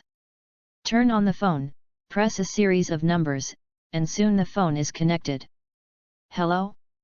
Who is it? Uncle Phil, it's me. At the same time, Washington, about 1,000 kilometers away from Novosibirsk. Phil Collison, who was chatting with his old friend Melinda May, was very surprised when he received a call from his nephew. After saying sorry to Melinda May, he walked out of the office and came to an empty corner. Lion. Why are you calling all of a sudden? Are you supposed to be on a mission at this time? Collison covered his mouth and asked in a low voice. It's like this, I'm very good here, and the task is also very good, but, a little bit happened. Hearing the hesitation between Leon's words, Collison immediately asked, what do you mean? Are you injured? Or, no, no, no, I'm fine, but there is something I want you to help.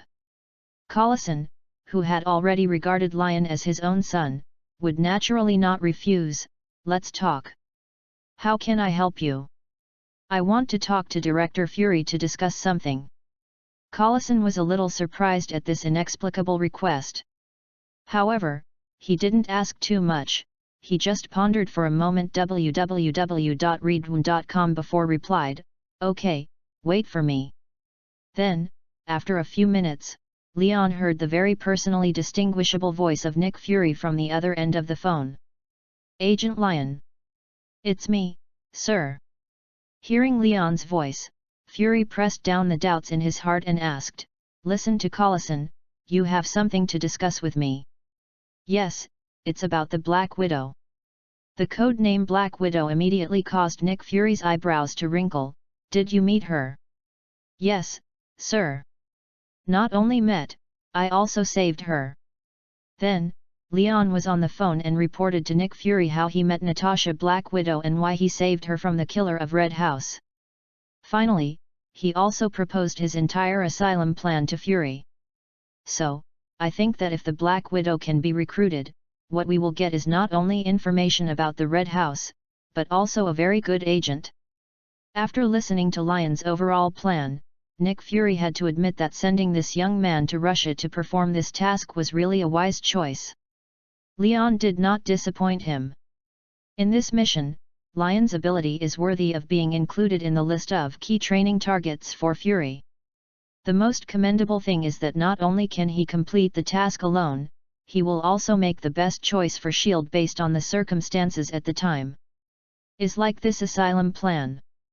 Leon waited a long time on the other end of the phone before he heard the answer he most wanted to hear. Go ahead. Chapter 33, Power of Choice. Nick Fury's answer made Leon feel relieved. In his impression, Nick Fury is a person who wants to achieve his goal at all costs.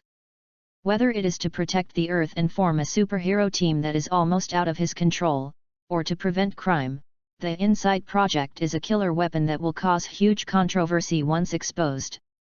He does these things to achieve a certain goal. Whether the goal is to protect humans from alien invasion, or to protect S.H.I.E.L.D. The same is true for the Black Widow.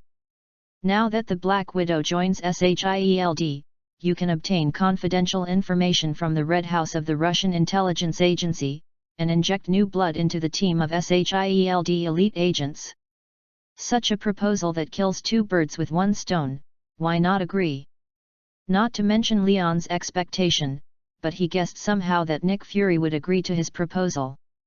Got the promise from the director of S.H.I.E.L.D., Leon naturally became more confident and faced the Black Widow in a state of confusion. After hanging up, Leon broke the phone in half and threw it into the trash can. In this case, the next thing is to escape from the pursuit.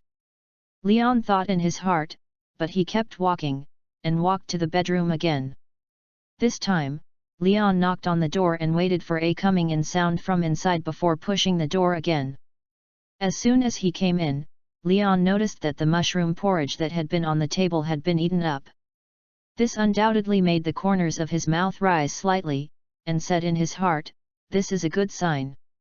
Looked towards the direction of the bed, but he jumped for nothing. Natasha, with a bandage on her head and arms, did not sit on the bed to rest, but stood in front of the open closet, facing the mirror, changing her clothes. A simple white vest shows Natasha's wonderful ketone body. I glanced quickly and still felt the charm of this Russian woman. Upon seeing this, he quickly turned around and turned his back to Natasha. Oh! Excuse me, I thought you let me in. Leon doesn't mind continuing to watch the beauty change clothes. However, Natasha is not one of those women who have had a relationship with him. At least some respect is required. After all, he is romantic, not indecent. However, before he finished apologizing, Natasha's voice interrupted him. Do you have any women's clothing here? No, if you need, I can buy it for you. Leon replied with his back to her. Forget it, Just wear these. With a rustling sound behind her, Natasha quickly changed her clothes. It's okay. Hearing this, Leon also slowly turned around. The very seductive figure was concealed by a large baseball jacket, and Leon could not help but sigh in his heart, it's a pity. In order to cover the bandage on her head, she also put on a black peaked cap. Of course, these are all picked out from Leon's clothes.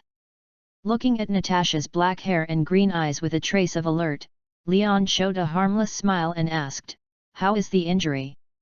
Fortunately, in addition to some headaches, the feeling of dizziness is much better.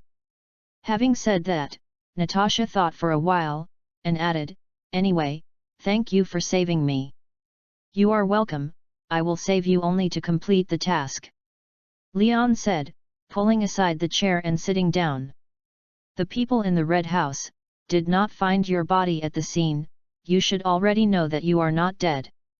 Even if I didn't leave alive on the scene, I can't stop them from continuing to pursue and kill. This is their home court. They should find us soon.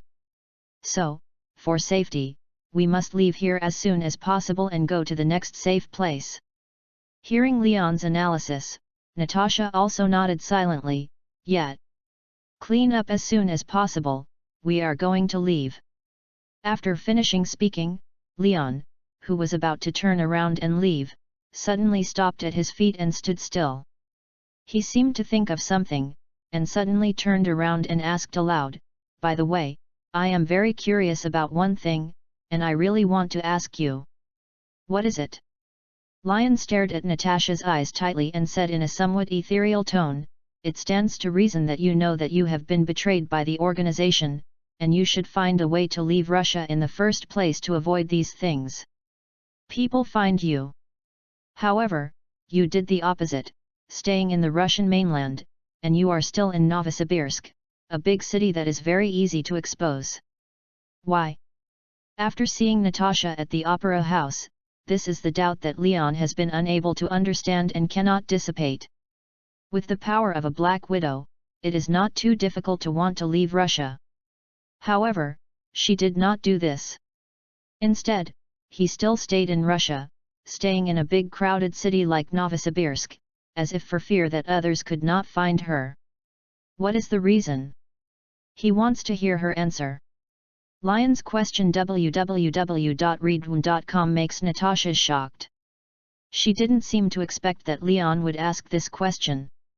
She lowered her head slightly, gently tucked a strand of hair with her slender fingertips, pinned it behind her ears, and then replied for a long time. "I have no idea. I don't know why I didn't run away, but stayed here. I obviously don't have any sense of belonging or attachment to this place. Apart from here and this country, I don't know where I can go." S tone is full of confusion about the future, and the sadness in my heart after being betrayed. Looked at the charming little face, showing a trace of dazedness. Leon also hit the iron while it was hot and persuaded, "In this case, I think you might as well join us. Under our protection, you can have plenty of time to think about it. Is it going to continue to move forward and start a new life, or continue to stay in place and remember the past? The choice is yours." Natasha cheered up, met Leon's sincere eyes, and her heart couldn't help but waver. She kept those emotions that shouldn't appear deep in her heart, and then said her decision. "From the conditions you put forward, you should be very clear about my identity. Although, I don't know who you are, or the organization behind you, or which country you belong to. I don't care about these." Natasha's tone was full of categorical determination.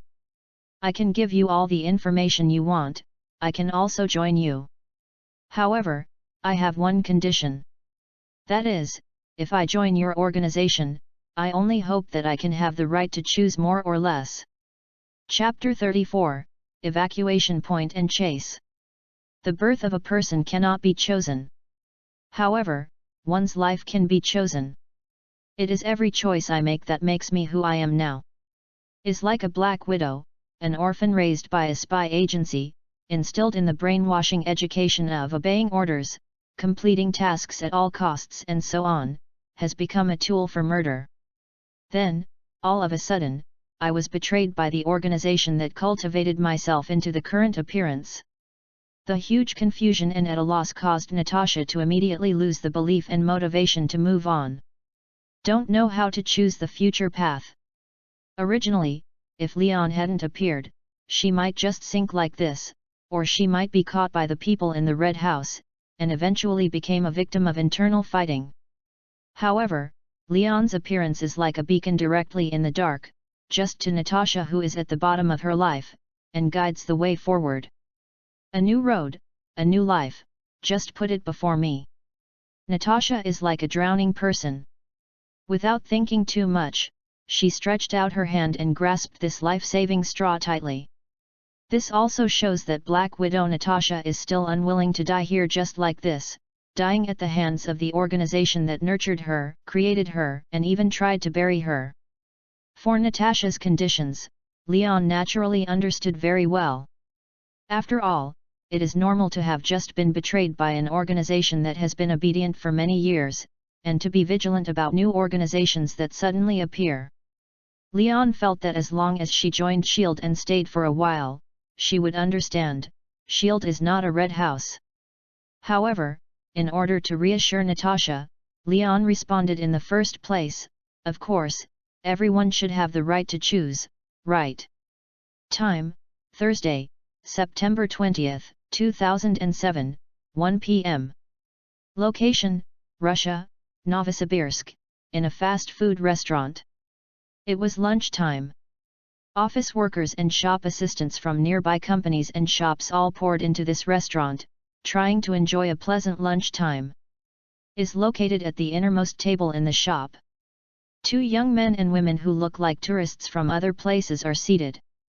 The peaked caps on their heads obscured the faces of both of them a lot. The two were talking in a low voice, seeming to be talking about the attractions to be visited next. However, once someone approaches them, you can hear the conversation between them, like this. I have contacted the people in the branch just now. They said that the air defense radar in Novosibirsk is too dense, and their fighter planes cannot avoid the radar and land smoothly.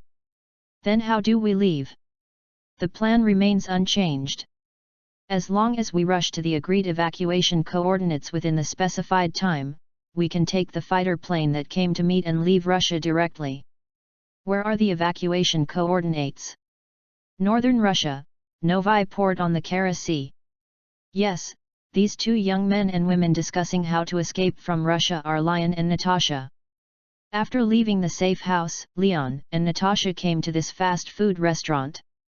On the one hand, in order to replenish energy and prepare for the upcoming evacuation, on the other hand, Leon needs a little time to contact the backup support of S.H.I.E.L.D. in Russia. After all, he is not fighting alone. However, after the contact, the news from the support team was not very good. Originally thought that as long as the agents of the Russian branch of S.H.I.E.L.D. would send a Kun-type fighter, they would be able to pick them up and leave this damned place. However, what I did not expect was that due to the obstruction of air defense forces, their evacuation point could only be transferred from Novosibirsk to a more remote area, Novi Port. Novi Port is a port not far from the confluence of the Obi River and the Kara Sea. Due to the perennial ice cover of the Kara Sea, Novi Port is also a small port whose temperature is below zero all year round. Like other remote small towns in Russia, the residents of Novi Port are pitifully few. It is precisely because of this that Russia will not set up too many air defense forces in such a place. This is why S.H.I.E.L.D. has set the evacuation point here. It happens that Novosibirsk, where Leon and Natasha are located, is on the lower reaches of the Obi River.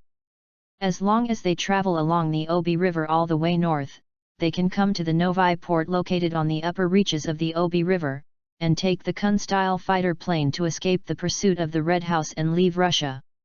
The entire evacuation plan is not complicated, but very simple. After a short break at a fast food restaurant, the two dressed up in disguise also rented a Land Rover locally and set off on an evacuation trip along the country road. However, along the way, it was not easy. After learning that the killer sent out was annihilated, the two factions in the Red House exploded directly. Especially the action of an unexpected person like Lion made the whole situation more complicated. I didn't expect that there would be a third-party force, and the Red House that intervened in this matter was also aware of the seriousness of the matter. Once the Black Widow escapes from Russia, the various classified information about the Red House in her mind will become beneficial information for third-party forces. The leakage of information is undoubtedly a major blow to the intelligence agency of the Red House. Therefore, in order to prevent the Black Widow from leaving, the two major factions of the Red House quickly reached a settlement agreement and dispatched elite killers and agents from the organization to keep the two of Lion and the Black Widow in Russia. Because of the home court advantage and inferring the course of action of the two, the Red House quickly grasped the specific positions of the two. Even if Leon and Natasha hid all the way, they did not dare to take the highway or stop to rest. However, 2 days later, I was still in Nizhnevartovsk, located in the middle reaches of the Obi River, and was overtaken by chasing soldiers. Nizhnevartovsk, a city in northern Russia, is also the second largest city in Russia's Khanty-Mansi autonomous region. Said it is a big city, but the population of the entire city is just over 200,000. In the early morning hours of the whole city, it seemed particularly deserted. On the street, even the shadow of the tramp could not be seen. The temperature here is around -2 degrees all year round, and even in the middle of the night and early morning, it will plummet to the terrible -10 or 20 degrees. Even the homeless people of the fighting nation dare not stay in the unobstructed streets at such a temperature. At this moment, there was a noise of engine roaring suddenly in the distance of the road, as well as the sound of tires rubbing crazily on the ground. Chapter 35, Counterattack. The bullet hit the car body, and the sound that made people want to cover their ears continued to sound. A speeding Land Rover, chased by 5 or 6 black SUVs, constantly made a drifting movement to avoid left and right on the street. This scene seems to be making a movie. However, what can be seen is that this is the real world where no one calls cut. Lowered his head slightly, avoiding the bullet shot from behind, Leon slammed on the accelerator, trying to get rid of the opponent's pursuit with speed. Natasha, who was sitting in the co-pilot, was holding an M4A1 carbine, leaning out of the window, and constantly blocking the pursuers behind him. Accompanied by a series of gunshots, Natasha burst the tire of one of the opponent's SUVs, and then the whole SUV seemed to be drunk and slammed into an Allied army not far away. 2 SUVs collided violently. The car parts were impacted and splashed everywhere, and the driver was also unconscious in this collision. Through the rear-view mirror, Leon saw all this and immediately praised, "Nice." And Natasha just sat back in her seat calmly, put her gun in a new magazine. Taking advantage of the fact that the opponent was hit by the collision just now, he was delayed for a while.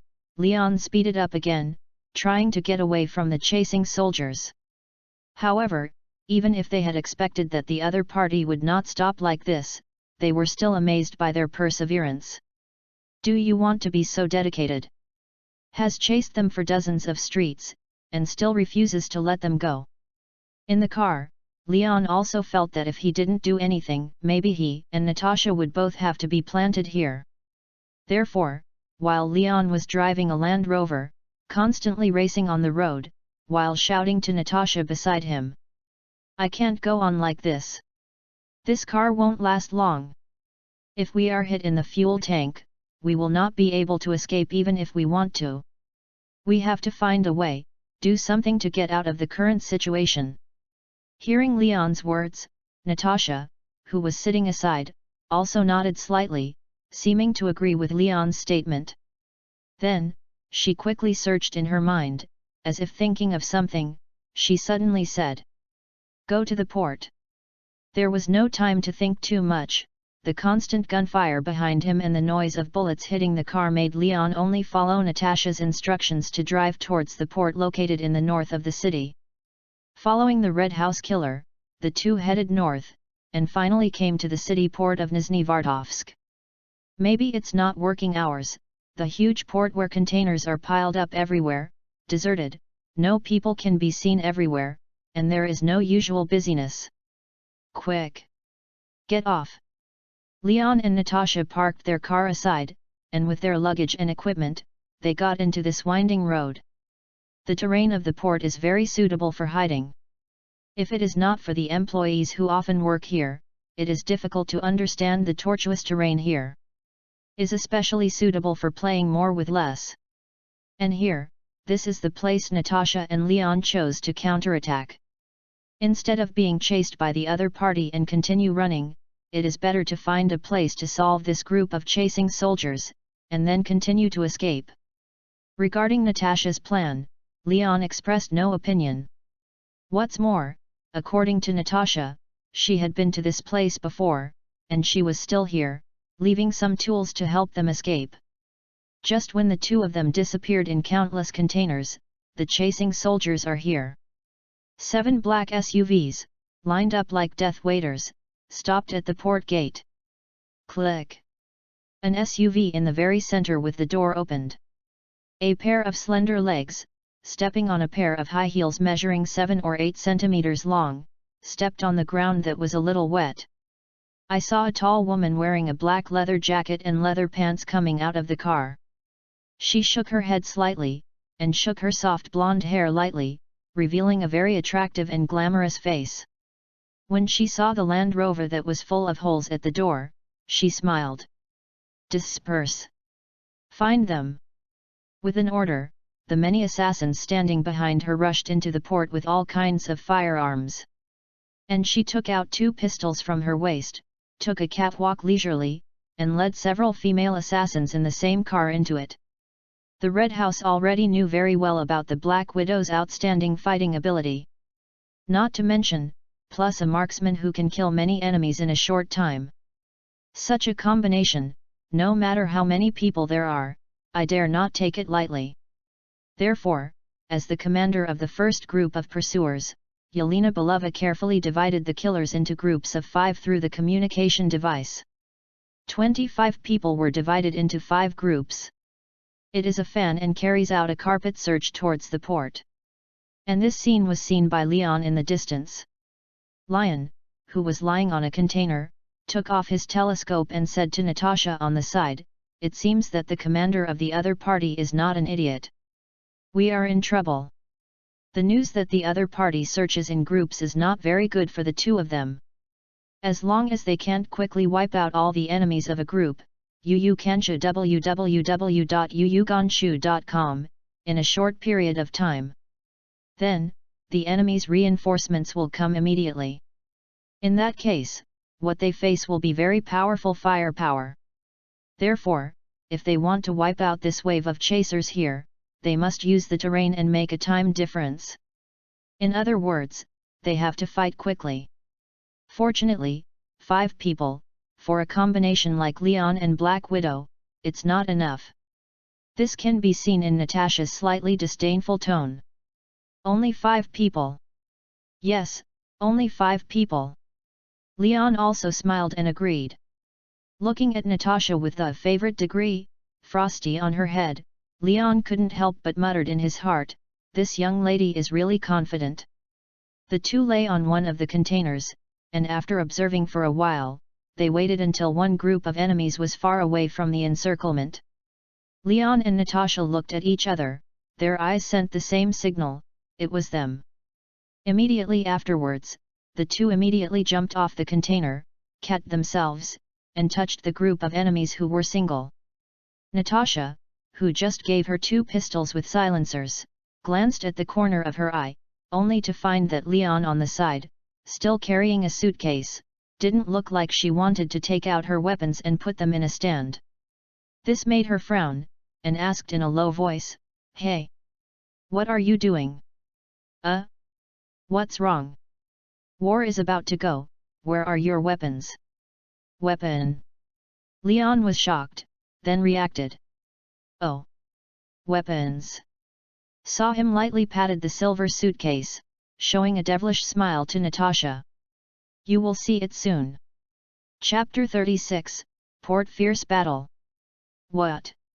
Accompanied by the groan of the enemy falling to the ground, Leon and Natasha, after being driven by the Red House for a few days, finally sounded the horn of counterattack. Although it is in broad daylight, it is not as easy to assassinate as after night falls. However, the killers of the Red House are not facing ordinary people, but Leon, who has no avail, and the Black Widow with outstanding assassination skills. Under the cooperation of the two people, the 5 enemies of the first group were quickly killed by the 2 before they had time to notify the others. At this time, Natasha finally saw the baby in Leon's suitcase, a foldable recurve bow. This is not something that surprised her. What shocked her even more was Leon's archery. With a tap, a pull, and a release, an enemy will be shot to the ground. Although it is not so abnormal that every arrow is pointing where to hit, but every arrow shot will make an enemy lose combat effectiveness. Watching Leon quickly recover arrows from the enemy, Natasha's curiosity about this man is much stronger. What kind of person is he? Not long after the 2 left, another group of enemies came to the scene of the incident very in time. Looking at the 5 corpses lying on the ground, the leading little boss, with his pupils slightly enlarged, he immediately used the communicator to send an alarm to the other companions. Attention to all units, Team C was knocked down. In addition to firearms, the enemy also there are weapons like bows and arrows. On the other hand, Yelena Belova, who heard the bad news, also involuntarily squeezed the gun in her hand, frowned, and muttered to herself, as expected, I am the only woman who has been awarded the title of Black Widow. The more I think about meeting you, Senior. Especially in the word senior, she lengthened the ending sound. This time, the Red House sent out many elite agents and killers. Among them, in order to motivate and exercise these female agents who have been training in the Red House, the Red House even sent female students who had not experienced the graduation ceremony to chase and kill Natasha. Yelena Belova is one of them. Not only that, the Red House also set up an attractive reward, that is, who can kill the Black Widow, whoever can become the new Black Widow. Becoming Black Widows means that they can leave the big house that is always accompanied by cold, fear, and darkness, go to the outside world, and experience the warmth of the sun on their skin. Maybe this is what they want deep in their hearts. For this reason, many female spies in the Red House regard this pursuit as an extremely precious opportunity. Throwing aside the distracting thoughts in her mind, Yelena Belova issued an order to the communicator, change the plan. The 2 adjacent groups immediately gathered together. This command was directly like a heavy blow, hitting the opponent's face fiercely, causing Leon and Natasha to fall into a passive situation. Yelena Belova thinks this way, since the 2 of you can solve a group of people so quickly, I will merge the 2 groups from a group of 5 to a group of 10, and see if you still can you kill them before the support arrives. Anyway, they are crowded. As long as one group of people drags the 2 of Leon, they can surround the 2 people hiding everywhere. In that case, the 2 people in the battle of the trapped beasts will inevitably be difficult to fly. This is Yelena Belova's open-minded plan, and it is also the situation that Leon and Natasha have to face. Lie on one of the containers again and use the telescope glasses to observe the enemy's movements. When they see the enemy's merging behavior, they also frown at the same time.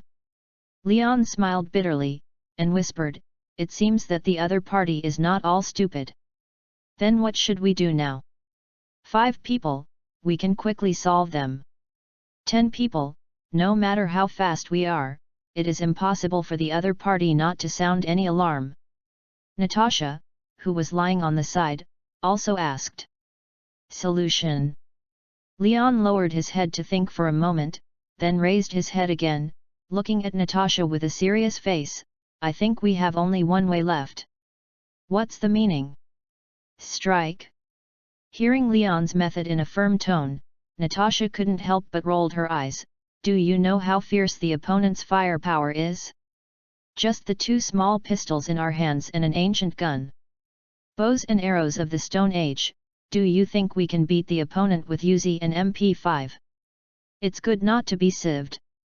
Hearing what Natasha said, Leon suddenly looked confused. The Paleolithic Age. He did not expect that before he had time to explain his method in detail, Natasha would complain about his bow and arrow. This makes Leon a little bit dumbfounded. He was okay, but he felt that he was lurking in Russia. In order not to be exposed, he brought this extremely concealed weapon.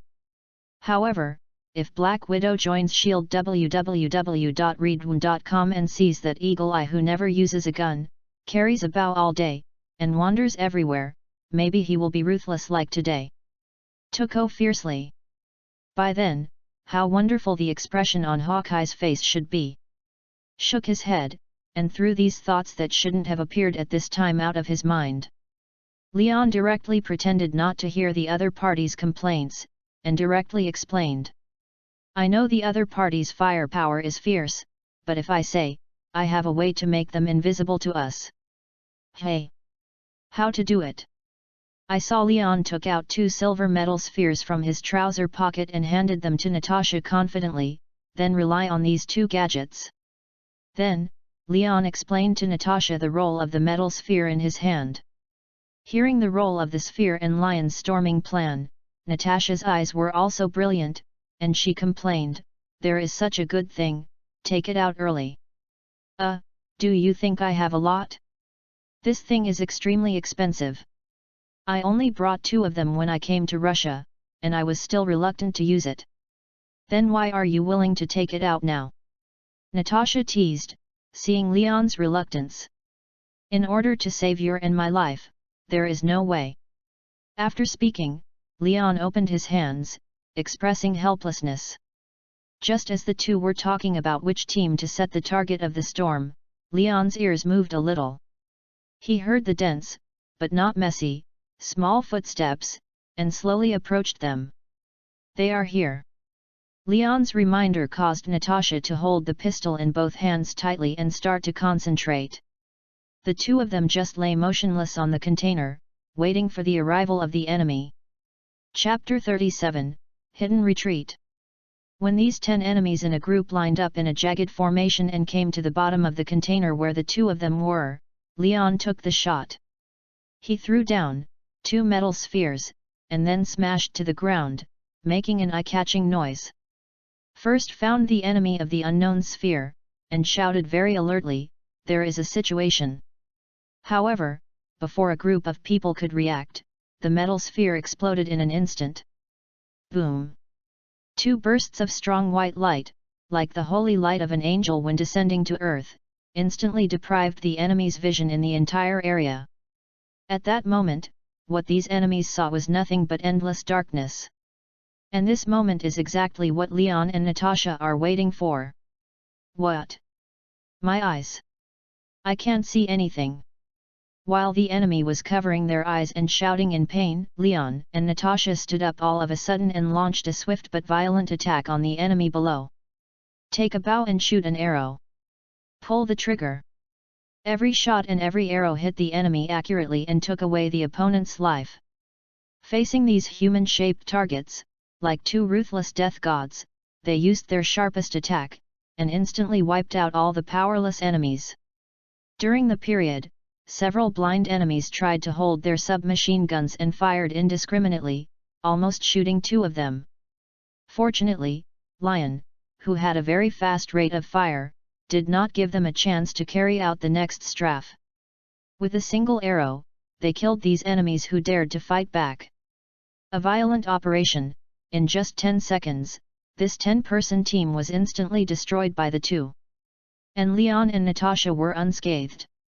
The price paid is only 2 powerful flash bombs named Please Close Your Eyes by Fitz. Yelena Belova, who hurriedly rushed to the scene when she heard the explosions and shouts, saw that there was only the dead body lying in a pool of blood. She knew that her conspiracy had been easily cracked by the other party. This made her feel angry. She kicked the container next to her, kicked the iron door so that a depression appeared, and then yelled, "You useless idiots!" At this moment, Yelena Belova, who was angry, suddenly discovered a detail that made her happy: the arrows still stuck on the corpse, and the guns that had not been taken away. She changed her mind, her eyes lit up, and she suddenly said, "They should be out of ammunition. As long as we continue to fight with them, we will definitely consume their few arrows and bullets. In this way, they can only obediently let us kill. Go. Next, let's act together." Just as Yelena Belova led the last 10 people and began to frantically search for them, the other side had fled to Lion and Natasha near the banks of the Obi River, and began to check the ammunition on his body. Just when Leon touched the quiver behind him, he discovered a very serious problem. "Oh, I only have 5 arrows left." It turned out that because the enemy came too fast just now, Leon was forced to flee the scene before he could recover his arrows. Therefore, Lion will face a rather embarrassing situation at the scene: lack of ammunition. At this time, Natasha on the side also revealed a serious bad news. "I'm almost out of bullets, too." The flash bomb used as a surprise attack tool was used up, and only a few bullets and arrows were left. In this way, the materials they had in their hands could not support them in the previous raid. Even in a brief exchange of fire with the enemy, it is possible to use up the only ammunition left. Without ammunition, the weapons in their hands will become useless, cumbersome. A desperate situation seems to be right in front of my eyes. It's time to think about retreat. Leon, who was thinking like this, couldn't help looking at Natasha, who was aside. Just in time, Natasha seemed to have thought of it with him, using those bi-pupils, and staring at him. "I think it's time for us to leave here. How to go?" Leaning on the container on the side, Leon looked at Natasha and continued to ask, "Their support should be almost here. They will definitely come in from the main entrance and control the main entrance. And this place, there is only such an entrance. Also, in other words, apart from ships, I can't think of any other way to escape this port. And at this point in time, no ships enter the port at all." While talking, Leon suddenly remembered something, looked at Natasha suddenly, and asked hesitantly, "Unless the escape tool you mentioned is a ship?" With an appreciative gaze, she looked at Lion. At this time, Natasha no longer sold her. "That's right. But to be precise, it's not a boat, but a motorboat. Follow me." Led by Natasha, Leon and the two came to a ship anchorage in the port. The two went down the stairs, along the embankment, and walked to a relatively hidden corner. "Originally, this city was the location of one of my safe houses. You know, in our business, I don't know when www.readaloud.com will be hunted down. So, just in case, I'm here. There is a motorboat left in this port, right in." As Natasha explained to Leon, she tore off a piece of fireproof cloth covering the things underneath. "Here." Lifted the blocking cloth, Leon finally saw a well-preserved black motorboat, and waited for its owner quietly. This motorboat, in the eyes of Lion, is not only a means of transportation, but also a hope. A hope that can take them out of here. Just when the two of them were pushing the motorboat down the river, the two of them were shocked by a sudden shout. "Found it! They are here!" The two men looked at the source of the sound at the same time. "I saw only one enemy, standing on a ladder not far away, holding an MP5, and aiming at the two of them. The black muzzle seemed to have countless bullets pouring out at them immediately. Before Leon could draw an arrow, Natasha on the side pulled the trigger first. Bang bang bang! Pour out all the bullets in the pistol at once. Several blood holes appeared in the enemy's body instantly, and he fell to the ground. At this time, Leon, who had reacted, drew an arrow from the quiver behind his back, and at the same time told Natasha, who had run out of ammunition, "Go and start the motorboat, I will cover you." Natasha did not twitch, but nodded fiercely, turned and jumped on the jet ski. At this time, the enemy's support came to the scene very promptly. I saw Leon with a torch-like gaze, standing on the spot, holding a bow in his right hand and an arrow in his left hand, aiming at the front, and shouted in a low voice.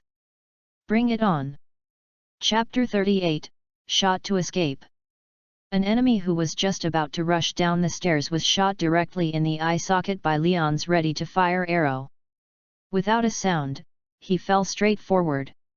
The corpse with an arrow stuck in its head rolled down the stairs. The courage of the enemies was also slammed down by this powerful arrow. These assassins became timid, afraid to step forward, only dared to hide behind the bunker, and fired indiscriminately in the direction where Leon was. Da-da-da! Even if the target missed the target very badly, but the 6 or 7 MP5's continuously pouring bullets made Leon dare not continue to stand in place, posing the pose. Can only hide behind a yacht, avoiding merciless barrage. At this time, Yelena Belova, who was overdue, saw the cowardly behavior of her subordinates, and she was not angry. She immediately commanded loudly. "What are you afraid of? He is just a person. Come on with me."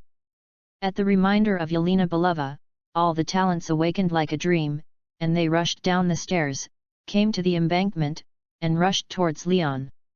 Many people are powerful. Even if Leon's archery skills are more accurate, a single arrow can kill an enemy, but a group of people who can't reach the other side rushes forward. Besides, he only has the last few arrows left. After several rounds, when Leon shot the last arrow of the quiver, he could only act as a tortoise. The bullets kept hitting the yacht, and there was a toothache. Lion, hiding behind the yacht, felt even more suffering at this time. Just when Leon kept yelling, "You must bring a gun next time," Natasha's voice, accompanied by a rumbling engine, finally rang. "Okay. Come on." This shout fell in Leon's ear, like the sound of nature. He hurriedly turned around, stepped on his long legs, and after a short run up, he jumped onto the jet ski in a standard triple jump. Didn't think too much, Leon sitting in the back seat directly hugged Natasha's waistline, and in her ear, desperately shouted, "Walk." Frowned, Natasha twisted the throttle with her right hand, and the motorboat parked on the river rushed out like an arrow from the string. Water splashed everywhere, and a white trace appeared on the river surface. This motorboat broke through all obstacles, carrying Leon and Natasha, and rushed out of the encirclement. Seeing the cooked duck, it flew away.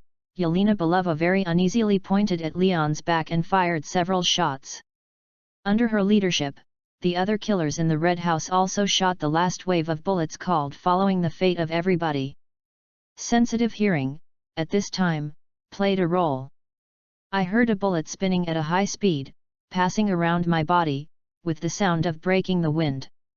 Before Leon had time to sigh, he felt a sudden pain in his back, which made him groan, I was shot. The thought of, at that moment, instantly occupied his entire mind. There was a sense of powerlessness in his body, causing Leon to hug Natasha's hands tightly, and they began to loosen a little.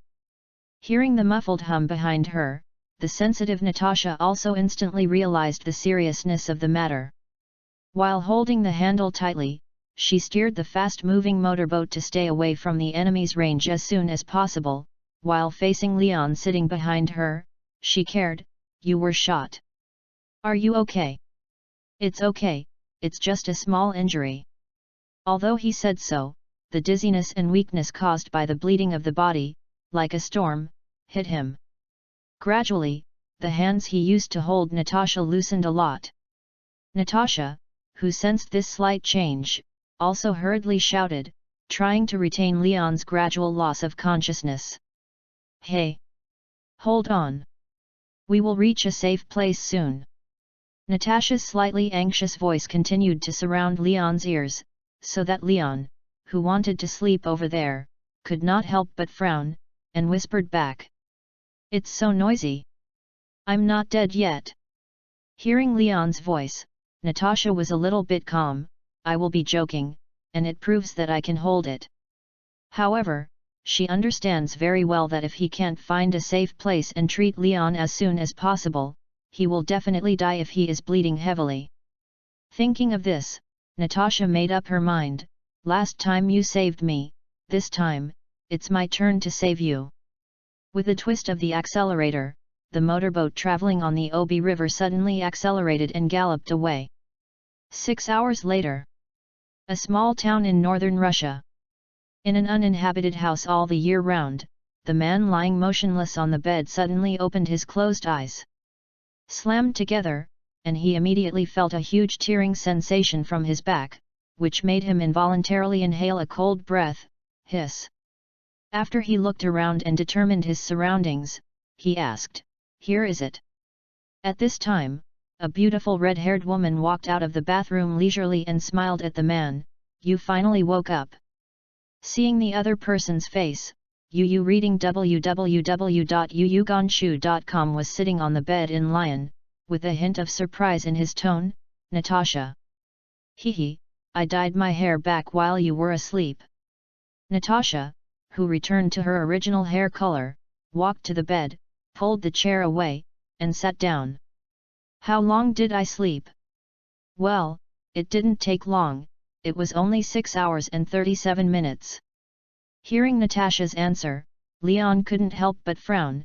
"In other words, do we have about 6 hours left?" "That's right." Natasha nodded, jokingly said, "To be precise, there are still 6 hours and 23 minutes before the agreed evacuation time." Leon looked at Natasha's smile. Suddenly he didn't know what to do. After holding back for a long time, he held out a sentence, "Thank you." Compared to Leon's tweaking, Natasha's reaction was very cool.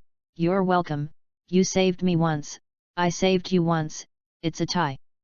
Leon just wanted to say a few more words, but was attracted by Natasha's favorability. I don't know when, Natasha's favorability towards him has changed from cold to harmonious. He vaguely felt that a bond called partner was slowly forming between him and Natasha. While this surprised Leon in his heart, he also felt a hint of joy. In this way, it seems that only the last step is left before Black Widow becomes a member of S.H.I.E.L.D. Leon changed his mind and suddenly asked, "By the way, where are we now?" "Kutsk, a small town in northern Russia." Natasha seemed to know Lion's next question and gave the answer in advance. "Novy Port, just 30 kilometers away." Chapter 39, Live for Yourself. September 23, 2007, 12 noon. Northern Russia, Kara Sea, Novy Port. This is the main port of the Kara Sea, and the entire port is very large. The residents mainly live on fish farming. Not only that, but it is also a favorite fishing spot for many fishing enthusiasts from all over the world. But today's Port Novy has welcomed 2 uninvited guests. The Kara Sea, which has condensed into an endless sea of ice, makes people feel like they have come to the kingdom of ice under the sunshine. While sitting on a bench at a viewing point on the embankment of the port, Leon looked ahead, feeling the coldness of the cold wind, and looking at the frozen Kara Sea in front of him, he couldn't help but exclaimed, "It's so beautiful." I saw him wearing a heavy down jacket with a pair of snow boots on his feet, pulling the woolen cap on his head, and suddenly asked Natasha, who was sitting next to him, "How long is there?" "There are about 15 minutes left." Natasha, who also wrapped herself into a zongzi and admired the distant scenery together, looked down at her watch, and replied calmly. After escaping the hunt in the port of Nizhny-Vartovsk, Lion, who was shot, was taken by Natasha to a small town called Kutsk. After simply handling his gunshot wounds, in order not to miss the agreed evacuation time, Leon, whose wounds had not fully recovered, and Natasha went on the road again. This time, without the chasers who were constantly harassing and pursuing them, the two of them were like little lovers on an outing. They drove the car and headed towards their destination.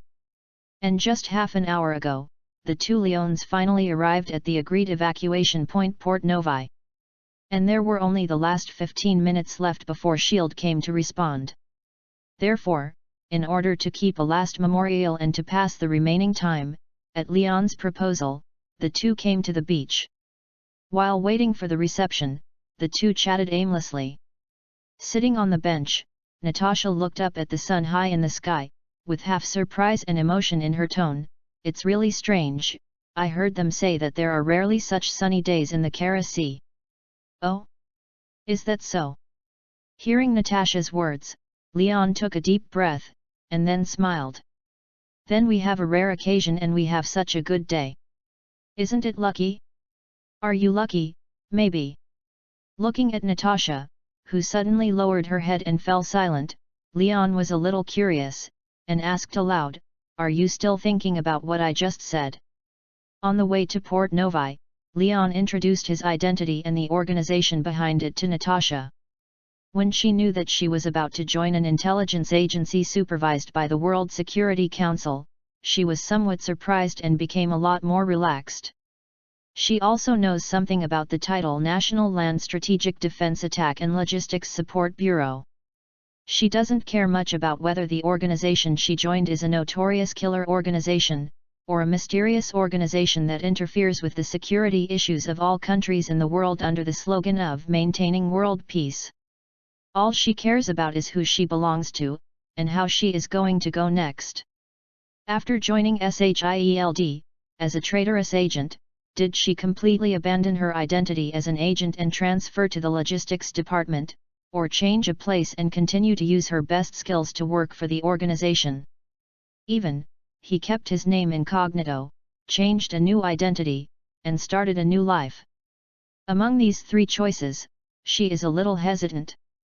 Especially on the way here, when Leon introduced her to the operation and internal structure of SHIELD, between the lines, he seemed very hopeful that she could continue to be an agent. Inwardly, Natasha didn't know what kind of existence Leon was for herself. Friend? Can't be called. Partner? A bit like couple? Does not exist.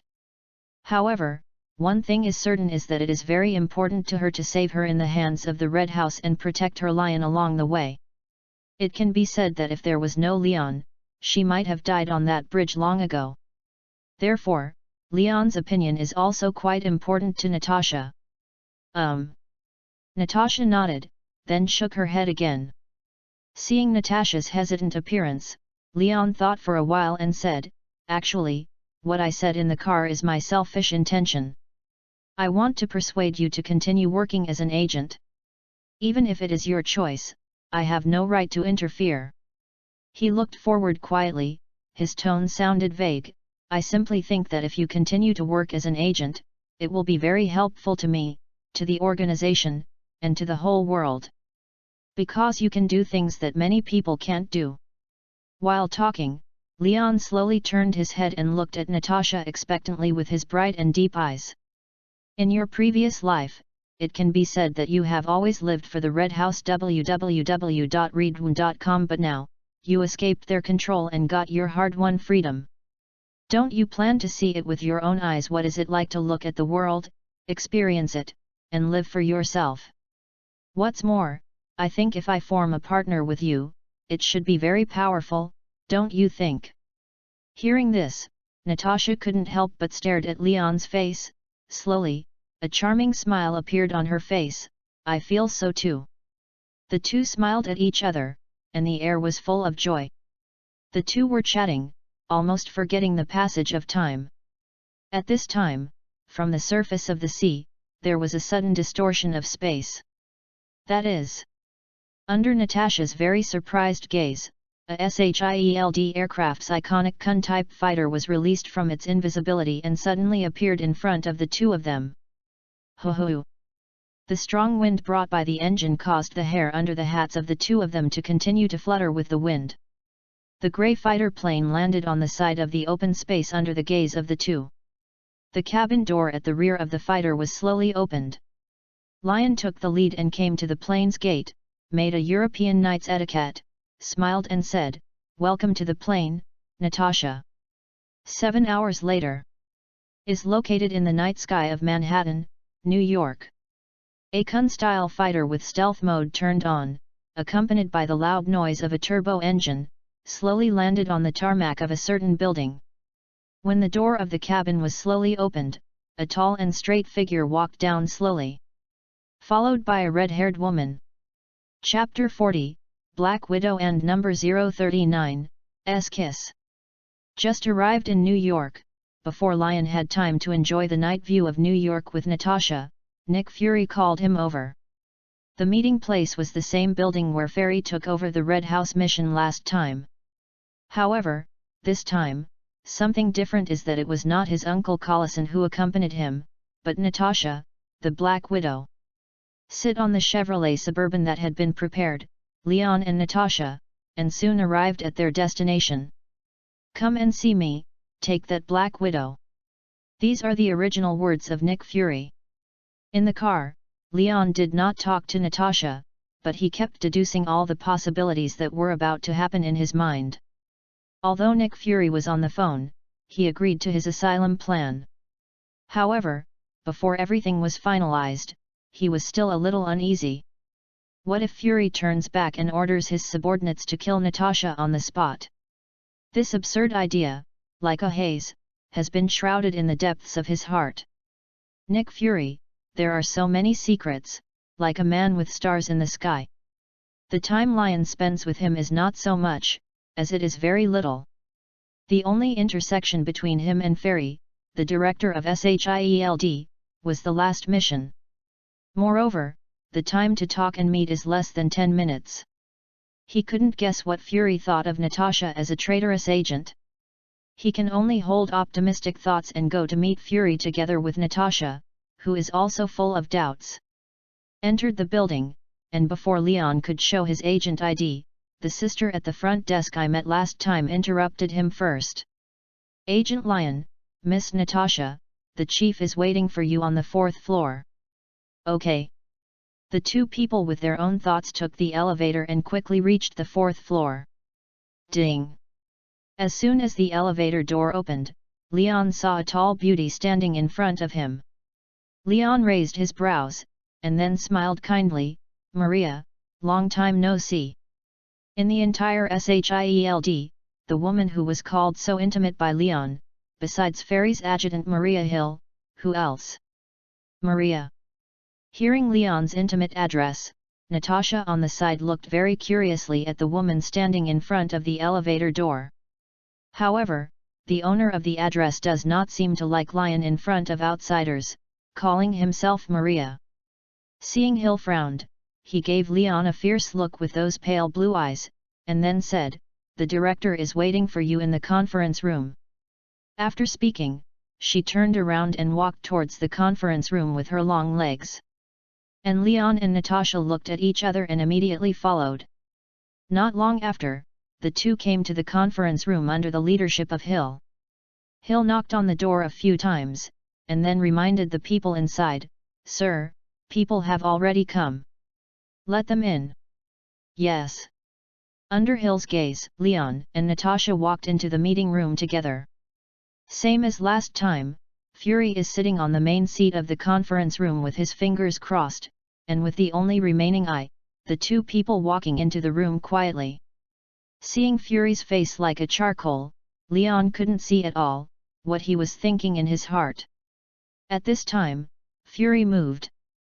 I saw him slowly getting up from his seat, walking in a gentle pace, came to Leon, patted his right shoulder with his hand, and praised, "Good job, Agent Leon." Lion, who was a little dazed, quickly showed his loyalty, "Thank you, sir. I will continue to work hard." After affirming Lion's performance, Fury turned to Natasha standing aside and stretched out his right hand. "Hello, I am the Director of the National Land Strategic Defense Attack and Logistics Support Bureau, Nicholas J. Fury. Very happy. I can see you, Ms. Natasha Romanoff." From Fry's dark face, Leon vaguely saw a trace of satisfaction. This is a good sign. On the other side, facing Fury's kindness, Natasha did not think much about it. She stretched out her small hand directly, took Fury's big hand, and smiled and said, "It is my honor to meet you." Not long after the opening remarks ended, before Lion could report on the mission, he was ordered to leave by Fury. "Thanks for the hard work, Agent Lion. You go out for a cup of coffee and take a break. I have something to say to Ms. Natasha." There was no way, Leon could only reply yes. Sir, then turned and exited the room. At the moment the door was closed, he suddenly saw Natasha and blinked at himself, seeming to convey a message to him, "Don't worry. I'll be fine." This is Leon, who left Natasha alone facing the one-eyed demon Fury, and she couldn't help but calm down a little. After all, Black Widow is not a vegetarian. Really want to fight, Fury, the one-eyed dragon, may be no match for Natasha, the beautiful but stabbed Black Widow. After Leon left the room, he ran to www.readaloud.com and began to ask about the various things that happened to S.H.I.E.L.D. during his absence. However, what Leon did not expect was that the conversation between Fury and the Black Widow did not last long.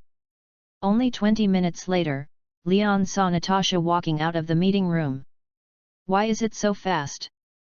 Lion, who was thinking so in his heart, greeted him with "Hill. How is it?"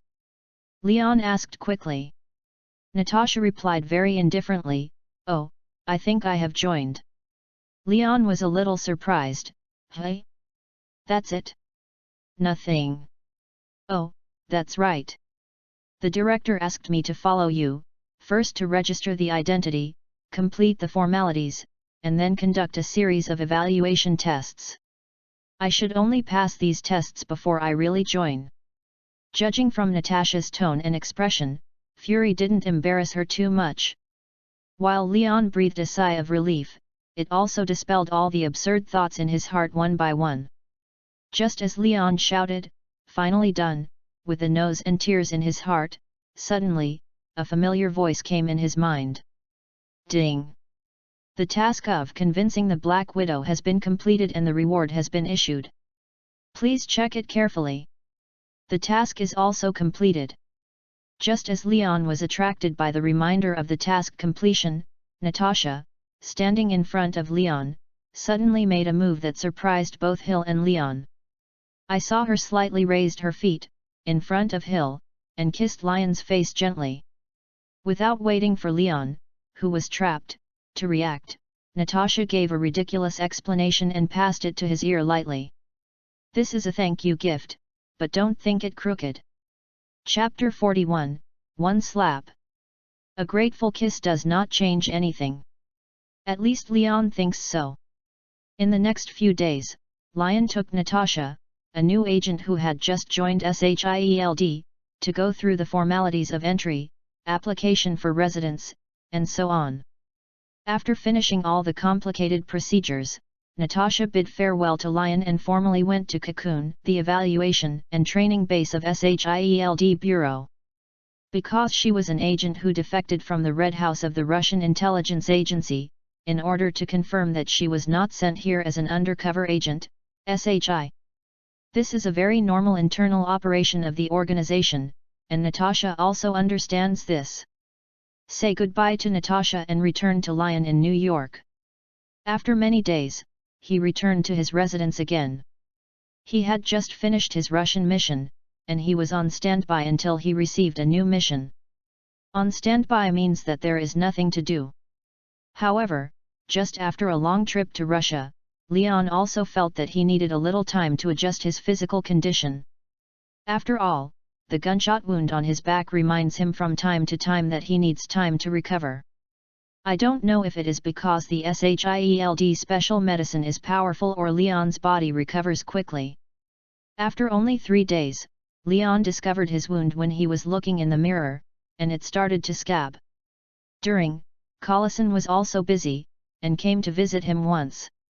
When he found out that Leon had nothing to do, and lay down at home as a fat mansion with a face of enjoyment, he didn't come again.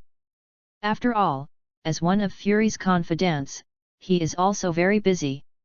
In addition to his uncle, 2 friends, Gemma Simmons and Leo Fitz, also visited him. Especially as a biochemist with 2 PhDs, Gemma Simmons also brought Lion a quick recovery agent developed by him, making Lion want to hold her and shout Simmons Cattle X.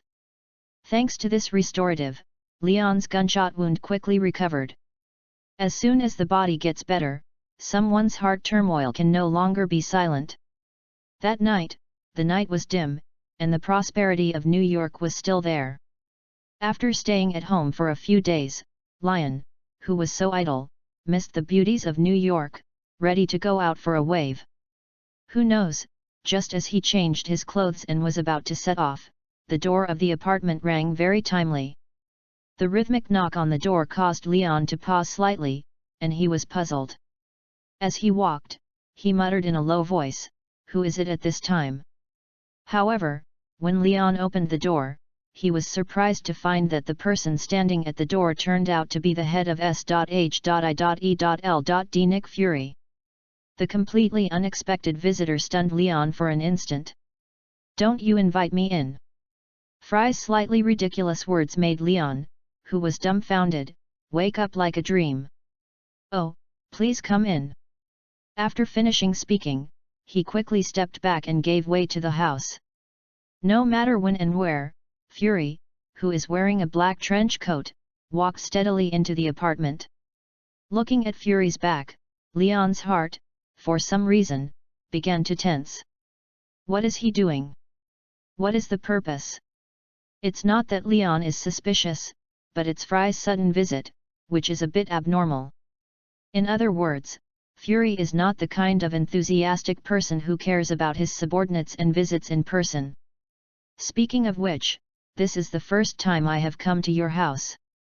Sitting on the sofa in the living room, Fury looked around and asked, "How is it? Are you accustomed to living?" Standing in the kitchen, Leon, who was about to pour a glass of water for Fury, raised his brow when he heard this question. "Well, it's okay, I'm still getting used to it. After all, I just lived here for 2 months." After speaking, he took a glass of warm water, came to the living room, and handed it to Fury. "Thanks." Fury took a sip and put it on the coffee table. Inferring from the other's actions since the moment he walked in, Leon felt that Fury should have something to say to himself. Before he could ask, Fury spoke first. "Your mission this time is totally very good. From Romanov, we learned a lot of highly classified information about the Red House. This information is very helpful for our various future operations in Russia and for maintaining peace. It can be said that this is all your credit." As soon as he came up, Fury gave Leon a big compliment. This was something Leon hadn't expected.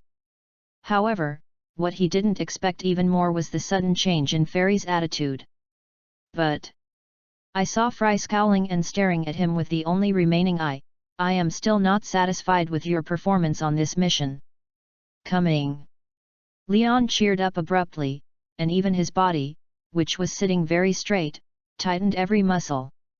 He vaguely felt that the next words were the reason why Fury personally came tonight. Fry's instruction continues. "In this mission, you have done a great job in collecting intelligence and hiding. However, you have forgotten one very important thing.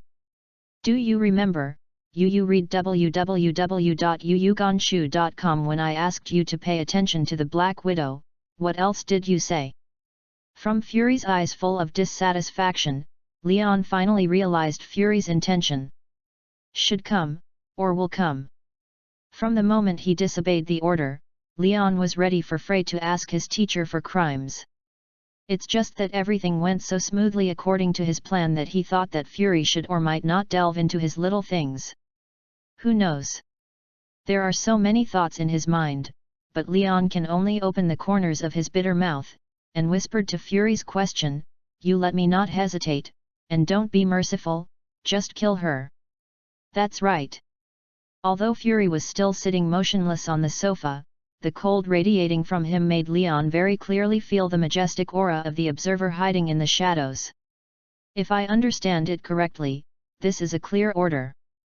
And to obey the order is the bounden duty of being a subordinate. Leon was speechless when he heard Fury's words. He could only press the corners of his mouth tightly, bearing the accountability he should have been. The ability to change strategy according to the situation is a very good trait. I also appreciate it. But that is the job of a commander. And your job is to do your best to fulfill the tasks and orders given to you by every superior. Fry's body leaned forward slightly, like a lion about to sprint hard to catch the prey in front of him, looked at Leon's eyes, and said word by word. This time, it depends on your original intention, to better complete the task, and you will not be held accountable for disobeying orders. But, let's not take this as an example. Chapter 42, Give one more sweet jujube to eat. After saying what he wanted to say, Fury left. As for Leon, who had been taught a lot, he was not in the mood, so he continued to go out. Looking at the clock on the wall slowly moving towards midnight, Leon dragged his tired body and mind, and threw the whole person onto the soft big bed. Go to sleep, wake up, another day. With this thought, he slowly fell asleep. The next day, morning. In the quiet room, an annoying telephone ringing suddenly rang, ringing. Someone who was sleeping soundly, frowned very irritably, and pulled the quilt to cover his entire face. However, trying to block voice harassment in this way is just deceiving yourself. Yi's unforgiving ringtone, like a death reminder, constantly attacked Leon's ears. From covering his face with a quilt to covering his head with a pillow, Leon was still defeated by the phone ringing that he didn't know how to give up. He reached out from the warm quilt, touched the bedside table, and held the phone to his ear. The call was connected. Hey, who? On the other side of the phone, Hill heard someone's slightly lazy voice, and he frowned. Are you not up yet? Oh, it's Maria. Leon heard Hill's voice and yawned before replying, I have no task, why do I get up so early? Leon's lazy tone made Hill, who has always been strict with himself, somewhat dissatisfied. Can I sleep in without a task? She rolled her eyes, and in a commanding tone, she said to Leon on the other side of the phone, I don't care what you are doing now, I will give you 30 minutes. Come to the New York branch immediately. After speaking, she hung up the phone directly. Before he could react, Leon could only look at the phone and muttered, Sister, why is she so violent? Although said that, he did not dare to ignore Hill's orders. After all, he is an adjutant of the director, an agent with level 9 authority, he is a little rookie at level 4, he can't afford to provoke.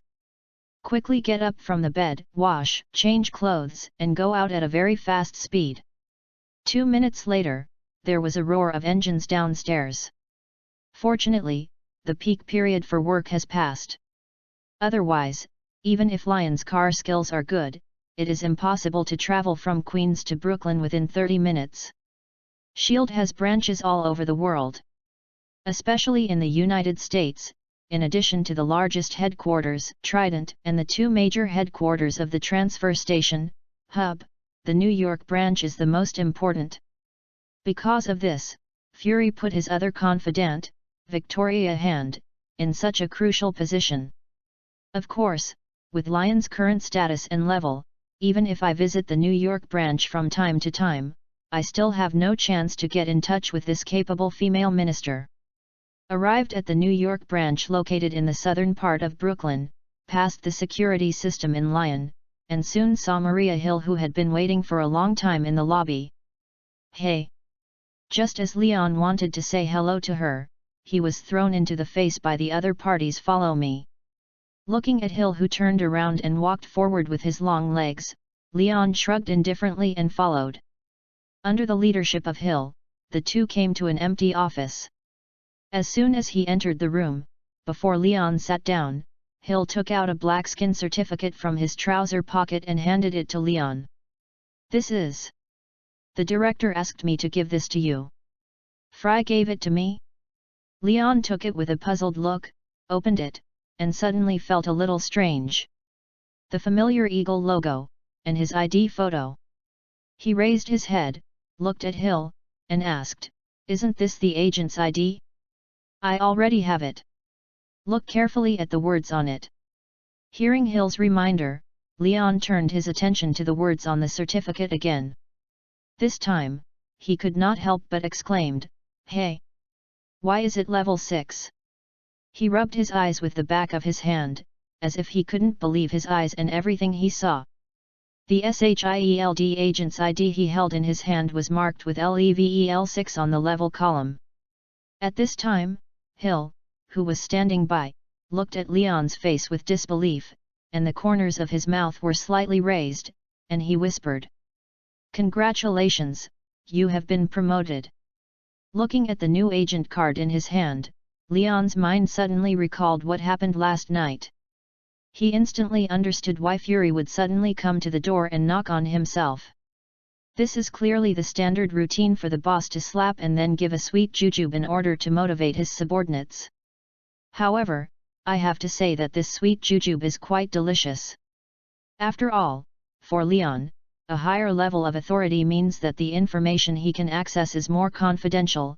It also means that he can have more opportunities to get in touch with superheroes such as Iron Man and Captain America. Learning the abilities of these people and enhancing their combat effectiveness is the most important thing for him to survive in this Marvel world. Fry may not even know that Leon can learn the abilities of each other by making friends with others. However, due to the accidental hitting, he helped Leon a big favor. Besides, considering that you have been in the bureau for a long time and haven't gotten a vacation www.readaloud.com plus you are injured now.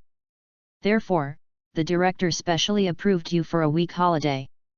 Hill continued. Let alone how dark Fry's heart is, there are countless secrets. In terms of treating his subordinates alone, he is indeed a leader with clear rewards and punishments. Although level 4 and level 6, both belong to the same secret level. However, compared to level 4, which can only provide general intelligence, level 6 can already obtain confidential information related to national security. Is only one step away from being able to obtain highly confidential level 7 permissions. So, Leon is very grateful for Fury's generosity. Putting the new agent card into the inner layer of the jacket, Leon looked at Hill with an unusually serious expression and said, "Maria, tell the director for me.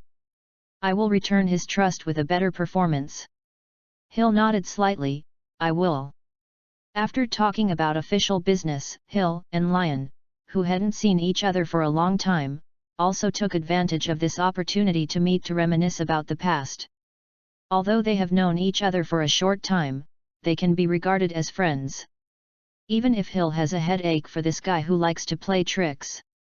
Came to the coffee shop in the branch, the two chatted while drinking coffee. "A rare holiday, where are you going to play? Don't you tell me, you have to stay at home for a whole week." Happiness came so suddenly, my mind was blank. "Do you have a good place, can you recommend it?" "It depends on whether you are going to China or abroad. In China, Los Angeles is pretty good. Except for Hollywood, there is Venice Beach there. In the evening, the sunset is so beautiful that you can't take your eyes away." Foreign. Chapter 43, City of Angels. As expected of Los Angeles. Standing at the door of the Kodak Theater, watching the busy streets and tourists from all over the world, posing with various poses and taking pictures with the stars on the ground, Leon couldn't help but smile. If you choose the most worthwhile tourist city list from all the cities in the United States, then there is a city that will always be at the top. That is City of Angels, Los Angeles. Los Angeles, compared with fast-paced New York, has one more leisure of its own. Synonymous with American movies Hollywood, Bikini Paradise Venice Beach, Celebrity Gathering Place Beverly Hills. Each and every famous scenic spot makes this city like a bright star in the night sky, guiding countless people to come. Lion is also a member of a large tourist group. He was stunned by the two-piece surprise of Fury's promotion and holiday. On Hill's recommendation, he decided to go to Los Angeles for a leisurely vacation. The world of Marvel is very different from the world he was originally in, and has many similarities. Hollywood stars are still those people. Old Tang, Xiao Litzi, Captain Deb, and others are all in this world, struggling for their acting career. Not only that, but many well-known companies still exist. In particular, Internet giants such as Apple, Microsoft, and Google are arbitrarily developing and expanding their own forces.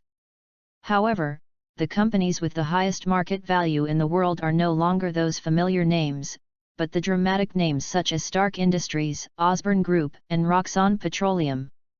When he had just crossed over and knew that there are companies like Apple and Facebook in the world, he didn't think too much, and directly used all the inheritance left by his parents to buy stocks. These companies did not exceed his expectations. Within a few years, his assets had doubled dozens of times. It is precisely because of these faintly connected subtleties that Leon can make a fortune from it. His current bank deposits are not too much, only $4 or $5 million. Compared to the hundreds of billions of chaebol like Stark and Osborne, it is certainly not worth mentioning. However, this is enough for him to spend extra. After all, SHIELD treatment is still good. Except for the distribution of the wife, basically everything can be packaged. Since he came to Los Angeles for vacation, the first thing Leon did was to change his outfit into a floral shirt and beach pants. Coupled with a pair of flip-flops, Leon is fully integrated into the rhythm of life in Los Angeles. After taking a photo with his favorite Hollywood star, Little Plum, the stars, Leon left the Avenue of Fame. Walking on Hollywood Boulevard, passing by the palm trees on both sides of the road, Leon's mood becomes relaxed and comfortable. New York and Los Angeles are two very different cities. Although they are both the most prosperous big cities in the United States, only people who have been to the two places can tell how different they are. As a tourist, Leon is very purposeful. On the first day of arriving in Los Angeles, he ran to Beverly Hills, which is known as the world's most noble residential area, trying to have a wonderful encounter with Hollywood stars. But, unfortunately, he was not as lucky as he was in Russia last time. After walking around in Beverly, he didn't meet a familiar star. In the end, I can only go away and return from defeat. The next day, which is today. He is going to two places. One is the Avenue of Stars just now. The other is his next destination, Venice Beach. Just imagine, if you walk on the soft beach under the warm sunshine, listen to the ebb and flow of the sea, and feel the beauty of the setting sun, it will be so intoxicating. When he thought of this, the pace under his feet couldn't help speeding up a bit. At this moment, a roadster just passing by, slammed the brakes and stopped in front of Leon. A beautiful blonde woman sitting in the front passenger turned her head, and while beckoning to Leon, she greeted enthusiastically, "Hey! Handsome guy!" Leon didn't react. He looked around for a moment, and found that there was no one else around him. Then I pointed my finger at myself, and asked with some confusion, "Are you calling me?" The car slowly backed up and stopped beside Leon. There were two people sitting in the car. In addition to the blonde beauty of the co-pilot, the brown-haired girl driving the sports car was also a standard big beauty. Especially the broad mind, people can't look away. Judging from the bikinis worn by the two of them, their destination, like themselves, is the beach. The two watched Leon take off his sunglasses, revealing those fascinating blue eyes, both of them shining involuntarily. At this time, in the hearts of the two girls, they both screamed in their hearts, "It really is a handsome guy." "Yet. Handsome guy, where are you going? Do you want us to drop you in?" The blonde girl sitting in the passenger seat, holding back her inner joy, asked with a smile. The enthusiasm of European and American girls is direct, and Leon has long been used to it. He did not refuse the kindness of the two girls, smiled, and said, "I am going to Venice Beach, how about you?" "So are we." The brown-haired beauty sitting in the driver's seat also answered first. Facing the enthusiastic gazes of the two girls, Leon is also more respectful. www.readaloud.com then, "Thank you." Pulled the car door, he sat in the back seat. With the engine boom, the car moved again. As soon as he sat down, the blonde girl who didn't need to drive immediately spoke to Leon, "By the way, we haven't introduced ourselves yet." My name is Nicole, and this is my friend, Daisy. We all traveled from England. And you? Lion squinted his eyes while feeling the wind blowing, and replied, Oh, hello. My name is Lion, and I'm here to travel. What a coincidence. How long are you going to stay here? At this time, the brown-haired and big-breasted girl who drove the car was also unwilling to be left behind and asked aloud. Oh, I should stay here for a few days. That's great, we can come out and play together. On the way to Venice Beach, Leon and the two girls had a good chat. From the exchange of two British beauties, he got a lot of information. The two professions are college students. Blonde girl Nicole just broke up with her boyfriend. And Daisy, the brown-haired girl who is a good girlfriend, took her to Los Angeles to relax. Both of them are single. When he arrived at his destination Venice Beach, Leon was just about to part ways with the two sisters, when the blonde girl pulled him and put a note in his hand. After was stuffed, the blonde girl shook a wink at him, Call us.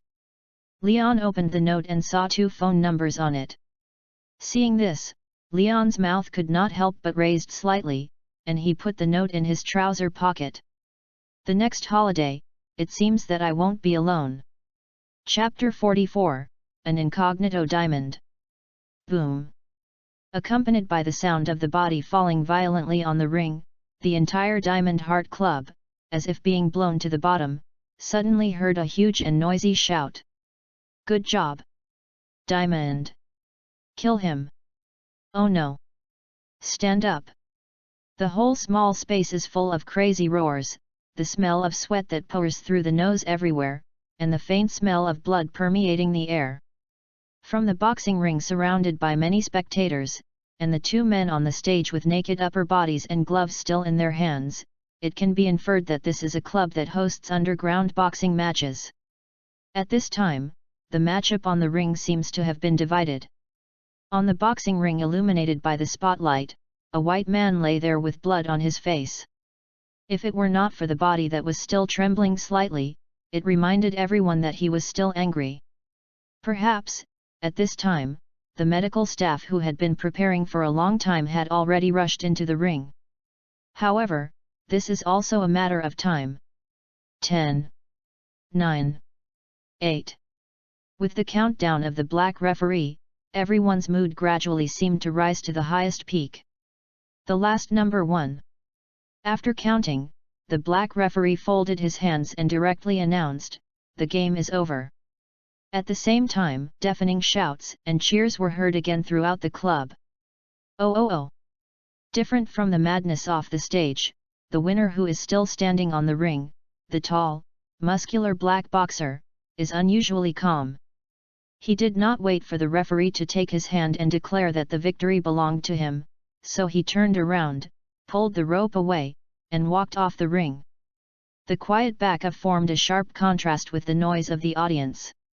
At this moment, a fat middle-aged man wearing a sequin suit and utterly ostentatious, took a microphone and boarded the boxing ring.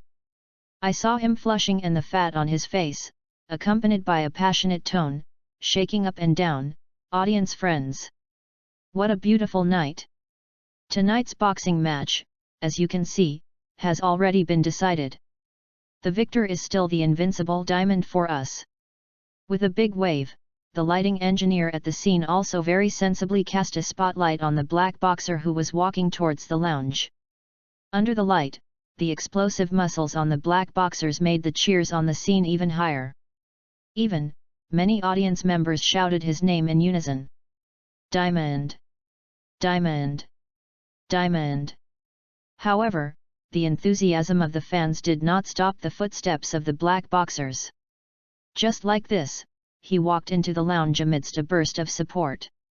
The fat man on the stage was also very timely to relieve the black boxer. "Well, our fighters still don't like to talk. However, you must have seen the way he talks with his fists." Following the fat man's provocation, the audience once again responded enthusiastically. "Wow! Then, let us continue to the next wonderful duel." Ignoring how lively the boxing ring was, the black boxer returned to the lounge, took off his gloves, threw it away, and sat down on a chair. Immediately afterwards, he slowly untied the bandage on his fist. After removing all the restraints on his hands, he got up and walked to the bathroom beside him. When passing by the mirror in the bathroom, he couldn't help but stop. I saw him quietly looking at himself in the mirror, his eyes blank. In the mirror, there is a man with huge pain and past hidden deep in his heart.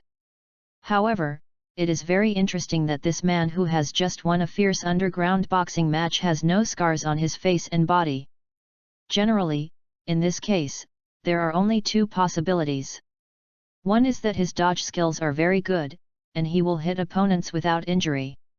The other is that his strength is too strong, he hasn't waited for the opponent to attack, just beat the opponent in 3 or 2. These two possibilities, no matter which one, are in awe. This may be why the audience at the scene shouted his name so madly. Looking at himself in the mirror, the memories in the black boxer's mind flash back like a projector. His name is Luke Cage, and he is a fighter who specializes in fighting underground black punches for a living. 3 months ago, in the Diamond Heart Club, he played his first off-field boxing match and started his black boxing career. In just 3 months, he has played a total of 15 games. The record is 15 wins and 0 losses. And, in every game, the opponent was hit on the ground without injury. Because no matter how many times the opponent hits him, he didn't leave a trace of scars on him, so he gradually became named Diamond. As his fame gradually increased, the owner of the club, that is, the fat man who was on the stage just now, reading www.Gonshu. Adam, saw the huge business opportunities in it. Adam signed a contract with him.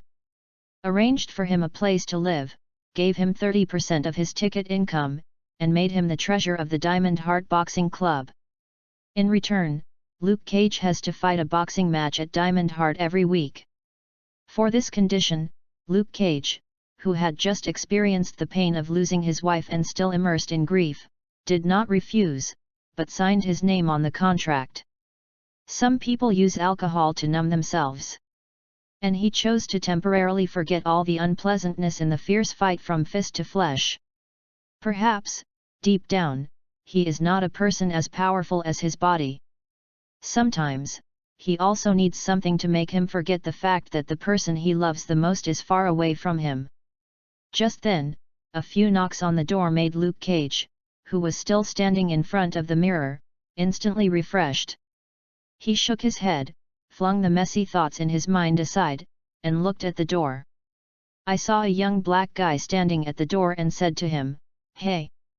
Man, Adam asked me to call you over."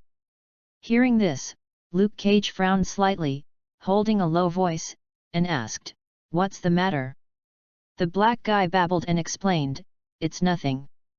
That is, a rich guy came to the club with 2 girls, opened a few bottles of wine, saw your prestige on the stage, and wanted to have a drink with you. Adam is not good at rejecting him, so let me ask you." After listening, Luke Cage's expression did not change, and he refused directly. "Tell Adam, I am not interested." Chapter 45, Unexpected Acquaintances. On the ring, some staff members were holding towels and wiping blood stains on the ground. The audience roaring down the stage also returned to their seats, waiting for the start of the next boxing match. During this short break, many spectators who had just followed the fierce confrontation on the stage and yelled constantly, in order to relieve the dryness of their throats, they all came to the bar in the club and ignited all kinds of drinks. At the same time, in a deck at the corner of the Diamond Heart Club, Fat Adam, the owner of the Diamond Heart Club, is apologizing to the guests at this table. "Oh, I'm really sorry, Diamond has something wrong, it may not come, so please bear with me. In order to make amends, I will accompany you for a few drinks." After finishing speaking, Fat Adam took out an empty glass and poured a full glass of scotch into it. At this time, sitting in the center of the deck, the young man surrounded by 2 beautiful women, one on the left and the other, stretched out his right hand to stop the fat Adam from continuing to pour the wine.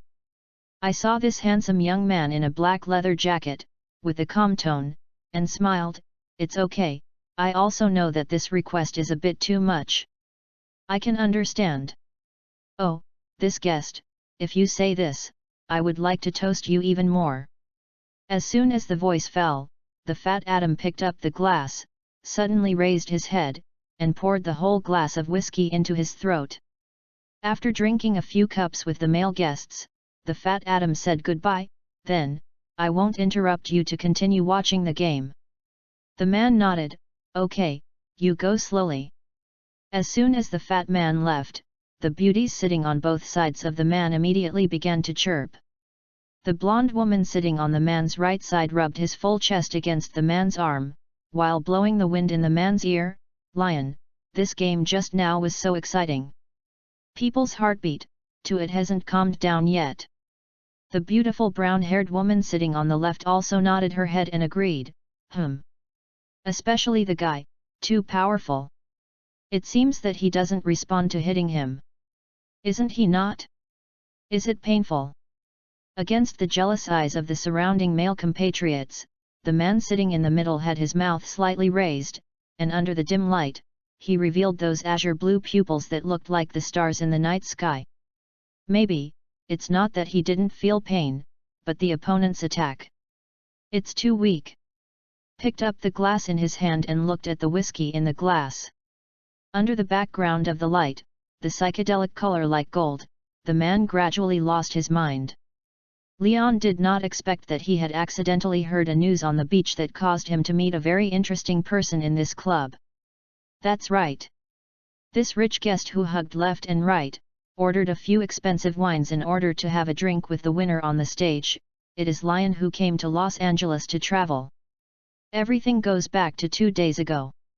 2 days ago, not long after Leon arrived in Los Angeles, the city of angels, he met 2 British college students who were also traveling. An enthusiastic girl with blonde hair and a Wheaton complexion is called Nicole, another girl with brown hair, with fair skin and a dizzy bosom, is called Daisy. From the first moment when they met the two, Leon saw the eyes of the other men in the eyes of many women in the past, love for handsome guys. Especially the blonde girl who has just finished being single, her eyes are full of strong teasing, as if she can't help but eat him in her stomach. Facing the strong desire of these girls, Lion of Fraternity, of course, is always willing to come. When they were parting on the beach, the girl put the numbered note into his hand. For the next 2 days, Lion, who was alone in the vacancy, felt that it would be better to play with 3 than to play alone. So, he called to ask the 2 girls out and played together a few times. And tonight, the reason why I came to this boxing club called Diamond Heart to watch the underground black boxing match is entirely because Lion went to Venice Beach that day and was strolling on the beach and heard a conversation between a pair of buddies. Hey! Diamond Heart has a game the day after tomorrow, do you want to go see it together? Really? Will Diamonds also play? Of course. When Adam was propagating everywhere, he also said very specifically that Diamond's opponent in the game is Headshot Arthur. Wow! This one must be very exciting. Thinking of it, it makes me a little excited. From the words of Diamond Heart, Diamond, Headshot Arthur and playing game between the 2 people, Lion quickly inferred that the game in the opponent's mouth is only among a few people. Underground boxing match. Lion was provoked by interest, so just tonight, I had an appointment with 2 girls to watch this underground boxing match called the War of the Century by the 2 dudes on the beach. As a result, instead of letting him down, it was more unexpected. He unexpectedly found a familiar person in the ring, the man called Diamond. After being beaten, www.readaloud.com is like an okay person. The black boxer with no scars and a superhero image in his memory cannot help but overlap. In order to verify his own guess, Leon also tried to get the boss to call the Black Buddy, who has a very dirty nickname, to come over and have a drink. Did not expect that they would straightforwardly reject his invitation. However, Leon is not discouraged. Since the other party refuses to come over, then he will go over. At this moment, from the corner of his eye, he glanced at a burly figure and walked out the back door. Without thinking too much, Leon put the wine glass in his hand on the table and got up suddenly. Seeing Leon who suddenly got up, the two girls were a little baffled. "Hey? Lion, where are you going?" Leon had an apologetic look on his face. "I'm sorry, I suddenly remembered that I still have something to deal with.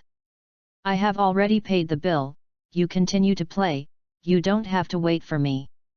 As soon as the voice fell, Leon stepped on his long legs and hurriedly chased after the back door. In the deck, only two beauties who looked at each other were left.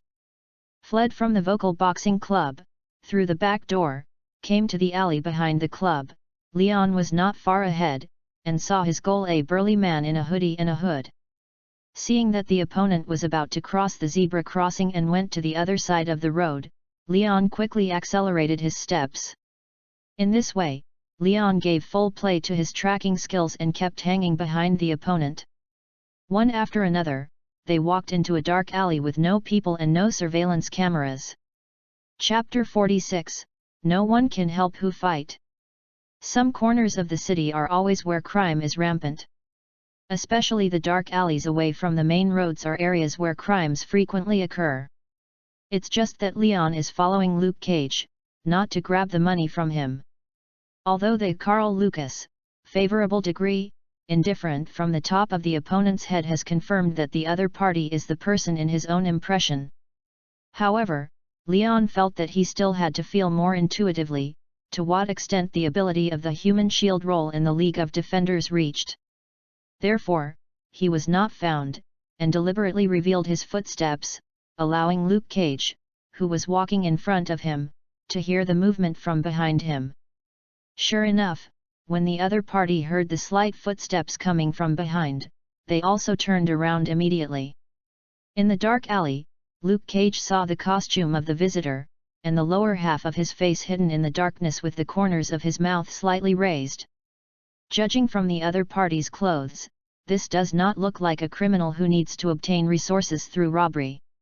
However, Luke Cage still stared at him with warning gaze, and asked in a low voice, "What do you want?" Leon stepped forward, walked out of the shadows, showed his whole face to Luke Cage, then waved his hands and explained, "Don't get me wrong, big man, I just want to have a drink with you." Have a drink? However, I have changed my mind now. Before Luke Cage could react from Leon's strange words, Leon moved. Saw the sole of his foot slam on, and the muscles all over his body suddenly burst out with a huge force. Lion, who stepped on the steps and launched a sprint, charged towards Luke Cage like a swift black shadow. The shoes stepped on the water marks on the ground, and the water splashed indiscriminately. A short distance of 5 or 6 meters, at the sprint speed of the lion wind, it seems like there is no existence, fleeting. So fast. In the blink of an eye, Leon kicked sideways with one blow and attacked Luke Cage, who was still sighing. Without time to think too much, Luke Cage could barely use a side dodge, avoiding Leon's powerful blow. However, the wind caused by the side kick blows the hood on his head. But at this time, Luke Cage didn't have time to pay attention to other things. Because of the situation in front of him, he has to be full of energy. I saw him squeeze his eyebrows, put in a boxing posture, and stared at Leon with his back facing him with those eyes that looked like a prey, and asked each word. "Who are you?" "Me." Leon slowly turned around, looked at Luke Cage, who was facing the enemy, smiled, "I'm just a very curious tourist." Looking at Leon's hateful smiling face, Luke Cage couldn't help but yelled in his heart, "I believe in your evil." Looking at Luke Cage with a disbelief on his face, Leon had no choice but to shrug his shoulders and spread his hands. "I said it, but you didn't believe it." Luke Cage still maintained a fighting posture, and asked, "Then why did you attack me as soon as you came up?" "Oh, that's just a small test," Leon said, moving his steps slightly. "Test?" "Yes, the first step in testing." As soon as the voice fell, Leon, who had already narrowed the distance inadvertently, attacked Luke Cage again. He stomped on his right foot suddenly, stepped on the wooden box next to him, and suddenly rose into the air. Then, half turned in the air, there was a roundabout kick. This time, Luke Cage, who was too slow to react because the distance was too close, had not had time to escape before being swept across his face by Leon. Boom! The huge impact caused Luke Cage's entire head to be horribly twisted to the left. With this powerful and heavy kick, even an elite special soldier will be fainted by the kick. But Luke Cage, who just staggered to the left, turned his head again like a okay person, and stared at Leon with his eyes full of danger. And Leon paid the price for his reckless kick. The right leg trembled lightly, and there was a slight pain in the center of his brain. Hiss! It's really too hard. In the collision just now, although it seemed that he had hit Luke Cage. However, only Leon knew in his heart that he was the one who suffered a dark loss. At this time, Luke Cage, who was kicked for no reason, was gradually aroused in his heart. He looked at Leon, an enemy that appeared suddenly, his tone of voice full of unconcealable anger. You are looking for death. After finishing speaking, Luke Cage gave up his original defensive posture, like an enraged black bear, launched a storm-like offensive to Leon. Using his fighting skills that he has honed for many years, every attack he makes is full of angles, strength, and even brings a breeze around him. However, reading www.yuyuganshu.com shocked Luke Cage that Leon seemed to know in advance which side his attack was going to go to, and he perfectly avoided all his attacks. Just turned his body sideways slightly, and avoided a fist that was enough to hurt himself. Under the opponent's offensive like a stormy sea, Leon is like a lonely boat on the open sea, but always stubbornly alive. No matter how sharp the opponent's offensive is, he can't hit any part of his body. At the same time, every time Leon made a counterattack, it was punchy. Boom! One punch hit Luke Cage's abdomen. The loud noise did not cause the opponent's movement to shake. Boom! Was another punch, which hit Luke Cage's chest directly. Still, unable to make the other party feel the slightest pain. The fight between the two, although it seems that they have come and go, the scene is very hot. However, because Luke Cage could not hit Leon, who was agile, and Leon's attack had no effect on Luke Cage, caused this sudden fight to become an embarrassing situation where no one can do anything. You came and I played dozens of rounds, and Leon gradually understood that even if he continued to fight like this, he couldn't help the opponent. After all, in his opinion, his attack can't even break Luke Cage's defense. So, in order to avoid the situation of being knocked down by the opponent after the endurance declines, he decided to stop. Once again dodged Luke Cage's uppercut, Leon jumped back 2 steps, and after pulling the distance, he said, "Let's stop here." Chapter 47, Carl Lucas and number 039, passed. The two people who had just experienced a fierce fight stood at one end of the alley and looked at each other. However, from Leon hiding behind him, his right hand trembling slightly, you can know that he intuitively felt the opponent's superpower, how strong it is. Looking at Luke Cage, who was unscathed and whose clothes were messy at best, Leon couldn't help but think to himself, it really is hard as steel skin. When he got the information he wanted, his intention was to test the opponent's Leon, and naturally he wanted to get out of this battle that no one had taken advantage of. But, he hasn't asked Luke Cage if he wants to end here. Leon's words are like adding fuel to the fire, and Luke Cage's anger can't help but be even worse. With a fierce gaze, he stared at each other sternly. Luke Cage's tone, with an indescribable gloom, "You provoked this, now you tell me, that's it." Dreaming. Also, it was clearly Leon who didn't say a word and didn't give a little time to prepare, so he would fight as soon as he came up. Now that the situation is at a stalemate, you want to drive away. How can there be such a good thing in the world? Don't say whether Luke Cage's temper is good or not, no one will be angry when you encounter this kind of thing.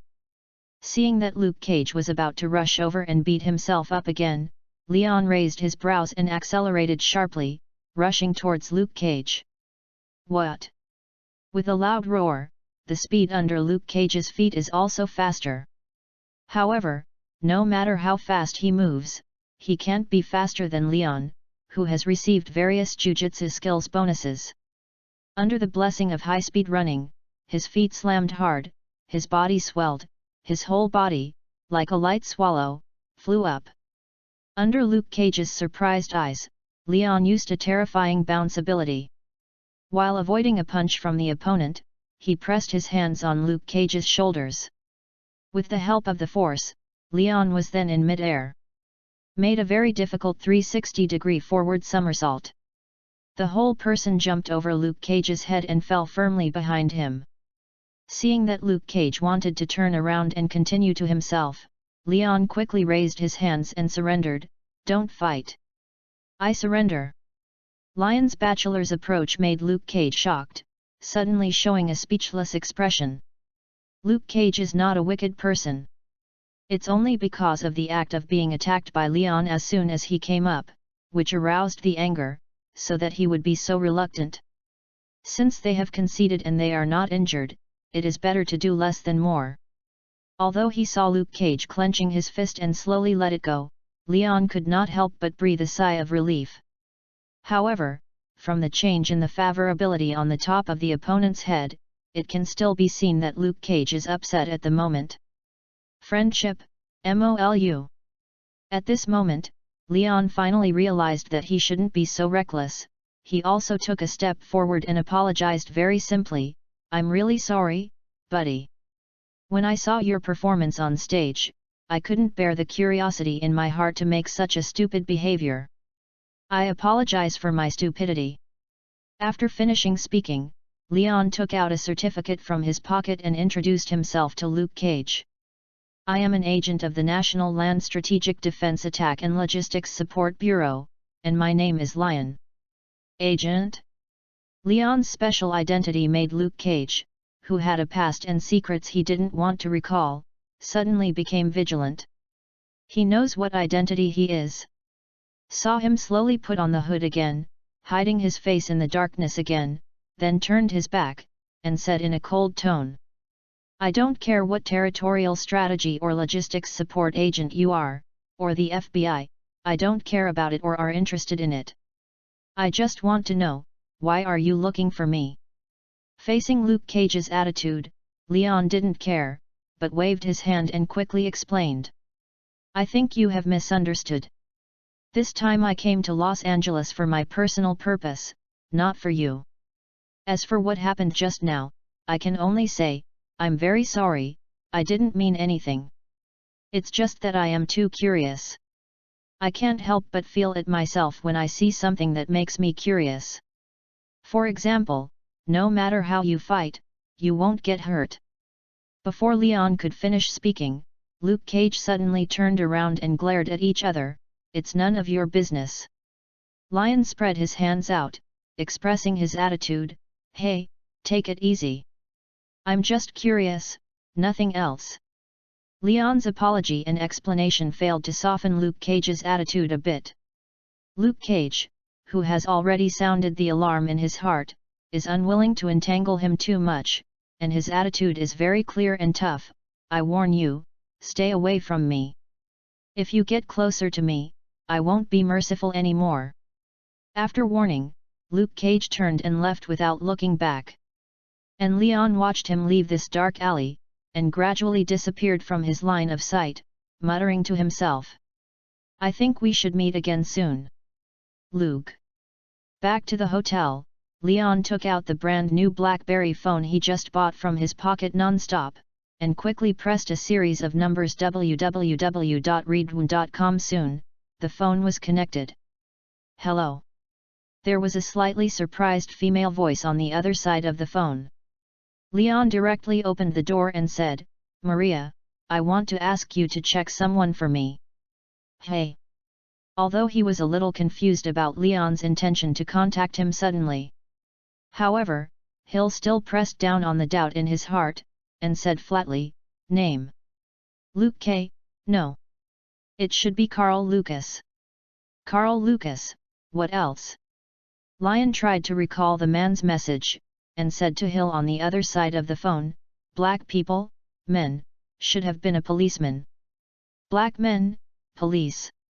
I saw Hill come to the computer in the office, whispering silently the information provided by Leon, while using his slender fingers to quickly enter keywords on the keyboard. Under S.H.I.E.L.Ds intelligence network all over the world, in just 30 seconds, the computer screen showed relevant files about the person Carl Lucas. At this time, Hill's cold voice sounded in his ear again, "Found it. Carl Lucas, a patrol officer of the Atlanta Police Branch, was sent to the private Hyman prison for homicide and drug concealment, and was sent to serve in the private Hyman prison. 2 years ago, he escaped from Hyman prison in a medical accident and has been missing since then." Leon listened quietly and stored the information in the brain's memory bank. "What's wrong? Did something happen?" Hearing Hill's question, Leon, sitting on the bed, raised the corners of his mouth slightly, with an expression of determination on his face. "Oh, nothing, I just met a very interesting person." Chapter 48, People are afraid of being famous and pigs are afraid of being strong. No. Riva. With a cry in his sleep, Luke Cage suddenly woke up from his nightmare. "Hey, hey." He was sitting on the bed, breathing heavily, and with a touch of his hand, he found that his forehead was covered with sweat. Looking at the rays of sunlight projected on the floor through the curtains, he realized that the time had come to the next morning. However, his head is full, still a clear picture of a nightmare. In his dream, he saw his deceased wife Reva Connors. "I saw her lying on the road with blood on her face and stretched out her right hand to the sky, as if trying to grasp something. Her face was full of sadness and despair." At the same time, the same sentence is still being repeated in the mouth. "Carl, save me, I don't want to die yet." No matter how he shouted or tried to approach, he couldn't hold his wife's hand. He can only watch her and spend the last minute of his life in front of him like this. Even after waking up, the strong feeling of powerlessness still attacked his body, making him unable to think. Shaking his head, and temporarily dispelling the nightmare from his mind, Luke Cage, Carl Lucas, lifted the quilt and walked into the bathroom topless. A new day, here comes. An hour later, Luke Cage, who had just returned from a morning run outside, met a few uninvited guests in front of his apartment. "I saw 5 or 6 big guys standing in front of the always quiet apartment. They didn't look like nasty guys. Among them, a bearded man in a suit surrounded by a few tattooed guys. His eyes lit up when he saw Luke Cage, and he squeezed out the cigar in his hand, using a smoky voice with a thick Italian accent. Asked, "Luke Cage?" Hearing the other party calling his name, Luke Cage couldn't help but frown, and he looked up at him, trying to recognize him. However, judging from the face he had never seen before, it was clear that the other party was not on his friend list. Is not a friend, but knows his own name, so there is only one possibility left: the person who came is not good. "Who are you?" "Oh, I haven't introduced myself yet. My name is Marino, and Delito asked me to come." Delito. The name, even Luke Cage, who moved here only half a year ago, is slightly heard. As far as he knows, there are several large underground gangs in Los Angeles. Among them, the Italian Mafia, headed by Delito, is an existence that is so famous that it doesn't even bother with it. Washing powder, marijuana, arms, human trafficking, underground black fist. All profitable transactions, they have to intervene.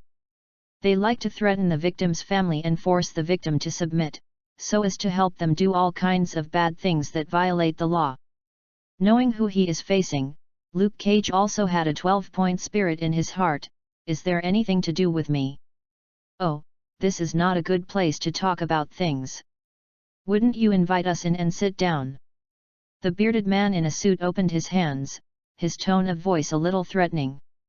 I glanced at the opponent's waist and inadvertently revealed the pistol, weighed it in his mind a little, and Luke Cage said, "Come in."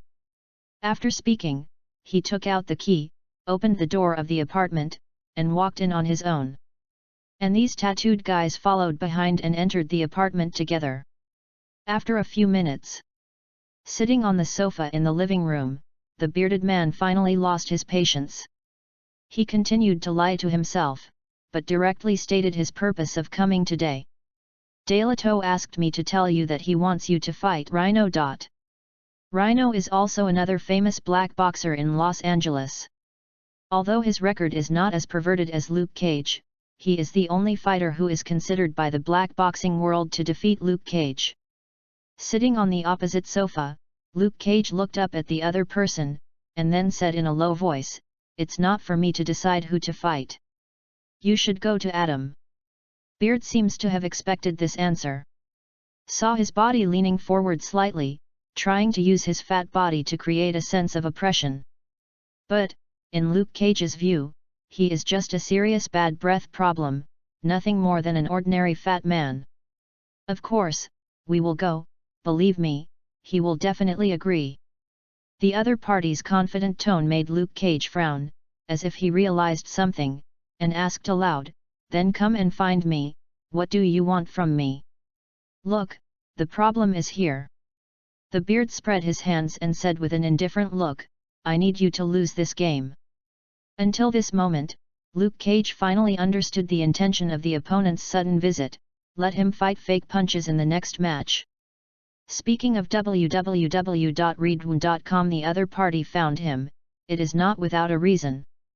Since he came to Los Angeles, after he made his name in the Diamond Heart Club, the entire underground black boxing world has known that there is an invincible black man named Diamond in the east of Los Angeles.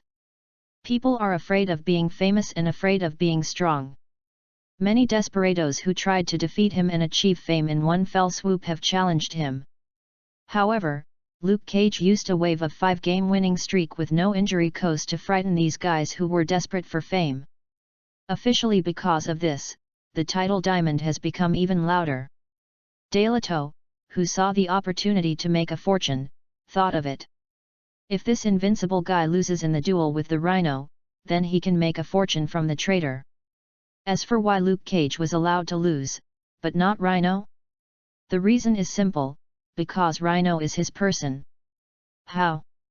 In return, you can get 10% of the profit, and you can also become a signed boxer under Delato, go to other places to participate in boxing competitions, and enjoy countless pros and cons, and countless women. All beckoning to you. Such conditions, I believe that no one will refuse. Before the chattering beard finished boasting, Luke Cage interrupted him directly, "I refuse." The scene suddenly fell into an inexplicable silence. The beard, who didn't expect Luke Cage to refuse, was instantly slapped in the face. The whole face, first from white to black, and finally, like a drunk who drank too much, flushed. Boom! I saw him slap the table abruptly and shouted, "Are you playing with me?" Chapter 49, For Invulnerability. Thank you. Outside the Diamond Heart Club, after Lion waved goodbye to a black guy, he picked up the note in his hand and looked at it. 420 South Figueroa Street. The address on the note is the address of Luke Cage's residence. This is the information Lion obtained from the black brother of the waiter of the Diamond Heart Club with words full of sincerity and $200. In his words, he is a big fan of diamonds, and I just wanted to meet him with Bara Bara. However, only Leon knows that this is not the case. He came to the door to persuade Luke Cage to join S.H.I.E.L.D. In his opinion, instead of letting Luke Cage, an unstable factor, do things outside, it is better to let him join S.H.I.E.L.D. and do something more meaningful. This is one of the reasons. The main reason is my own self-interest. If he can learn Luke Cage's invulnerability skills, then he is basically immune to bullet attacks. In that way, it will be of great benefit to the improvement of his combat power. After all, being able to ignore the heat weapon signifies that he has entered another extraordinary level. In this way, the situation that was penetrated by a bullet in Russia and almost caused heavy bleeding will not happen again. With such a tempting ability, how can Leon let it escape from his front? Furthermore, for all kinds of big events in the future, he, who deeply feels that his individual strength is weak, needs all the help that can be gathered. Whether it is a black boxing superpower or an elite agent who defected from other intelligence agencies. Therefore, regardless of public or private, he hopes to persuade Luke Cage through dialogue. After all, you can't beat it. Taxi. While he wondered how he could persuade Luke Cage's wording, he called a taxi on the side of the road and headed for his destination. 30 minutes later, he came to Luke Cage's residence according to the address on the note. However, when he came to the apartment on the 3rd floor, he found that the door of the apartment was open. Leon couldn't help but squat in his heart, hurriedly opened the door and walked in. When opened the door, it was a mess. Inside the house, the wall was pierced, the sofa full of bullet holes, the bearded man in a suit lying on the floor, and a sturdy man whose head was smashed into the bookshelf. All this seems to be telling Leon that there was a very stimulating fight, or one-sided frenzy just now. Because, in the house that seemed to have been smashed by a giant monster, Leon couldn't find the person he was looking for. In other words, this scene is probably caused by Luke Cage. Regardless of what happened here, Leon didn't have time to sort it out. Instead, he touched his smooth chin and began to think about a question: what Luke Cage would do next after making the whole house like this. The word that came to his mind for the first time was, escape. Thinking of this, Leon hurriedly walked into the bedroom, opened the closet and drawers, trying to verify his ideas. Sure enough. Unsurprisingly, there were traces of rumbling in the wardrobe and drawers. In other words, his idea is correct. Luke Cage has packed his things and is ready to escape. Leon returned to the living room again, picked up a bullet shell from the ground, put it in front of his nose and smelled it, and said to himself, well, the gun smoke reaction hasn't been less than 10 minutes, in other words, I still have time. Put the bullet back on the ground, Leon looked around immediately, as if he was looking for something. When his eyes touched the Dell notebook lying quietly on the coffee table, his eyes lit up. There is it. He quickly picked up the laptop and ran out of the house. He still remembered that at the entrance of the apartment, there was a surveillance camera.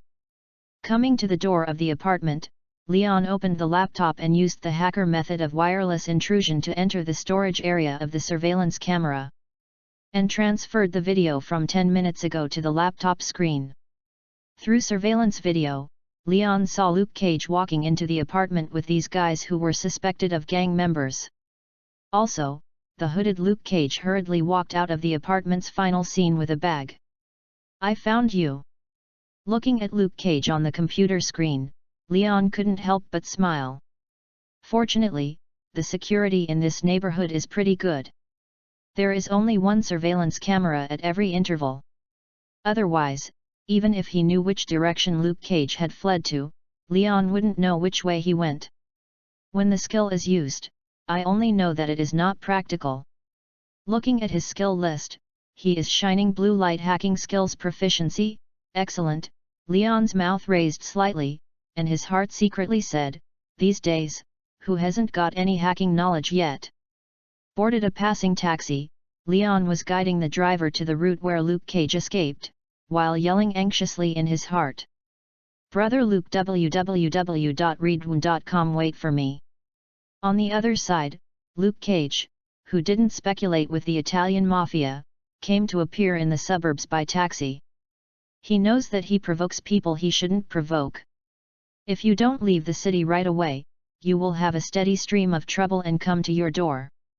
Therefore, he made a decisive decision. After simply packing his luggage, he contacted a local snakehead and booked the fastest boat to leave Los Angeles.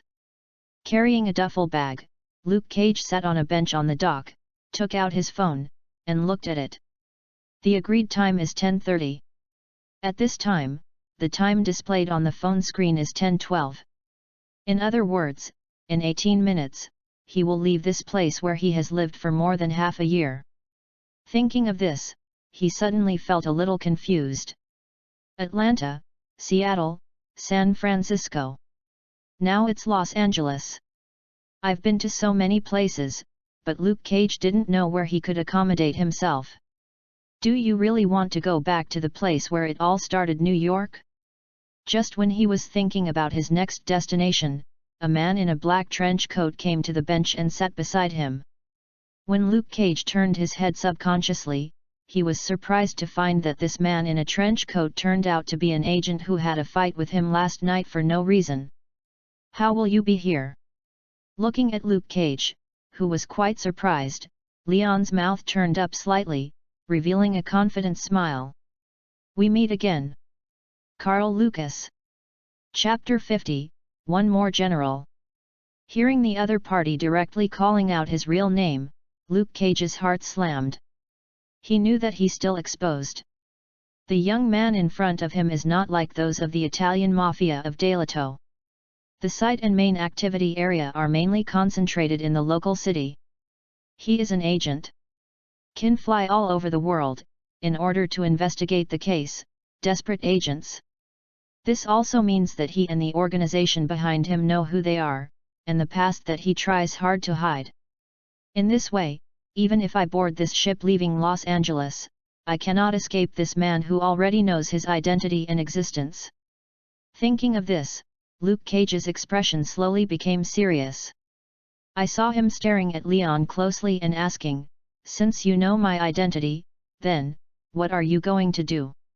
Along with this question, he secretly tightened his muscles to deal with the upcoming battle. However, Leon's answer was beyond his expectation. I just want to talk to you. Talk? What are you talking about? I don't even know you, and I don't even know what the organization of the National Land Strategy Bureau you mentioned is a real department. Luke Cage's tone was a little bit uneasy. Sometimes, the other person knows you well, but you don't know anything about the other person. It's very bad. Hearing Luke Cage's words, Leon, who was leaning on the bench, turned his gaze forward from the sparkling Los Angeles River to Luke Cage's face, and said, "Yes, trust. They belong to each other." While talking, Leon took out his SHIELD agent ID from the inner layer of the windbreaker and handed it to Luke Cage. "This is my identification." Luke Cage took a look. In addition to the unusually eye-catching eagle on the black ID, there were also Leon's ID photo, name, number, and other information. "Let's get to know once again." Leon stretched out his right hand to him, smiled and said, "Lion Coulson, an agent of the National Land Strategic Defense Attack and Logistics Support Bureau." Looking at Leon's hand and the gentle smile on his face, Luke Cage hesitated for a while, still reached out and held the opponent's hand, and introduced himself, Carl Lucas. Through this handshake, the two exchanged names, and at the same time they narrowed the distance a little bit closer. Feeling the other's tight body, Leon, who is slightly relaxed, also secretly said in his heart, "This is a good sign." The two were sitting on the benches, and they were talking while feeling the breeze blowing on the river in Los Angeles. "Carl, may I call you Carl?" Luke Cage just glanced at Leon and answered silently. Lion, when he acquiesced, he said, "I said Carl, are you going to run away like this for a lifetime?" Before Luke Cage could answer, Leon continued to say to himself, "I just came from your apartment. Those guys lying on the ground should be members of the local gang. Although you are curious why you put them like that, I don't think that is important. You have your own reasons, and I have no right to interfere. But, is your life really what you want?" Luke Cage remained silent. However, from his expression that gradually fell into contemplation, Leon knew that his mouth was working. Seeing the effect, Lion hurriedly hit the railroad while it was hot. "Although we have not been in contact for a long time, However, I think you are not a person who likes to solve problems with his fists. Maybe you will only use yours when you have to. Special ability. Perhaps it was Lion's openness and the affinity that he exudes that made Luke Cage feel his sincerity. Luke Cage, who had been silent for a long time, finally spoke. They want me to fight fake punches. If not, if you agree, let me taste their power. Leon suddenly realized, oh. It turned out to be like this, then they should have learned how good you are now. At this time, Luke Cage said again, since you know my name, you must know it too. Why did I serve in Hyman? Leon nodded, hidden drugs, manslaughter, then immediately added, however, I don't think you are a person who kills for drugs. Luke Cage took a deep look at Leon and said, how do you know? Intuition. Leon nodded his head with a finger and smiled. Intuition. Luke Cage muttered in a low voice, and asked Leon again, don't talk about me, talk about you. You appeared in front of me, definitely not to take me as a fugitive back to prison and continue to serve. If that is the case, you will not be alone when you come this time. So, what do you want from me? After finishing speaking, Luke Cage stared at Leon closely with those eyes full of exploration, trying to get all the answers from him. Lion, who had an early draft, also faced the gaze of the other party. www.readaloud.com slowly put forward his own proposal. I still have my organization, I can give you a chance. A chance to start again. Your ability can provide us with great help. As long as you join us, your case and everything that happened in the past will no longer be questioned. You can restore your original identity, or stand in the world with integrity. Before. Even if you want to find out the truth about why you went to jail, we can also provide all the resources you need. Lion's proposal is very attractive. Especially for Luke Cage, a fugitive who hides his true identity and hides everywhere, this is an excellent opportunity. A good opportunity to put my life back on track. After his wife passed away in a car accident, he thought that in this world, there is nothing more worthy of him to do. However, Leon's words rekindled hope for the future in his heart. Besides, he hasn't found out the truth of being framed back then, so how can he just let it go? After a long period of contemplation, Luke Cage finally accepted Leon's proposal. And persuaded Luke Cage, in case Leon is dreamy at night, he immediately took out his mobile phone and pressed a series of familiar numbers. The phone rang a few times before being connected. Hey, Leon, what's the matter? On the other side of the phone, there was a gentle magnetic male voice. Uncle Phil? I have someone here. I think it is very suitable to join our bureau and make a contribution to world peace. What do you think? What? Collison, who is far away in Washington, when he heard these words, he suddenly looked dazed. Chapter 51, Tony is and the story begins. After giving Luke Cage to his uncle to make arrangements, Leon was relieved to enjoy the last few days of vacation in Los Angeles. Watching the Lakers in the Staples Center, strolling on the Sunset Boulevard in the sunset, surfing in Manhattan Beach. Many places worth visiting in Los Angeles have left his footprints. He even ran to Universal Studios and took a picture with Harry Potter with a wave of scissors hands. During this period, Lion did not forget to spend a few unforgettable nights with two girls from the UK. On the last day of the holiday, Leon saw off two reluctant girls at the airport and took another flight to New York. However, not long after returning to New York, Lion, who had not had time to return to the headquarters to report, saw such a news on TV that shocked his heart.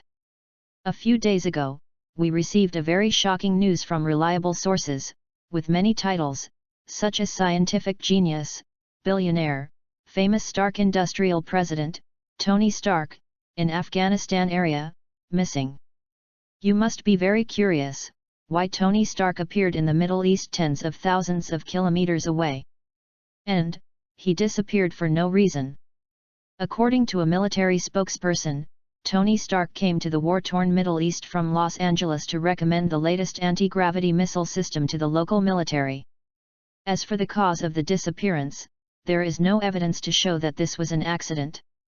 However, it cannot be ruled out that this was an organized, purposeful, and planned kidnapping operation. WHIH News Frontline, for you to report further. Let the beauty anchors on TV keep reporting the latest news. However, Lion's full mind was attracted by the news just now. Tony Stark is missing. Leon, who was shocked in his heart, knew very well the meaning behind this incident, that is, the story of the Marvel movie is about to begin. Past life, as an ordinary 21st century youth, in the context of superhero movies all over the world, Lion naturally also watched Marvel's superheroes on the big screen, showing their charm in many movies.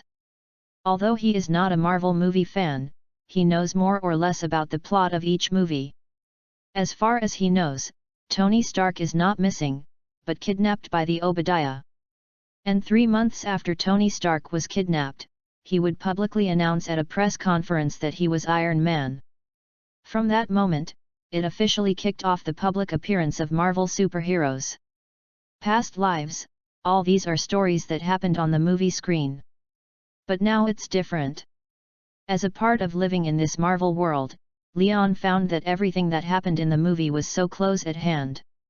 Especially when he returned to the SHIELD hub and learned from Hill that SHI. The strong sense of crisis in Leon's heart is like a continuous aftershock, constantly attacking his heart. As one of the founders of S.H.I.E.L.D., Howard Stark's baby son, Tony Stark's safety is also closely watched by S.H.I.E.L.D. Leon, who is disturbed in his heart, also wants to join this search and rescue team, to see if there is a chance, and Stark, who has not yet become an Iron Man, has a familiar face. But, unfortunately, he was not selected into this team. Not only him, but also Eagle Eye Clint Button, who has been promoted to a 7th-level agent, was not selected. Perhaps, in the eyes of the senior officials of SHIELD, finding someone for this kind of work and sending them an elite agents like Hawkeye to do it is simply overkill. Although he lost the opportunity to deal with Iron Man, but after a few weeks, Lion ushered in his partner. One day in early November, Leon drove his silver Yamaha FZ6N, breaking the wind all the way to Staten Island, south of Manhattan. Parked the car in front of a large facility in the southern part of the island, Leon looked at the building disguised as a baseball hitting center and smiled knowingly. Here is Cocoon, the training base for new SHIELD agents to receive training and evaluation. Of course, only the insiders of S.H.I.E.L.D. will know how to enter the real Cocoon.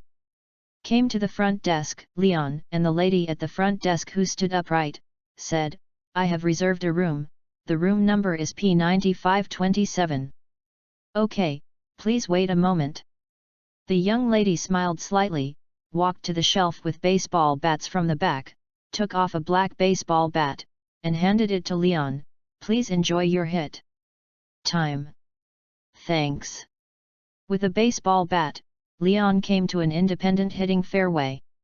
When he walked in, clenched the baseball bat, stood on the home base, and prepared to hit the ball, there was a slamming mechanical sound, and the position he was standing on began to descend suddenly.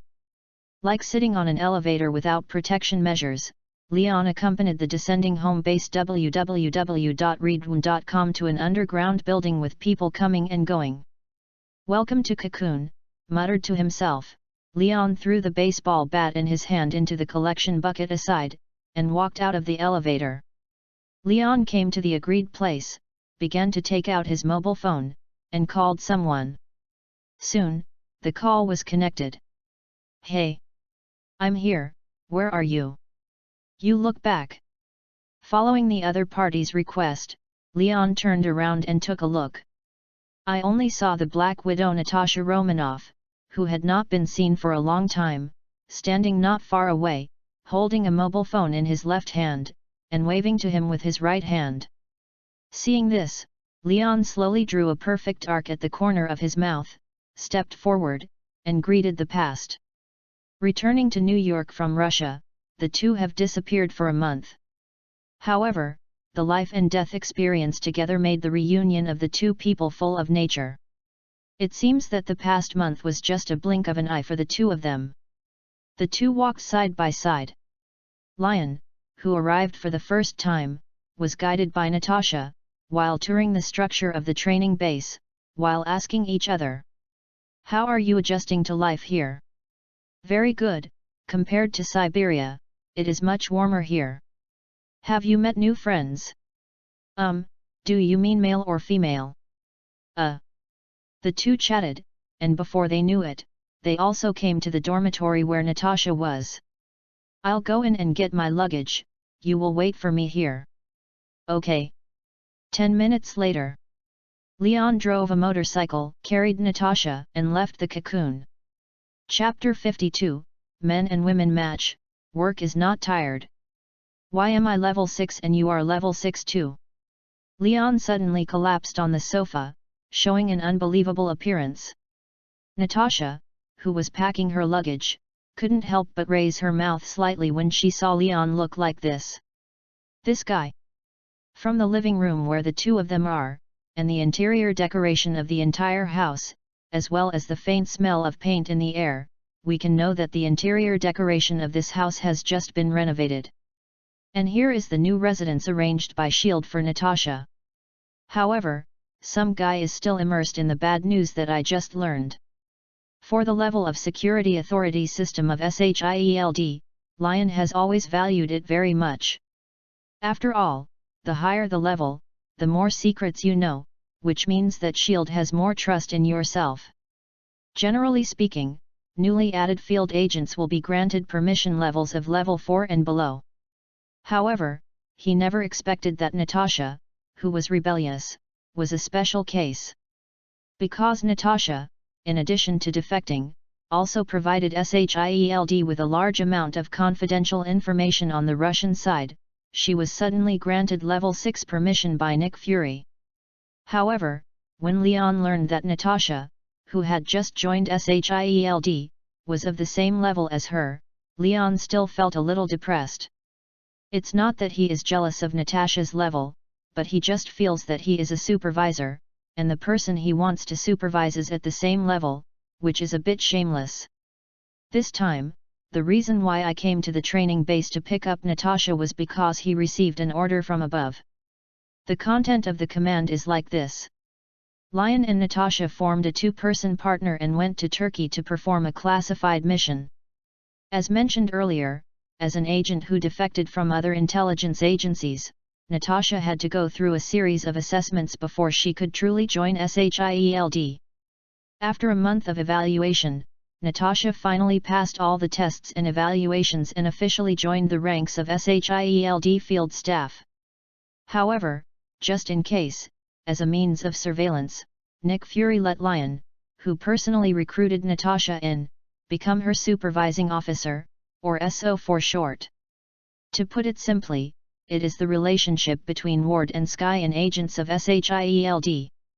However, unlike Sky who needs Ward to teach all aspects in the TV series, Natasha does not need Leon to teach her any common sense about agents.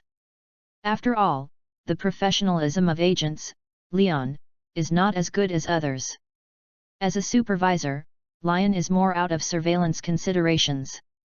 For this, Natasha was also mentally prepared. This is just a small price for changing jobs.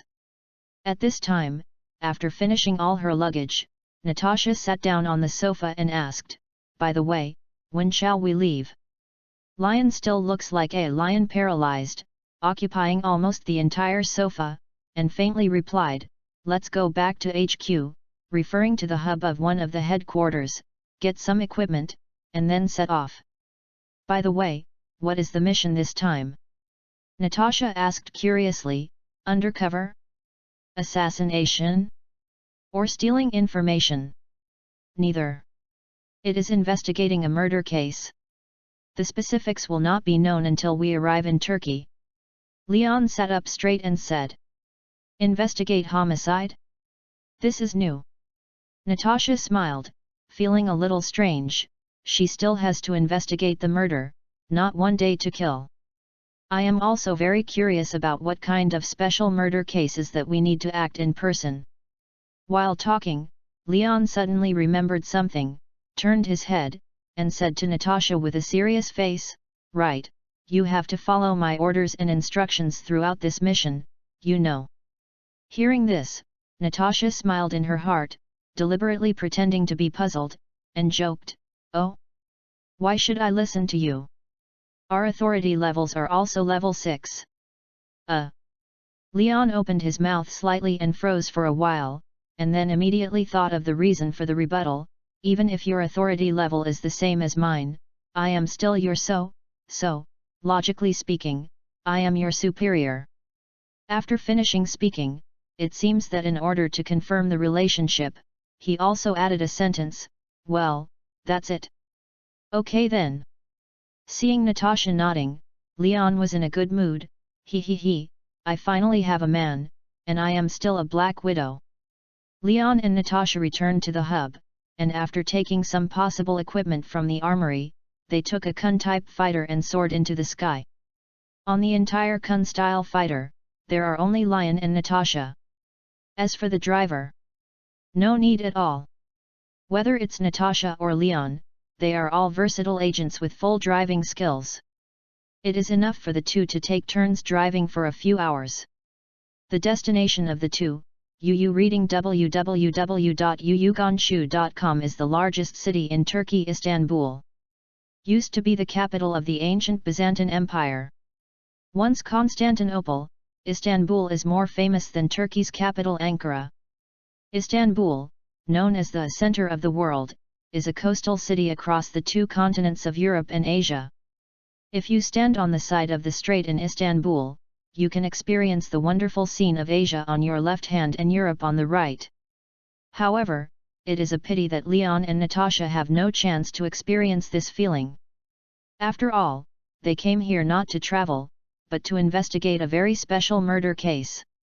After a long flight, the two drove the fighter plane to a secret SHI.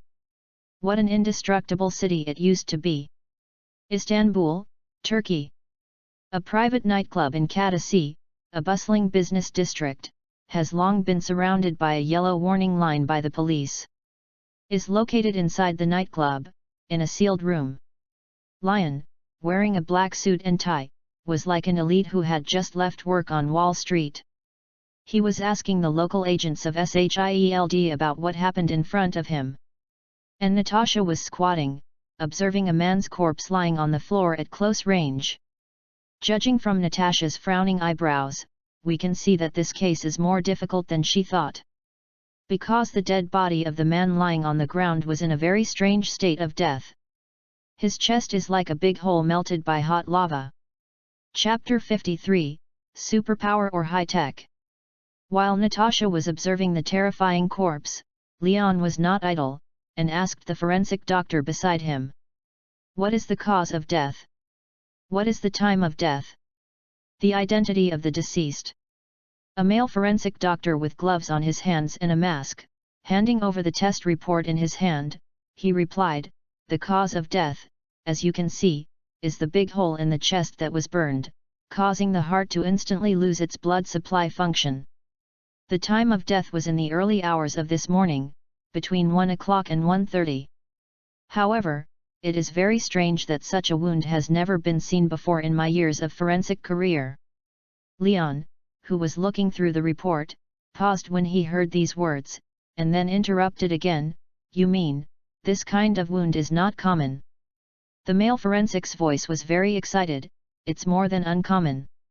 Generally speaking, a big hole is burned in the chest, and all the muscle tissue around the wound is melted. This is only possible when the temperature exceeds 1000 degrees. Wound. And a substance with such a temperature cannot be preserved by conventional means at all. It is even more difficult to turn it into a weapon."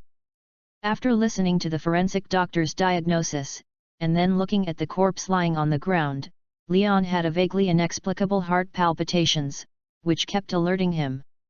From the moment he saw the wound of the deceased, Leon's instinct told him, this is definitely not an ordinary murder case. Now, the words of the forensic doctor have further deepened his suspicion of this case. He suddenly felt that behind this case, some supernatural power was hidden. He came through, but knows that in this world, there are not only their ordinary human beings. Aliens, demons, superpowers, gods.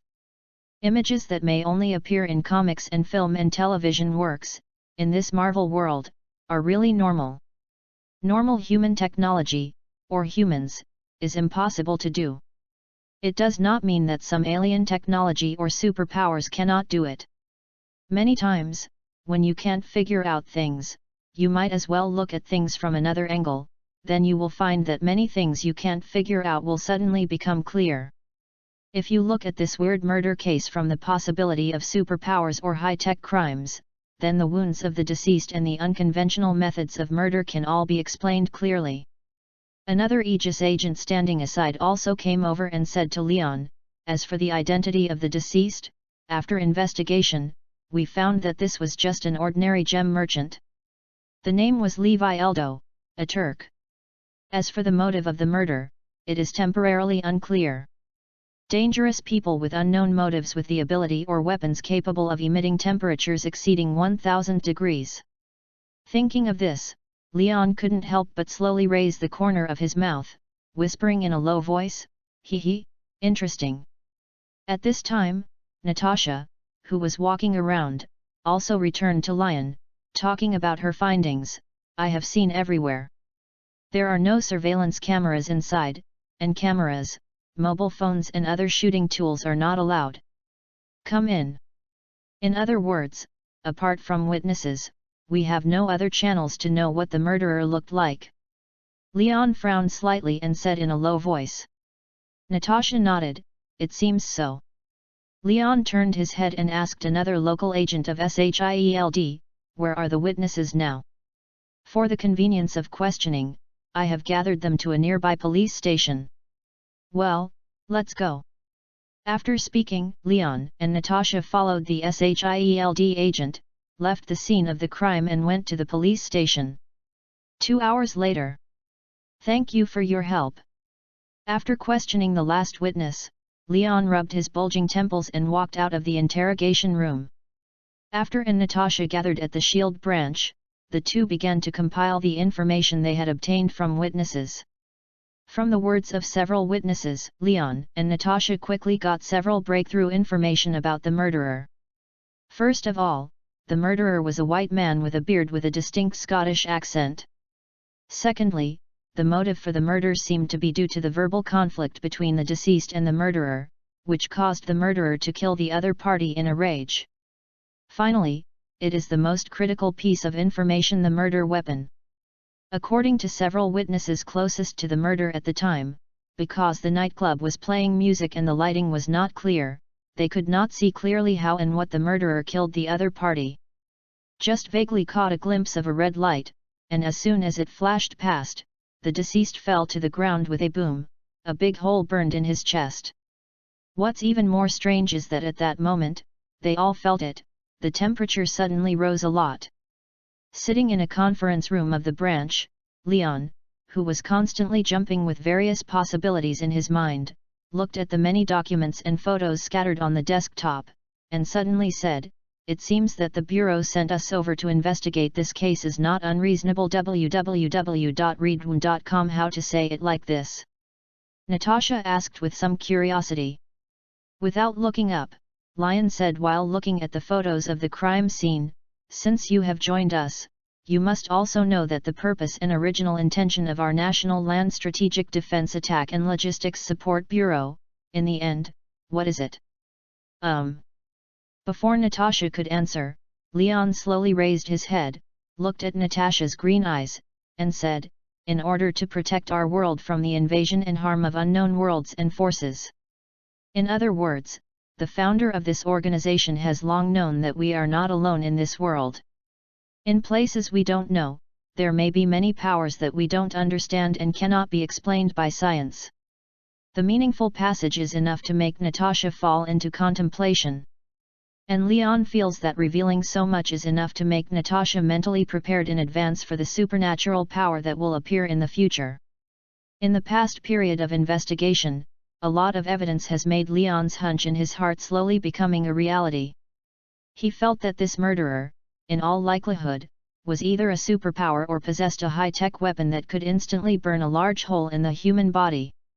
He is more inclined, this is the speculation of a superpower. After all, such high-tech military weapons cannot be developed so easily. Similar energy weapons, Hydra can only develop it by using the endless energy of the universe's Rubik's Cube. Now that the Cosmos Cube is in the hands of SHIELD, no one should be able to make such a powerful weapon for the time being. Everything, when they find the murderer, the truth will naturally come to light. Chapter 54, on the importance of scientist teammates. Start the experiment, the 36th time, the dendritic toxin paralysis gun shooting test. Accompanied by a young male voice, a faint gunshot suddenly sounded in the sealed laboratory. Boom! A mouse trapped in a transparent box, after being hit, immediately fell into the box swayingly.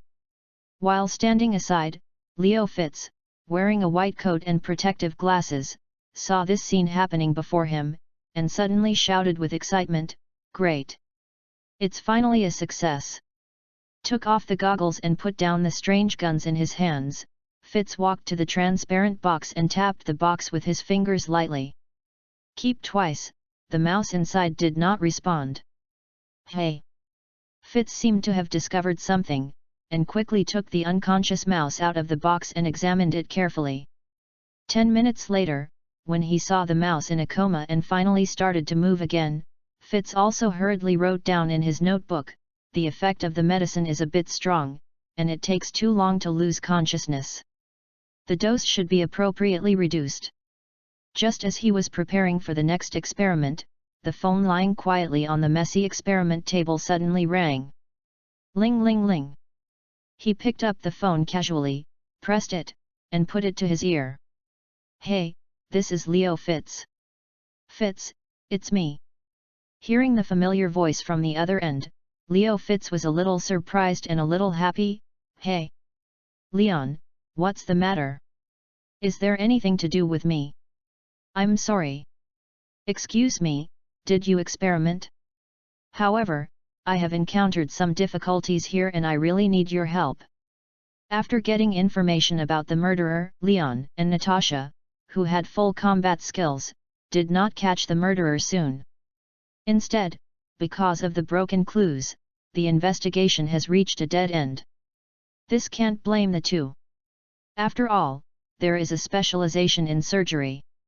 If it is sneaking, stealing information, assassinating these things, they are all good at them. As for investigation, this is not their dish.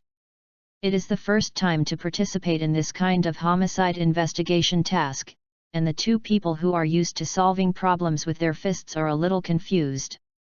However, Leon is not the kind of person who is unwilling to ask for help and insists on taking care of everything himself. Although he does not know how to find the trace of the murderer, there may be a way among the people he knows. That's why, he contacted Leo Fitz, who was far away in the laboratory of Shield College in Washington, and tried to ask for some help. The two people of similar age have become close friends when Leon deliberately got close. Hearing what Leon said on the phone, Fitz, who was full of great curiosity about science, was naturally very willing to help. After all, no matter which scientist he is, he has absolutely no resistance to the terms mysterious power or high-tech. What's more, the person who asks me is still my good friend. Based on what you said, I think there is a way for you to find the approximate location of the murderer. Really? What should I do?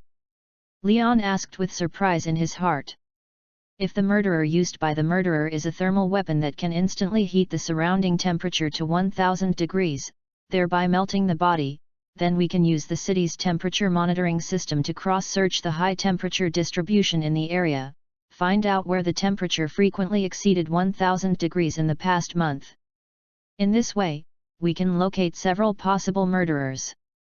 Hearing Leo Fitz's words, Lion, who had learned some physics knowledge, suddenly felt refreshed, and then said, in other words, we need to enter the city network of Istanbul, use the temperature monitoring system, conduct location screening, and then locate where the murderer might appear.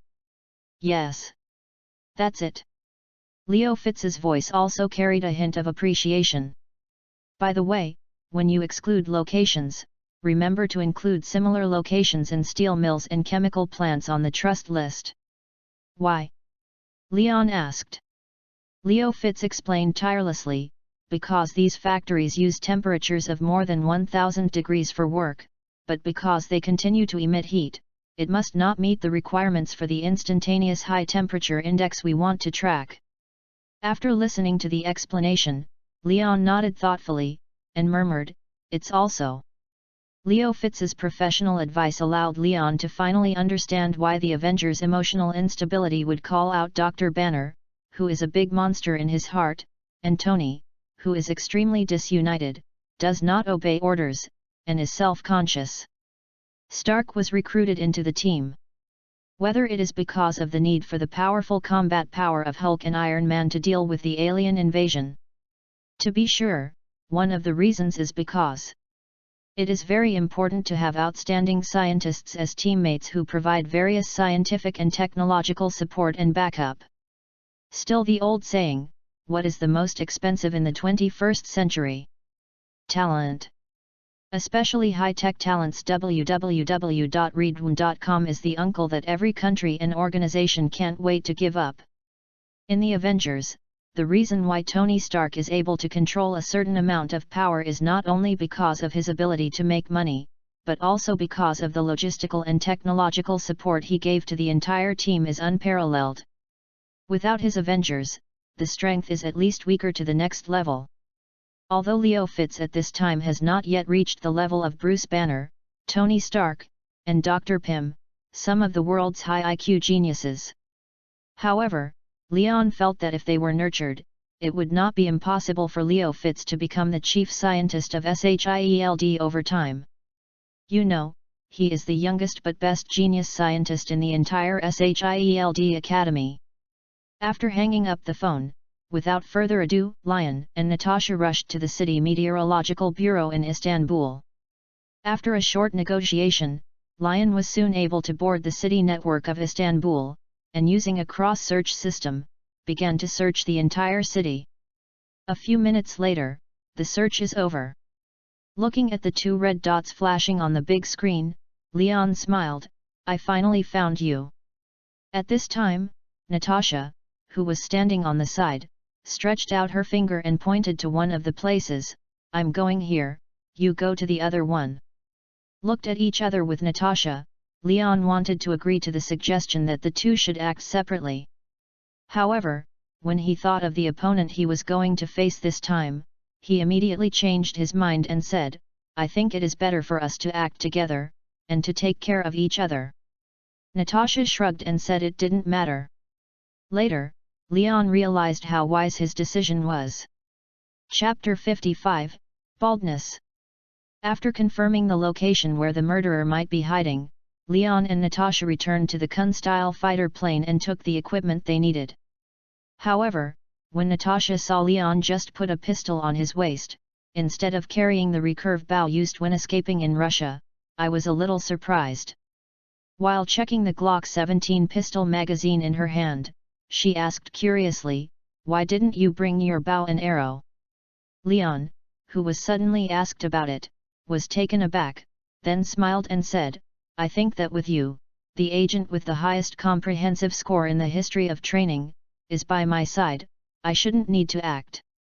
Said, he patted the pistol on his waist and said with a smug look, besides, my marksmanship is the same as my archery, so precise. Oh, is it? There is a chance, let's see who has better marksmanship than the last one. Anytime. While talking and laughing, the two left the fighter plane and went to a relatively close spot among the two suspects. 30 minutes later, the two stood in front of a single-family house with a few years of appearance. Leon first checked the address in his notebook, then closed the notebook, and said to Natasha on the side, "It should be here." Among the two locations, this is located in a residential area, and the frequency of high temperature warnings is much higher than that of the other location. If the goddess of luck is on our side, we may have directly found the prisoner's residence. Are you ready? Hearing Leon's words, Natasha also nodded, and then returned with a confident smile, "Anytime." Partnering with elite agents like Black Widow makes Leon feel particularly at ease. On the one hand, it is because the Black Widow's abilities are excellent in all aspects, which can be said to be the peak that a normal human can reach. On the other hand, it is walking alone with a partner, which are completely different concepts. No need to keep an eye on it. Looking at Leon behind me, naturally I feel more relaxed. Came to the front door, Leon and Natasha exchanged glances, and then they started knocking on the door. A few rhythmic knocks on the door, and did not get an answer quickly. It seemed that the other party was busy with something, and it was not until Leon knocked on the door for the second time that there was a response from the house. "Wait a minute, come right away," is a male voice. Besides, English with a distinct Scottish accent. The two inmates who matched the characteristics immediately made the two people standing at the door exchange glances with each other. Natasha, standing behind Leon's side, slowly stretched out her hand and touched the pistol pinned to her back. Just when the two of them were energized, the owner of the house finally appeared in front of them. Squeak! Accompanied by the push and pull of the wooden door, a white man in his 30s, wearing a sleeveless t-shirt with a bald head, looked at the two with a puzzled look. "You, what's the matter?" Judging from the other person's plain expression, it doesn't seem to be as if he just killed someone. However, the real murderer does not engrave the word murder on his forehead, nor does he say to others, "I just killed someone." Although the features are matched, further verification is needed. "Excuse me, is it Mr. Joseph?" "Yes, you are." Leon and Natasha blinked, meaning don't worry, wait and see before talking, and then took out a police certificate temporarily borrowed from the local police station from their pockets, shook the man, and said, "We are the police and want to ask you something. I wonder if it is inconvenient for you." Policeman. Hearing this sensitive word, the other party seemed a little surprised, and his face changed slightly. At this time, the little tricks learned from Hawkeye came into play again. When he saw that the opponent's pupils were slightly enlarged and began to erratic, unconsciously moving to the lower right, Leon's heart was a little certain about the identity of the man in front of him. "What can I do for you?" "That's it, we think." Just when Leon wanted to continue to talk, the sudden change occurred. "Careful!" Accompanied by an exclamation, Leon, unsuspectingly, suddenly felt that his waist was kicked severely, and he flew out to the left. Boom! Ouch! Leon, with his face on the ground, fell directly onto the lawn at the door. A swallow turned over and Leon, who turned around, had not had time to ask Natasha why she suddenly attacked herself, and saw an unbelievable picture. "I saw a man who was actively cooperating just now." At this time, he stretched out his right hand with a grim look and punched where Leon was just standing. And his two arms had already turned into an orange-red like molten slurry. If it weren't for Natasha's rapid reaction and kicked him away, he might have become what they saw today. Corpse. At this moment, Leon, who avoided the fatal blow, was shocked in his heart, and suddenly understood the other side's murder method and weapon. What exactly was it?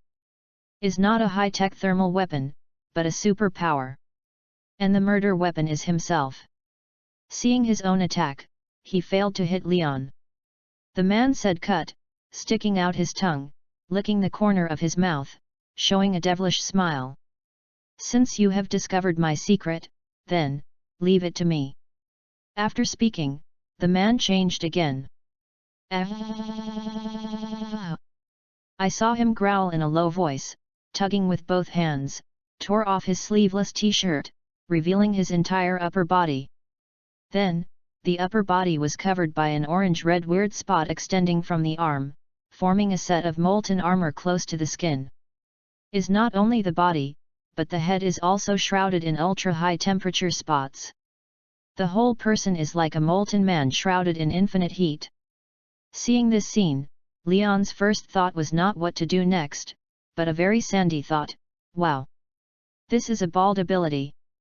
On the other side, Natasha, who had been stared at by the other party, stepped back while looking at Leon.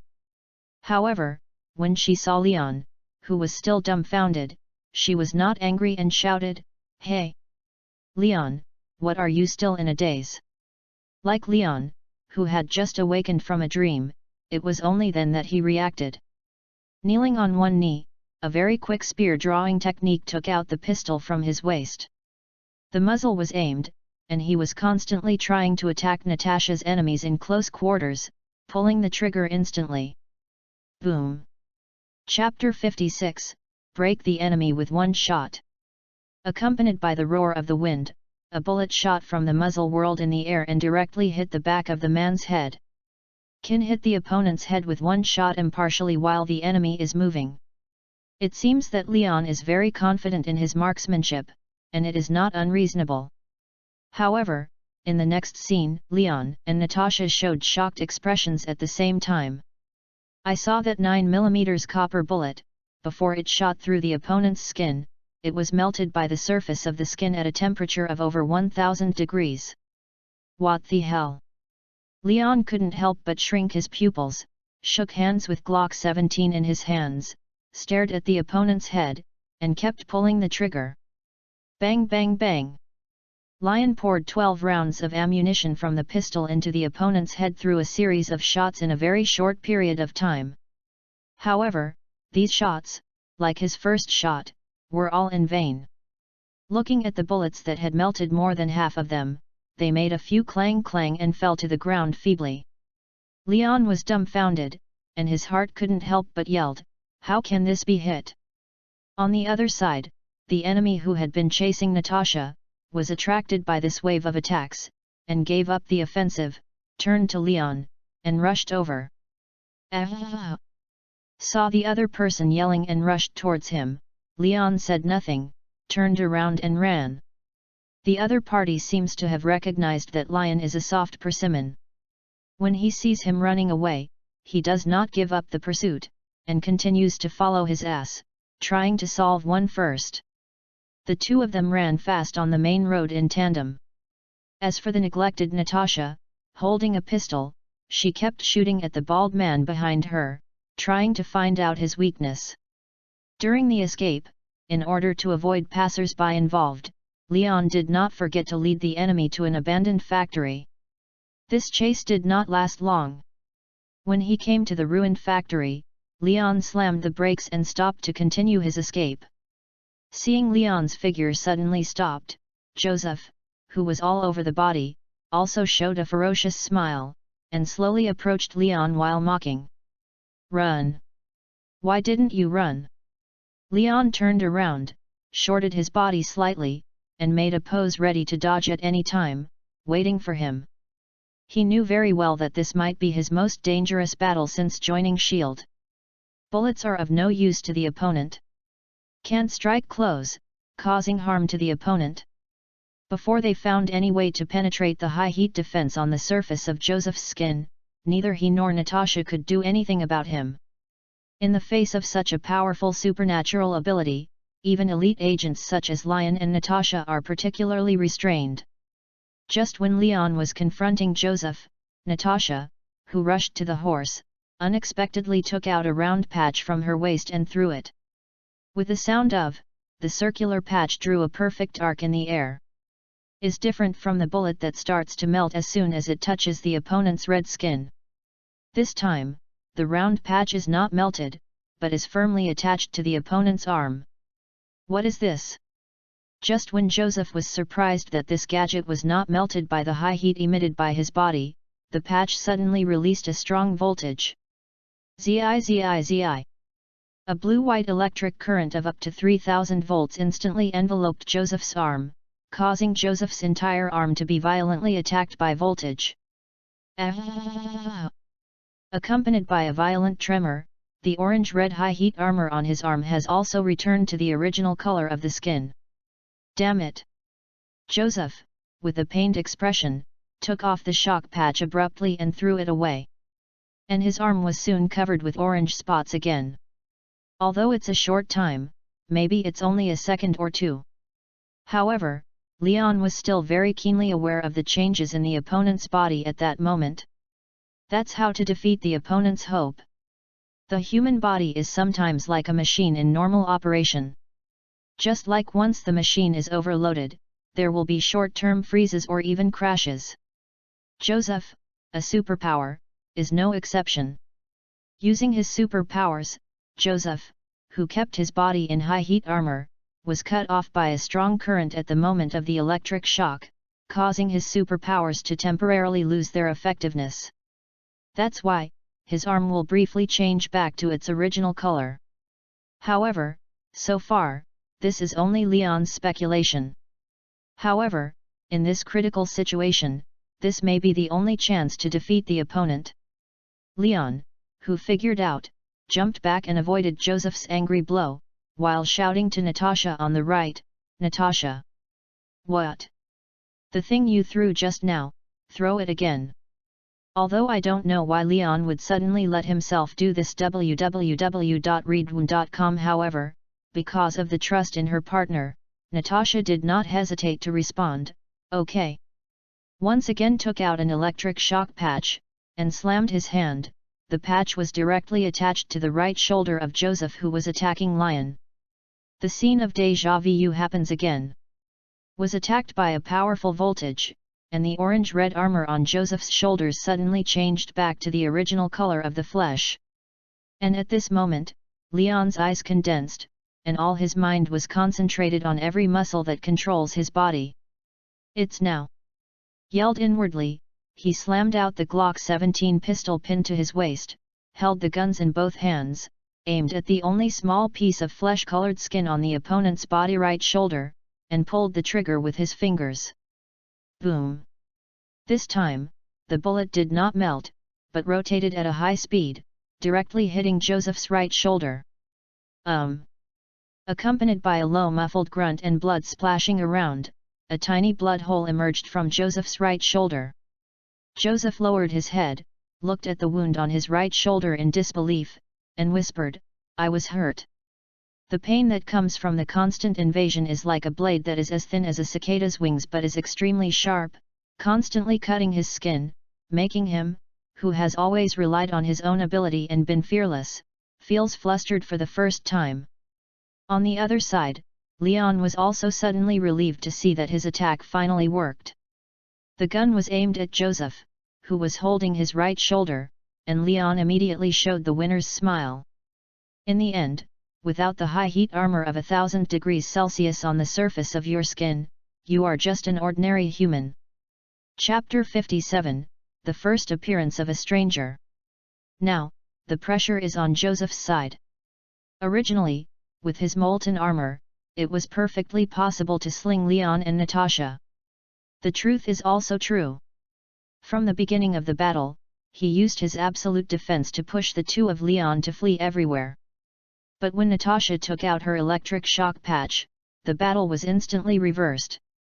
What I never thought was that there was such a huge voltage in that small circular patch.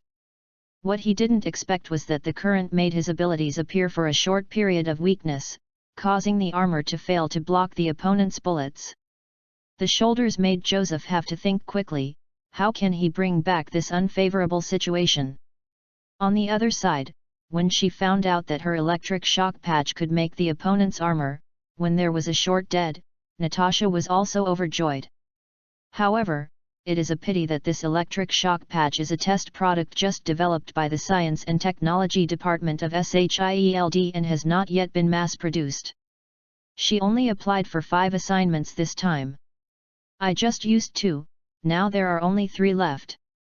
So, next, I have to make good use of it. Fortunately, the other party does not know how many such electric shock patches are still on his body. At this time, standing in front of Joseph, holding guns in both hands, the muzzle was always aimed at his Leon, and said again, "Joseph, you should be very clear about the current situation, right? Recover your ability and go back with us to assist in the investigation, otherwise, we will not be merciful. Next time, where I aim this gun, it will no longer be just your shoulder. Looking at the black muzzle, the icy breath that exudes, and Leon's threatening words, made Joseph's panic and could no longer conceal it.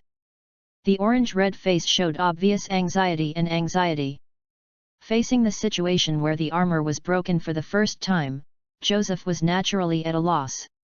Under such circumstances, he instinctively rejected Lion's suggestion. Hey! Go back with you, to accept the trial of those judges who have no right to decide whether I am guilty, and then be locked in a dark prison and spend my life there. As he talked, Joseph's rage was raging, his orange-red body seemed to have been blessed, emitting a more vivid red light. I saw him turned into a molten man, glaring at Leon, and yelling, "Don't dream anymore. Even if I die, I won't go back with you. I am the best genetically, a new human being selected by the elders." As soon as the voice fell, Joseph's eyes were flushed, as if he had knocked out medicine, and he rushed towards Lion. Before he could react from the other party's crazy remarks, Leon found that the other party's speed was faster than just now. Joseph's steaming fist, accompanied by a blast of wind, in Leon's eyes, constantly grows from small. Eyes and pupils dilated, Leon had no time to think, so he slammed his right foot on the ground and rolled to the right, avoiding the fatal blow. Leon, who avoided the opponent's attack, called for support while Joseph was still turning around. Natasha. The Black Widow standing not far away is also fast-eyed and quick-handed. Before Leon could call, she threw out the shock patch in her hand. Obviously, even if Joseph looks like a lunatic who has lost his mind. But, he still wouldn't forget how he was injured just now. When he saw Natasha making a move, he moved his body and tried to dodge the whirling electric shock patch. However, his ability is not about acceleration. Even if he tried to dodge, he was still hit by the circular electric shock patch. This time, the hit position was his abdomen. Damn it! Just when Joseph couldn't help but curse in his heart, two loud gunshots resounded instantly throughout the abandoned factory. Boom! Boom! The bullet flew out mercilessly from the muzzle, passed through the dust in the air, and shot in with great precision. Joseph's abdomen, which was not protected by armor, immediately made two pops. These two shots are no better than the one that hit the shoulder just now. Different parts can cause more damage. Joseph, who was shot in the trunk of his body, vomited blood while holding his abdomen, and he knelt on the ground with a bang. With his current serious injury state, it seems that he can no longer maintain his molten armor. Slowly, starting from the head, the orange-red spots on Joseph's body gradually faded and returned to the original color. Cough cough. At this moment, Joseph, who was on his knees and clutching his abdomen, coughed up a mouthful of blood, and stared at Leon with those hateful eyes. "If I don't die, I will definitely come back to find you again. Must." Seeing Joseph, who was almost belching, he was still stubborn. www.readaloud.com. Leon just wanted to come forward and give him a shot, but he noticed the favorability on the top of Joseph's head. Unknowingly, from the beginning the stranger has become hate. At this moment, Leon's heart could not help but a stormy sea. Hate. Before he could react, a hemispherical blue light curtain appeared suddenly and without warning above Joseph's head. Under the gaze of Leon and Natasha, a person appeared out of thin air in the light curtain. A man in a trench coat without eyes. Then, with the sound of boom, the space was slightly distorted. The next second, the light curtain disappears. Everything that happened before my eyes was so fast that even the time to exclaim was not given to Leon and Natasha. They could only watch. Joseph, who was originally kneeling on the ground, was hugged by the man in the windbreaker without eyes, and disappeared out of thin air along with the light curtain. However, unlike Natasha, who was shocked when she encountered two superpowers in just one day, Leon was shocked not by the appearance of another superpower, but the one who appeared suddenly. Even if it was just a glimpse, Leon still engraved the face of the other party deeply in his mind. Such teleportation ability, as well as that very conspicuous appearance, are all telling Leon, an undeniable fact that is the eyeless man of the alien race, Gordon. That is, everything makes sense. Joseph is not a superpower who suddenly appeared, but a member of the alien race. At this moment, Leon's mind suddenly sounded a long-lost system prompt. Ding! Hidden mission hate is completed, all good feeling levels are unlocked. Chapter 58, Surprised the Winter Soldier. The system prompt sound is always very pleasing to the ears in Lion. What's more, there was a hate that he had never seen before, which made Lion even more wanting to immediately sink his mind and enter the system panel in his mind for some exploration. However, when he caught a glimpse of Natasha, who was stunned, he felt that the most urgent thing was to clean up the mess here. After all, the system is always in my mind, I won't grow legs and run away. Looked at the murderer whose deeds were revealed, and disappeared in front of him like this. Whether it is Lion, who already knows the origin of the other party, or Natasha, who knows nothing, they are helpless against such supernatural phenomena. What should I do now? Natasha looked at Leon and asked aloud. I don't know, this is the first time I have encountered such a thing. Leon frowned and replied in a low voice. Then, he suddenly changed his conversation, however, at least we have found out the identity of the murderer. In this way, we only need to report the situation truthfully, it can be considered as an explanation. Natasha, who couldn't think of other great ways, had no choice but to agree. It didn't take long for the police and SHIELD branch agents to finally arrive at the scene. As many passers-by have witnessed it, Joseph transformed into a molten man, chasing Leon all the way.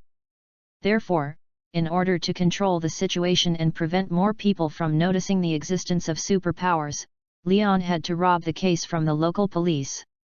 As for the local police station, it is to leave information about the murderer and ask them to put him on the wanted list, which can be regarded as an explanation. Of course, the method used by the murderer to kill is naturally included in the confidential information of S.H.I.E.L.D. After handing over the remaining follow-up questions to the S.H.I.E.L.D. branch for finalization, Leon and Natasha drove the Quinn fighter and returned to New York.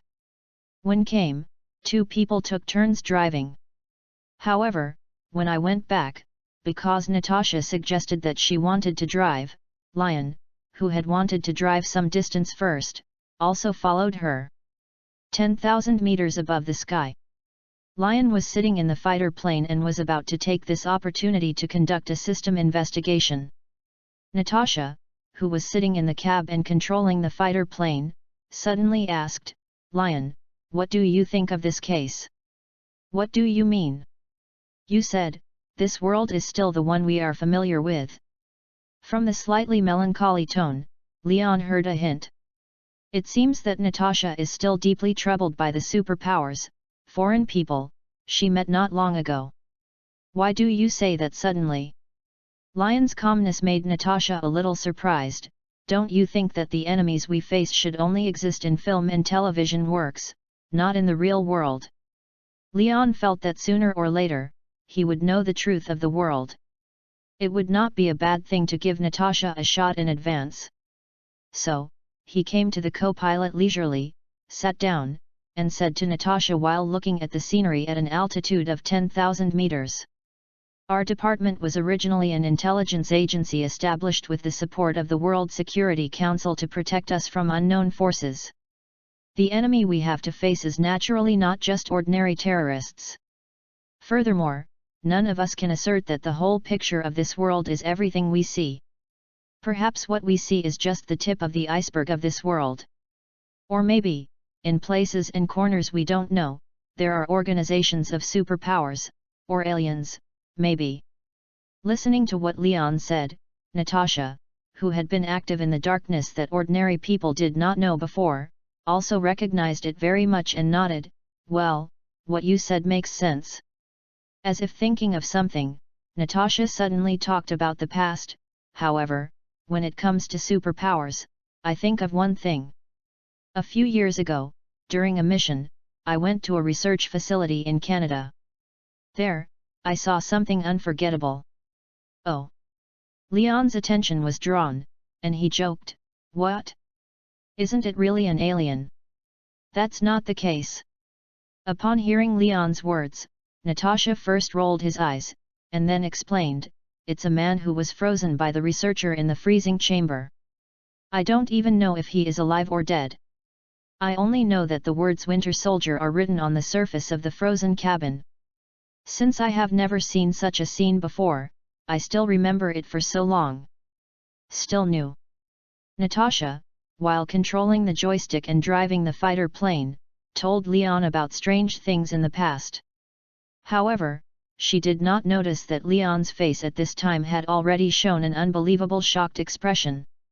The keywords of research facility, man in the freezer compartment and Winter Soldier made Leon instantly think of a plan: the Winter Soldier. He was taken aback. In this way, the frozen man that Natasha saw at UU reading www.uuganshu.com, is it a good friend of Captain America, Bucky Barnes? From the Black Widow's mouth, he was surprised to hear the news about the Winter Soldier. As far as he knows, the Winter Soldier project is a super soldier project that Hydra started as early as World War II. In other words, the research facility Natasha sneaked into, if nothing else, should be the secret base of Hydra. He straightened up abruptly, and hurriedly asked, "Besides the man in the frozen cabin, what other things do you find worthy of attention? For example, some organization signs, or clothing. If you can find the symbol of Hydra in that research facility, or any information about the existence of Hydra in this world, then Leon can take this opportunity to remind Nick Fury who is in the dark. This is a very critical key to saving the entire S.H.I.E.L.D. Well, I was just sent there to fetch some documents and did not stay too much. I didn't find the sign you mentioned. It's just that, judging from the number of guards and researchers in that facility, there must be an important base for an organization." Although from Natasha's words, it seems that there is no evidence that can be found, there is evidence of the Hydra base. However, getting the position of the Winter Soldier was a windfall for Leon. If Bucky Barnes can be rescued and his brainwashed state is cleared, maybe he can get some information about Hydra. Thinking of this, Leon felt that this secret research facility hidden in Canada, if you have a chance, you must go and take a look. Chapter 59, Hidden Tasks and Upgrade Requirements. As the standard fighter of S.H.I.E.L.D., the maximum speed of the Kun-type fighter can reach Mach 2.3. It didn't take too long. Leon and Natasha flew back to New York from Turkey. According to the usual practice, the two people who got off the plane should report to the Bureau immediately. However, because Leon was still thinking about his system prompts, he directly found an excuse to let Natasha return to S.H.I.E.L.D. alone to report on the mission. Although Natasha was a little curious about the something in his mouth, she was very witty and did not ask aloud. After all, everyone has their own privacy.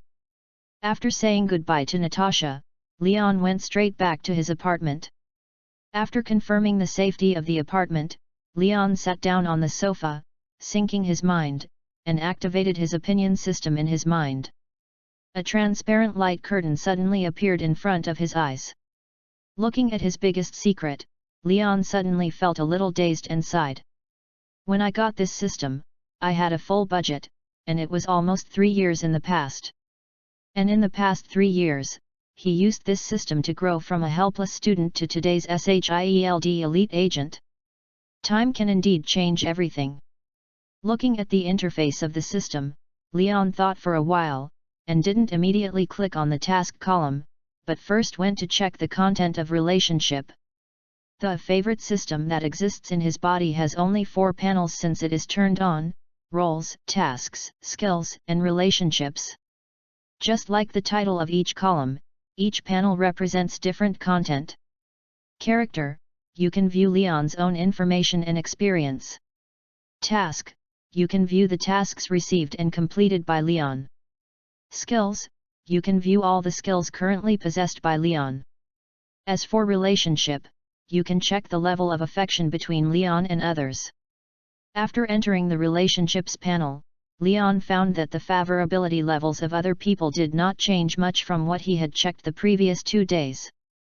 For example, Natasha is still passionate, Collison is intimacy, Luke Cage is harmony, Maria Hill is harmony. However, when he moved his gaze to the name Joseph, there was a bright red word, hatred.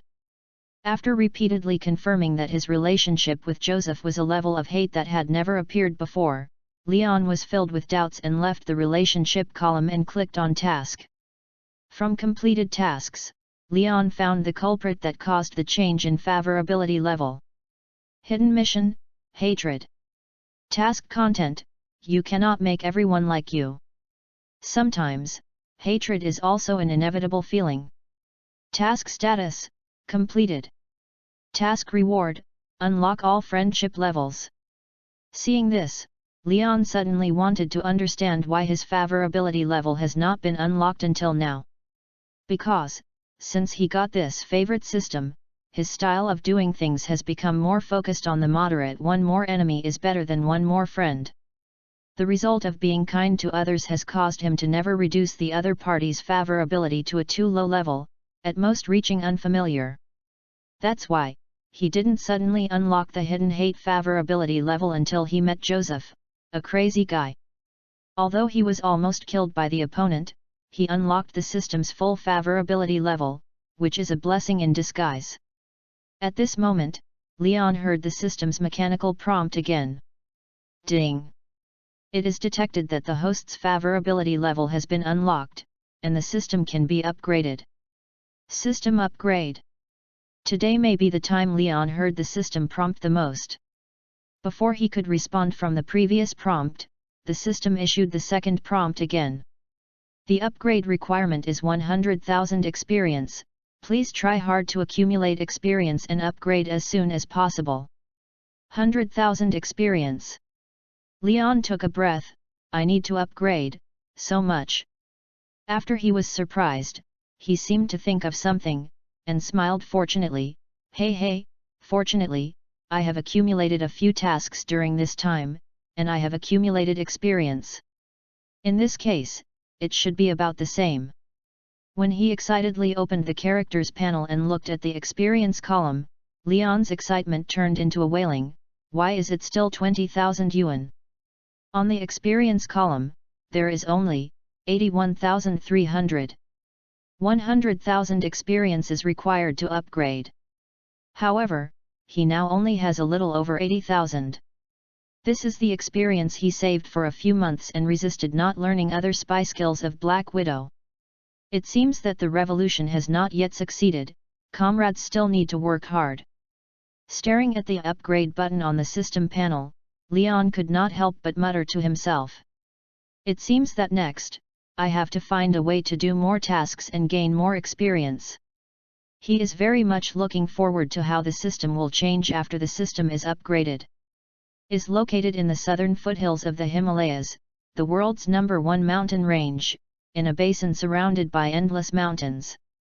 There is such a settlement that is surrounded by smoke and springs in all seasons. The antique buildings look like the ancient style of the Celestial Dynasty. www.readaloud.com. However, in this settlement that should be all yellow faces, there are different peoples who speak different languages everywhere. In an unusually harmonious environment, it faintly exudes a distinctive atmosphere. In a building with a very conspicuous height and floor space, a trial is underway at this time. There are 3 people standing in an empty room. Joseph, who disappeared out of thin air in front of Leon and Natasha, and Gordon, the eyeless man who took him away, are here. Besides, there is an Asian woman standing in the room. At this time, Joseph, who was very arrogant in front of Leon, knelt in front of an Asian woman, begging. Please, Jiaying, I won't do this next time, don't shut me up here. However, the Asian woman standing in front of him, facing his pleading, did not change her face, she was still cold. Do you know what a disaster you have done outside this time? Not only did you kill people, but it also attracted the attention of the police. If it weren't for Gordon, you would have died in the hands of those people. I know I was wrong, you forgive me. Joseph begged again. I don't think so, I think you need some time to reflect on what you did. And the best place is here. Throwing down these words, the Asian woman turned around and walked out of the room. As for Gordon, the eyeless man, he followed the Asian woman step by step, and did not forget to lock the door when he walked out of the room. Click! Not too far away, the two heard them, and from the room, there was a cry full of madness. What? Chapter 60, Special Christmas. After entering December, the remaining time in 2007 has become extremely precious. Especially near Christmas, many shops have launched Christmas discounts, making the streets of New York City extremely lively. Christmas is a very important holiday for many Western countries. They would rather miss the New Year than the Christmas time spent with their family. Even the agents are no exception. On this day, Leon was pulled up from the bed early by his uncle, saying that he was going to a garden shop in the suburbs to pick a tree as a Christmas tree for holiday decoration. Spending Christmas together is the only remaining repertoire of the single uncles and nephews each year. However, when Leon was pulled downstairs with sleepy eyes and was about to open the door, he found that the co-pilot was actually his work partner Natasha.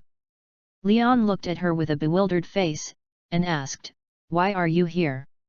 Natasha smiled without saying a word, but waved to him and told him to get in the car quickly. At this time, Collison smiled and slapped him, and explained, "I asked Natasha to come over." Leon looked at Natasha, then at his uncle, and suddenly realized. Needless to say, it must be another good old man like Collison.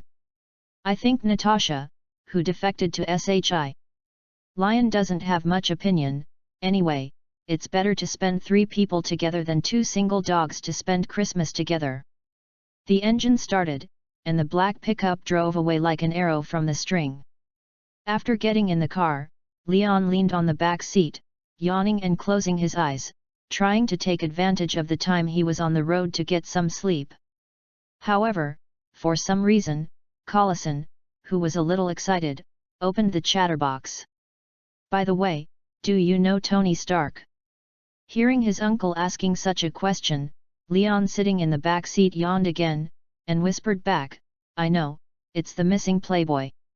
Unlike Leon, Natasha rolled her eyes as if she thought of something. Who is Natasha? The famous Black Widow. Trying to figure out what other people are thinking, and the ability to observe words and colors, but her housekeeping skills. Hearing Collison say the name Tony Stark, he knew what he wanted to say. Therefore, she also nodded her head to face, and then said, "Of course. I still remember that not long ago, SHIELD organized a search and rescue team to go to the Middle East for search and rescue activities. Have you found him?" Collison gave Natasha a slightly grateful smile, and then continued, "Unfortunately, this search and rescue team has been searching in the Middle East for nearly a month, but there is no news yet. It's just that, based on the information they collected, Tony Stark should have been captured by local militants. As for the purpose, I don't know much. After all, until now, no power has publicly announced that it is responsible for this matter. Maybe, he was taken away so that he could help make weapons." In the last sentence, Collison said in a joking tone. Lion, who was sitting in the back seat, heard his joke, and muttered in his heart, "You are really right. It was just for him to make weapons that he was captured." However, Leon is more aware that Tony Stark's behind-the-scenes messenger is not someone else, but for Tony Stark, Obadiah Stane, who exists like a father. Obadiah Stanban wanted Tony Stark's corpse. However, he did not expect that success is also Xiao He and Xiao He is defeated. The local militants who captured Tony Stark, but rescued Tony Stark from the brink of death after being shot in the chest. Sometimes, the birth of a hero is not caused by a specific environment. No matter what specific environment is experienced, the real hero will be born eventually. However, things that are tens of thousands of miles away are just a topic for the three people in the car. Under the lead of this witty old man, Collison, the atmosphere in the car gradually became more and more enjoyable. The car also unknowingly drove out of the city and headed for the outskirts. The surrounding scenery has gradually changed from cold high-rise buildings to low-rise single-family buildings. At this moment, Leon suddenly remembered a person and asked Collison, "By the way, Uncle Phil, how is Luke's side? Is the agent's life adapting well?" Although Luke Cage was handed over to Collison in this way, Leon's heart was somewhat worried about this man, whether he was well integrated into the life of SHIELD. After all, not everyone is suitable to be an agent. However, Collison's answer made him breathe a sigh of relief. "Oh, you said Luke. He is very good. He has been training in Cocoon recently to conduct evaluation activities. It should be a while www.readaloud.com to be able to perform the task." "That's good. Hey? Didn't Natasha tell you?" Hearing Collison's words, Leon was a little confused, then looked at Natasha and asked, "Natasha?" Natasha, who was sitting in the co-pilot, turned her head and gave a mischievous smile. "Oh, I forgot to tell you that when Luke and I were in the Cocoon, we were still students in the same class." Seeing Leon's mouth slightly opened, with a very surprised expression, Collison and Natasha couldn't help laughing. "Ha ha ha," I said, "he will be very surprised." He, yes. During the chat and laugh, the three of them also arrived at their destination. After the three arrived at the garden store, they took half an hour to carefully select a white fir with very neat branches and leaves, put it on the back of the pickup, and began to return. Because of the previous Christmas, I spent it at Collison's house. Therefore, after returning the silver fir back to Collison's home, Leon and Natasha began to rush to decorate this Christmas tree. A few days later, Christmas comes as promised with a first snow. When New York was covered by pure white, the pedestrians on the road were very playful. Either pick up a snowball and throw it into the distance, or walk with your beloved under the snow and enjoy the tranquility of winter. And in Collison's house, Natasha is also spending a somewhat special Christmas. Looking at the two uncles and nephews of Collison who were fighting with each other while eating turkey, she couldn't help but smile like a flower. This is her first Christmas in so long.